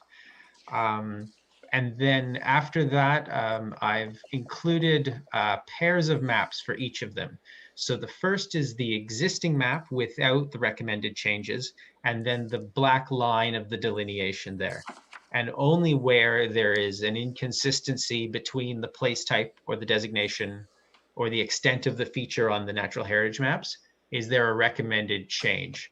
And then the second map of each pair is what is recommended as the amendment map. And they're of a coarser grain, so you don't see as much detail with them. So just as an example, if you look to slide 13 on the presentation, that's map 1 of the London plan. And you can see that generally the place types are consistent with the delineation, except for along that eastern panhandle along the Medway Creek there. There are 2 areas. So properties east of the Elsie Perrin Williams estate on Windermere Road there, you can see that the green space place type extends outside of the delineation. So that is recommended to be changed from green space to neighborhoods place type. And then also a bit further east from that, there are rear yards on Corley Drive south of Windermere, where a portion of the neighborhoods place type is within the delineated area. So in that instance, that neighborhood place type is recommended to be changed to green space. And similarly with the other maps for the 1989 plan and the natural heritage map, it's to align with that delineation. Just as a final note, the recommended planning amendments are consistent with the provincial policy statement, conform with in-force policies of the London plan, including environmental protection, delineation of ESA features, and the adoption of guideline documents. And then the recommended amendments permit place types and mapping that's consistent with the conservation master plans and represent good land use planning. Thank you. Thank you. So I'll turn it over to the committee for technical questions, please. All right, I have one question, and that is Green Acres Drive. I'm just understanding, I know you made comments about Elsie Perrin Williams Estate area and Gloucester Drive. What's happening with Green Acres Drive in terms of, there seemed to be some belief that there was going to be access there?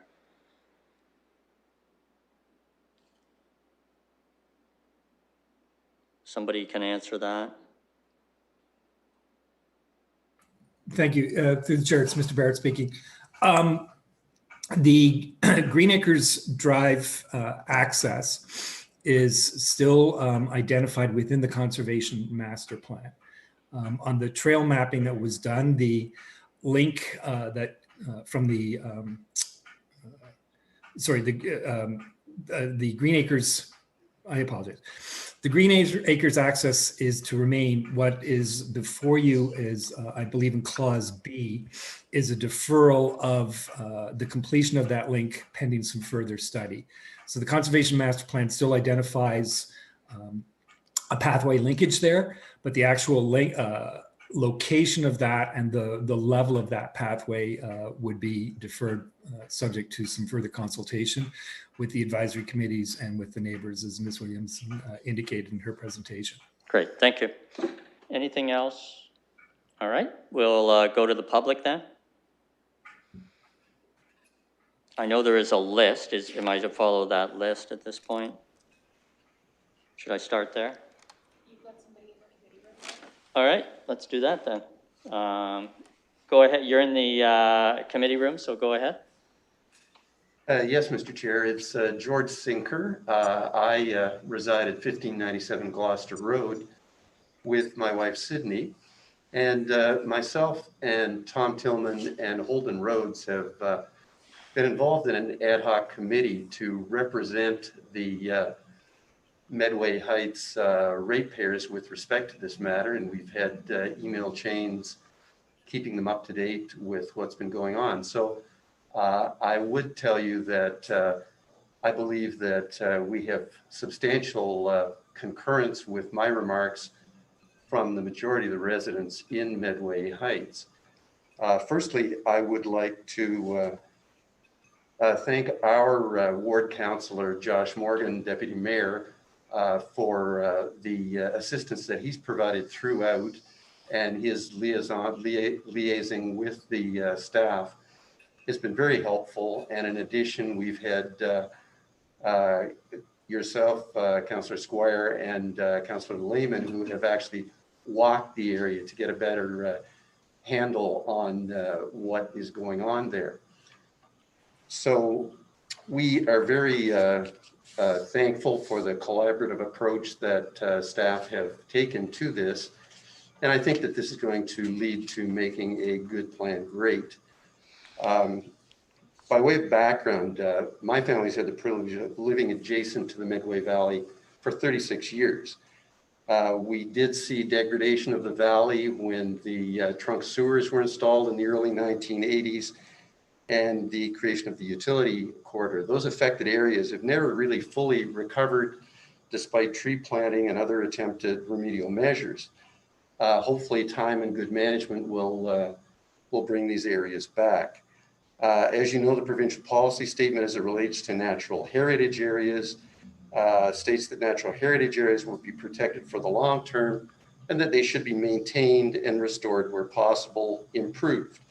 Those policies are carried forward in the London Plan. And as you know, council is required to make decisions consistent with those policies. Accordingly, where there's a conflict, natural heritage trumps access. And it's with that backdrop that we suggest certain amendments to the CMP, and we'd like to laser focus on those amendments. I believe when staff was asked about Green Acres, respectfully, when that question was raised, they didn't get it correct. They were mixing and matching with Gloucester. With respect to Green Acres access, public use of that Green Acres access is problematic. For 50 years, there have been 2 paved driveways sitting on that unopened lane. And in addition, there's a brick wall that crosses the entire width of that proposed access. In addition, there's a pool house that is located on that access.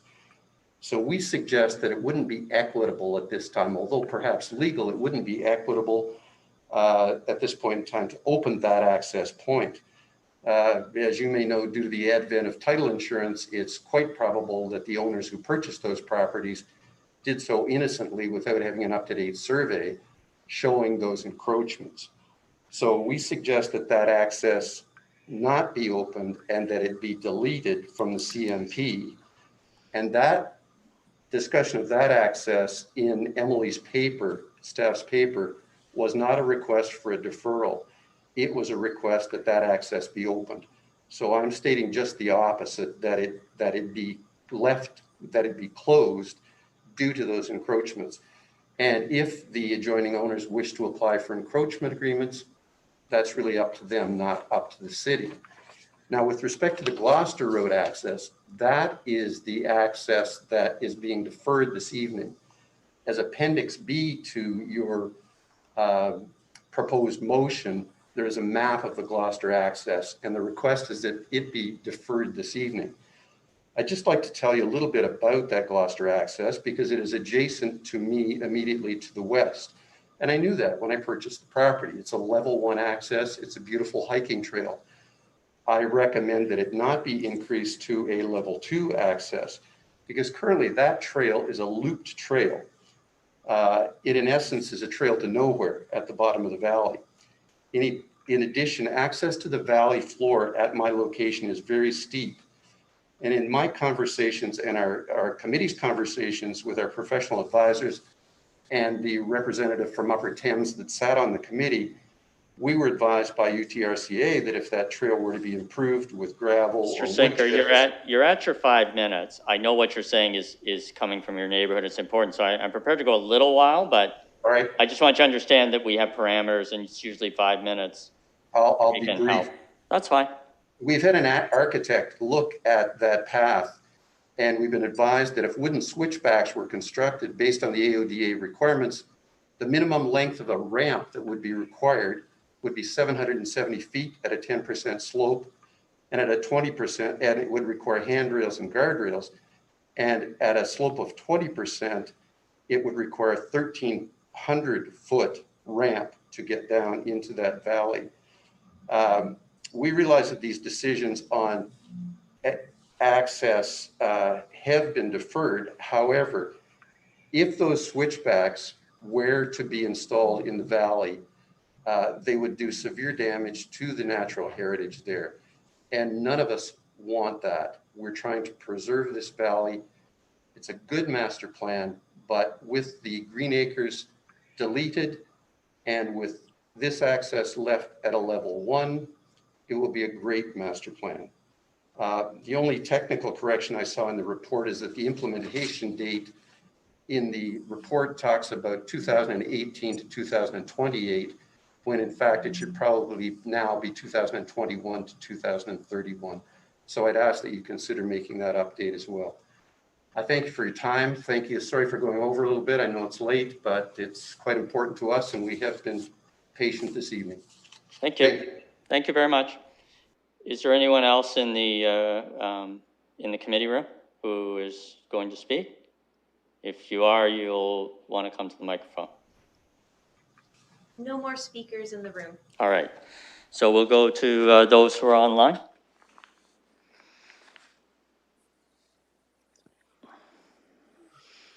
It's Sandy Levin. I was hoping that perhaps Jackie or Susan and Michael would speak first as part of our delegation. Go ahead. Certainly, I'm happy to, there, Sandy. It's Michael Dawthorne, Jackie Madden, and myself represented ACAC throughout this process. Actually, I've been involved in this process for, well over a decade, I think, since I first became involved.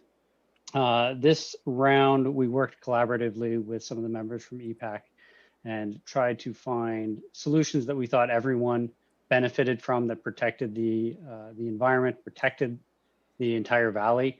It has never been anyone's intention to do damage to the valley. What we have sought is an ability to have as many people safely, responsibly as possible enjoy the valley. And I really do believe that we've come to a plan that actually does accomplish that. I'd like to thank everybody who's been involved, city staff, the EPAC members, as well as Jackie on this, and as well as everybody here tonight for sitting through a very long meeting. Sandy, I'll turn it over to you for your comments as well.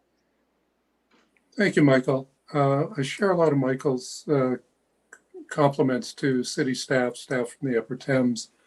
This was an excellent process. And as been mentioned, we have a very good plan here. And I appreciate Mr. Sinker's comments, but I want to call to the committee's attention the challenge that we faced with the east side of the Medway is, and I'm afraid I don't have, I believe it's page 943 of your agenda, which is figure 4B. And if you look at the map just to the west of A12, there is a informal trail, an unmanaged trail that was recommended for closure 25 years ago. And it goes through an environmentally significant part of the valley as well as across private property. And we're challenged to find an alternative so that people no longer do that. And that's the idea behind the deferral, is to try and find a way to get there. If you close as an option the unopened road allowance, I'm going to be challenged to figure out how do we provide that opportunity for an alternative. We've done very good work collaboratively, cooperatively during COVID. And I'd like to think that this recommendation that's before you can go forward. If you want to look at the Green Acres as part of the deferral, sure. But to totally eliminate it at this stage would be premature. Thank you, Mr. Chair. Thank you very much. Other members of the public?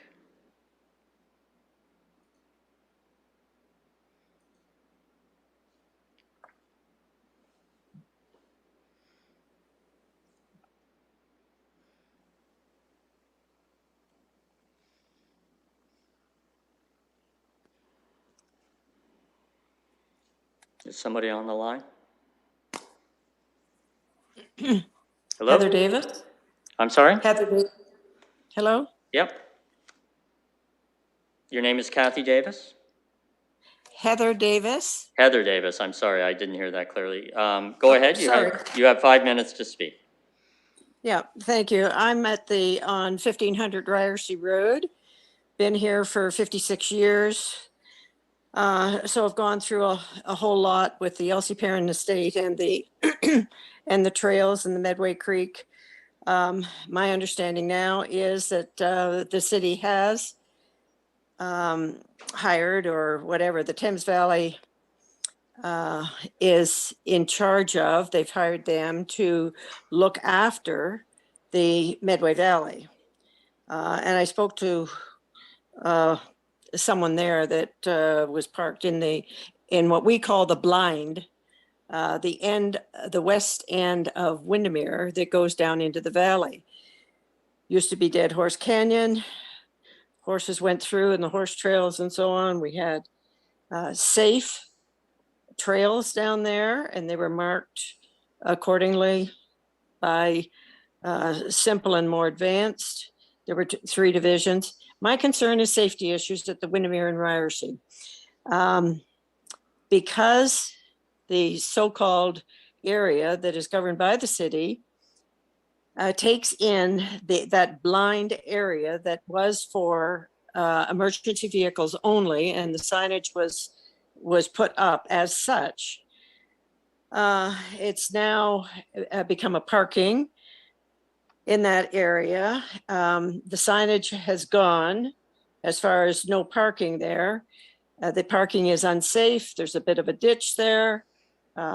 They block and come out onto Windermere facing facing east, as well as coming up Ryerson, blocking the visibility of that corner. Now, a number of years ago, Bill Watkins, because of the safety and unsafety of it, I mean, the cars were whistling right into the bank of the Windermere estate, or coming up Windermere, they were ending up on the fire hydrant. And certainly living through that and helping them with chains and ropes, getting their vehicles back on the road. As I say, I see a safety issue there for sure. And the pedestrian, there's no sidewalks, which is what the people want. But Bill Watkins at that time, he, I don't know what you call it, but he curved the road in such a way that it was rounded. And because of the wet pavement and snow and ice and so on, the drainage, he has going down to the ditch and ultimately through the estate as well, under Windermere Road. And I too have a ditch at the back of my property on the protected area, in the protected area. But it seems as though there's a whole lot more traffic in the area, both car traffic, pedestrian traffic, and a lot of pedestrian, being that the university teams are up here with their bicycling teams, whatever conditioning, and the runners are up here, and whatever, as well as in the estate.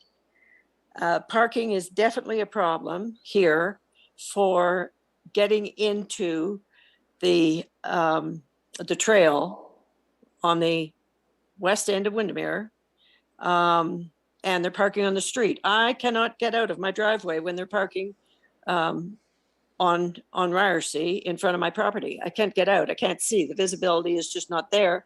And having the cars, the zoom cars go flying around that corner, it is unsafe. And You have 1 minute left. And indeed, I informed and sent the incident report of a very horrific accident that happened. It took out 12 feet of cedar hedge, as well as went through 3 properties, 2 across the road from me and a bit on my property, as well as almost taking out 2 adults. So safety, I'm a nurse. I see the possibility of serious accidents unless we have better signage. And the fellow from the Thames Valley was in the park. He mentioned a couple of things that could be done, one of which was very clever, I thought, was the speed bumps and putting in those, but signage of putting back the signs of no parking. I did have a sign to the north of me on the telephone pole, and that was there for years and years. The Hydro and Rogers and Bell did something with the transformer. That sign came off that telephone pole. Your time is up, so if you could just wrap up, that would be great. Yeah, so again, I just want to point out the extreme safety that is in this area, and particularly on the curve that comes around Windermere onto Ryerson. Thank you so much. Thank you very much. The next speaker.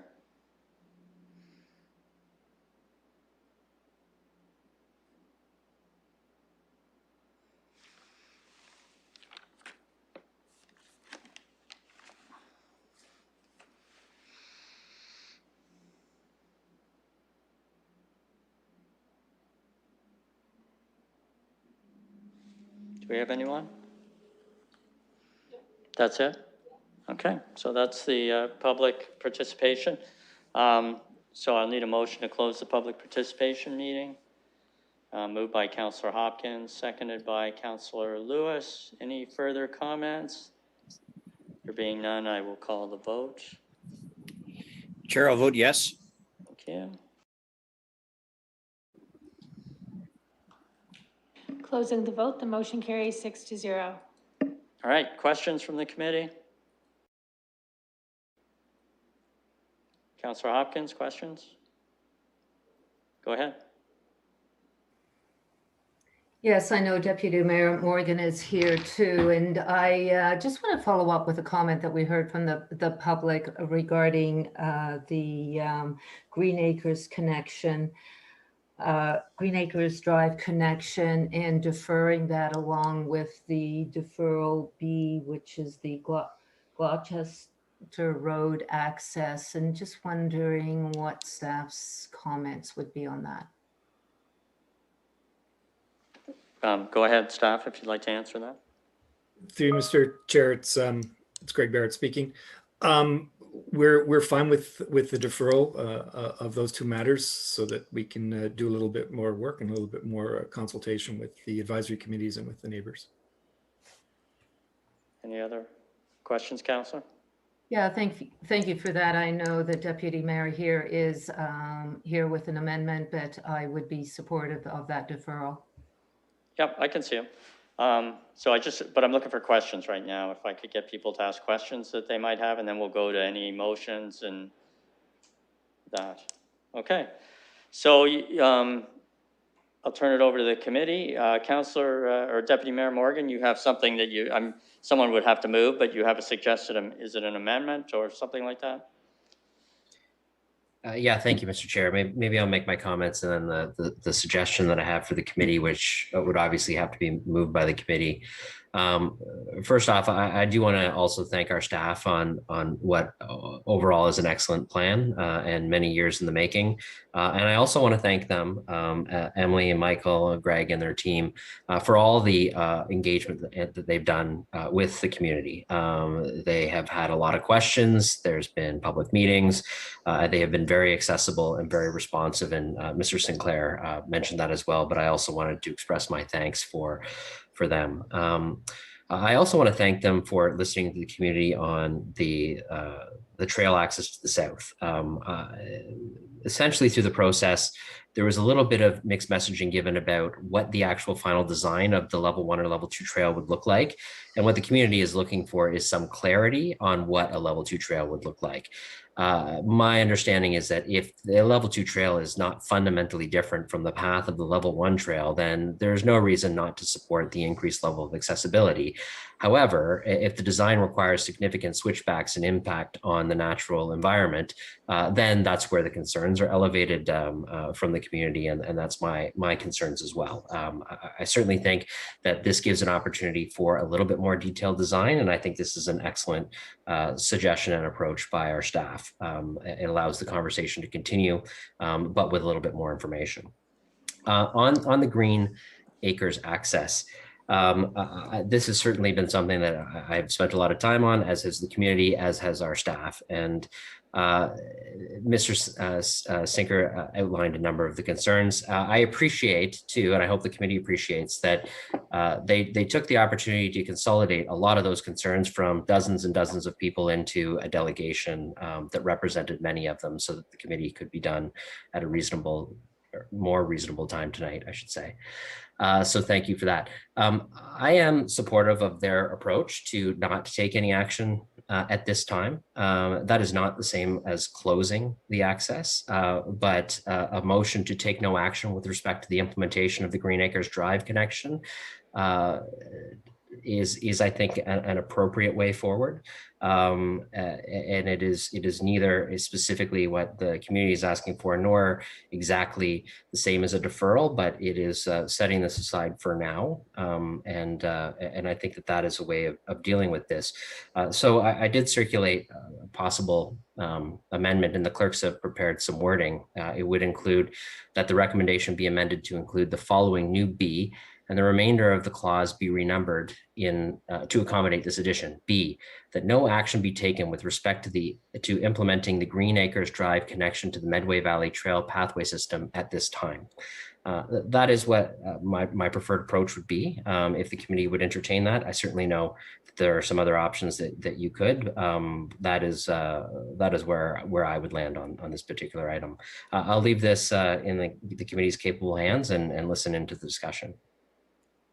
Okay, so we have a motion then to amend the staff recommendation to take no, rather than defer Green Acres, I understand is to take no action. Is that all right? So that Councillor Lewis is prepared to move that, and do I have a seconder for that? Councillor Lehman. Okay. So let's have some speakers on the amendment, which is to change the approach to Green Acres. Councillor Lehman, did you want to speak? I'll get you out after that, Councillor Lewis, unless you want to go first. Councillor Lehman, please. Yeah, sure.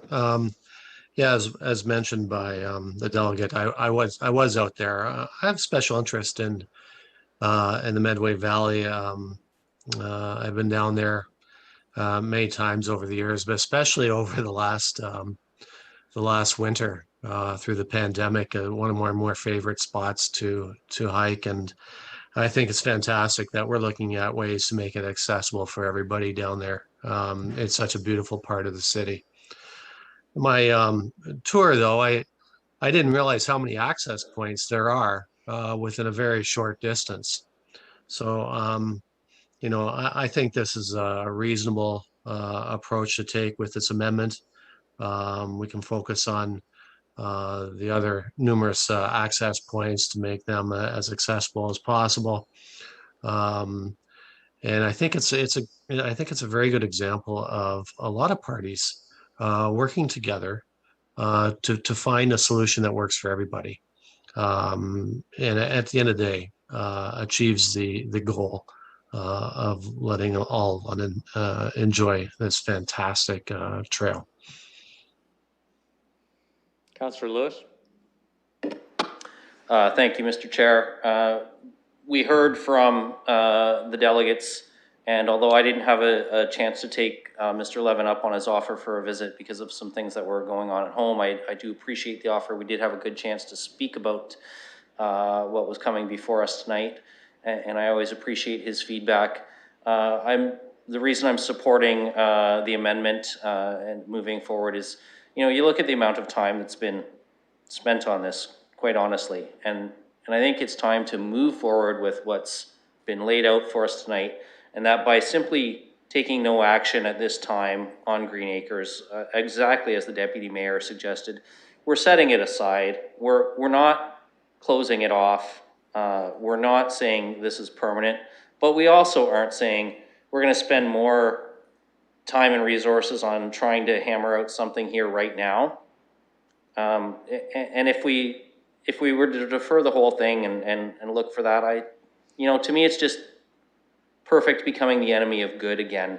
I think what we've got here is something that everybody can be happy with, and it doesn't preclude coming back in future years, future councils, taking a look at the Green Acres Drive access again. But at this time, I think what we've got here is a plan that works for everybody. It's a good compromise, and that's why I'm going to support it.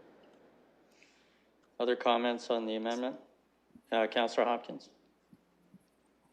Yeah, thank you. And I really do appreciate comments from the committee, and I thank the Deputy Mayor for being here with his amendment. And I've heard loud and clear it's the preferred approach. So I would be supportive of moving this forward, this access into this area that we take no action, I guess, at this time. To me, it's neither here nor there, but if this is the way the committee would like to go, and I'm supportive.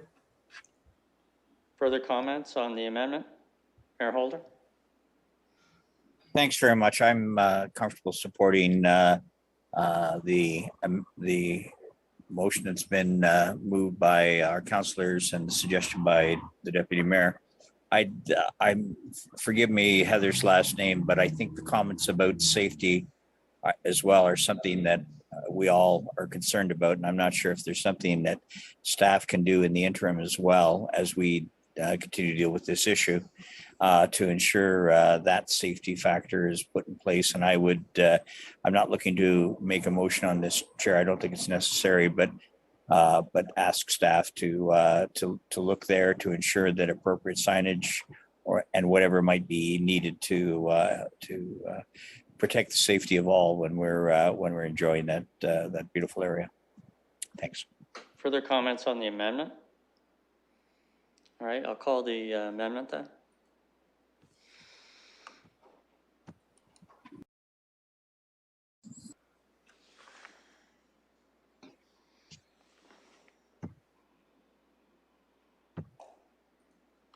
Closing the vote, the motion carries 6-0. All right, is someone prepared to move the amended, and then we'll get it on the floor. Moved by Councillor Lehman, seconded by Councillor Hopkins. Comments on the motion before we call it for a vote? Councillor Hopkins? Yeah, thank you, Mr. Chair. You're doing a good job, by the way. We're almost there. I just want to, I know it's been said quite a few times that it's a good plan. I know it's been in the works for many, many years, at least 8 years. So it's finally good to see this here, this plan going forward and being identified in the London plan. I really appreciate the guiding principles on this as we develop trails and ESAs. I hope we will take note of these principles and apply them to other trails as we develop our ESAs. Councillor Lehman did mention how well used our ESAs are now and probably will continue.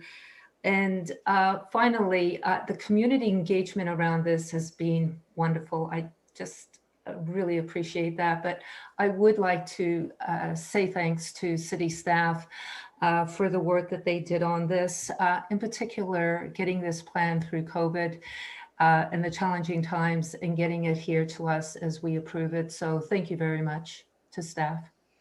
Any other comments before I call the vote? Okay, call the vote on the motion as amended. Chair, I'll vote yes.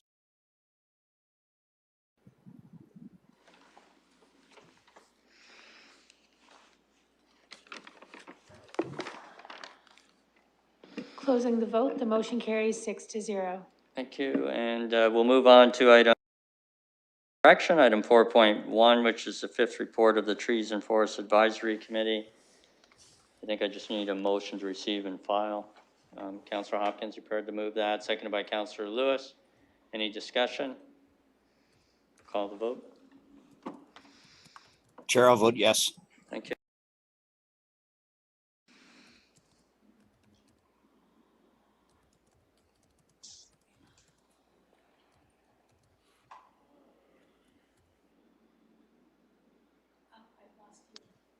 Oh, I voted. It says voting in progress.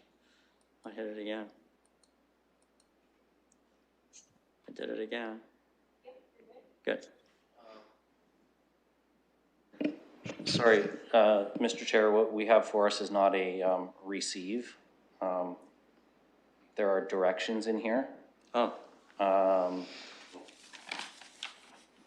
sorry, then I'm gonna have to, we should go back and look at that. Respectfully, I'm not okay with the directions. Okay, well, let's go back to it then before we do anything. So I wasn't aware of that. So the report of the Trees and Forests for direction 4.1. Can you raise those issues, Councillor? Certainly. So I would be happy to receive the report. I'd be happy to, also include the attached document being forwarded to the governance working group. Where I start to get into some trouble here is that the advisory committee has asked us to direct the governance working group to grant delegation status, which I do have a little bit of an issue with. We've been undergoing this advisory committee review at governance working group the entire time that I have been at City Hall, and for years before that. I don't think, and frankly, I will say, Mr. Chair, and I don't mean to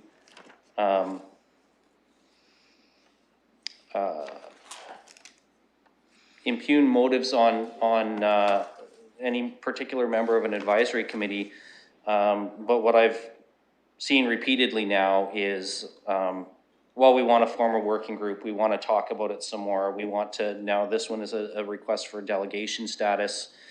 There's been multiple engagements with the advisory committees by the clerks. Surveys have gone out. There have been ample opportunities for them to make submit information for feedback for us. And I've read or TFAC's report here.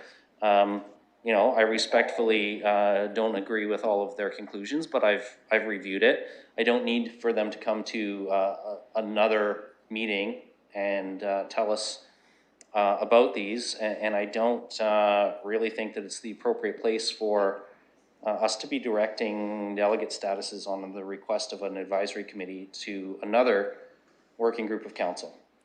Yeah, just to be clear, I'm reading it. It says the following actions be taken. The governance working group be requested to grant delegation status to a representative. So my reading of it is they're not being granted delegate status. They're just requesting that they be given delegate status. So, I mean, I'm not sure how you can prevent them from asking. What the governance committee actually does with that request is an entirely different thing. So I'm just not clear.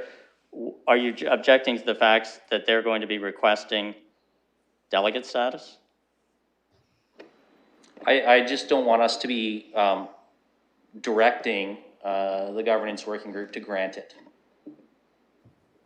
So I just want to be clear that if they want to ask the governance working group for delegate status, that's fine. I just don't want to get into this committee really sort of directing the governance working group to grant this delegation status. And I think receiving... I think that's up to the working group. Yeah, just as a matter of clarity though, I went through this in the last term of council, and the legal advice from legal counsel was when you receive and file something, that's all you are doing. You're not necessarily agreeing with them. You're not telling them, agreeing with them at all. If they have an actual direction that we want to agree with, then we would say, I mean, I suppose we could go on and from this report say, well, we as a committee are going to request that the governance working group be delegation status, but that's not what this is saying from my point of view. So I'm still comfortable receiving and filing it. I am anyway, so. Councillor Hopkins? Yes, Mr. Chair, thank you. Those comments are exactly how I read this. I was a bit confused that we are in no way giving any kind of direction to this group at all. I think it's within the working group. And I know this has come up before and we've had these conversations, but I'm quite comfortable receiving this.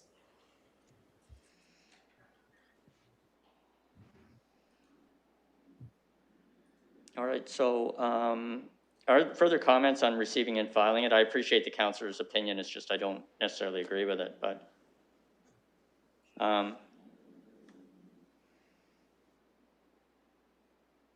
nope, so we'll call the vote.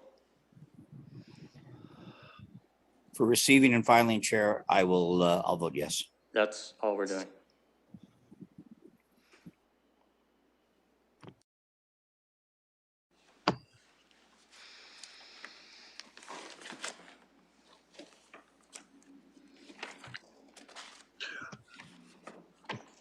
Closing the vote, the motion carries 5-1.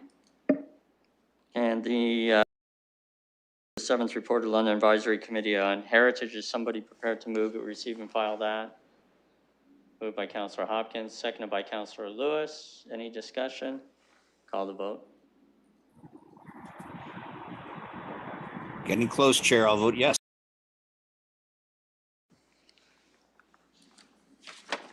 There are no deferred matters or additional business, so I just need a motion for adjournment. Somebody, I hope, Councillor Hillier, seconded by Councillor Lewis. All those in favor, we'll do a hand vote. Thanks very much for all your work tonight. It was a long agenda, but it probably had to be go until this time. So thank you very much. Enjoy the rest of your evening or what's left of it. Thank you, Mr. Chair. Good night. Thank you, Chair. Thanks, folks. Good night. No, thanks.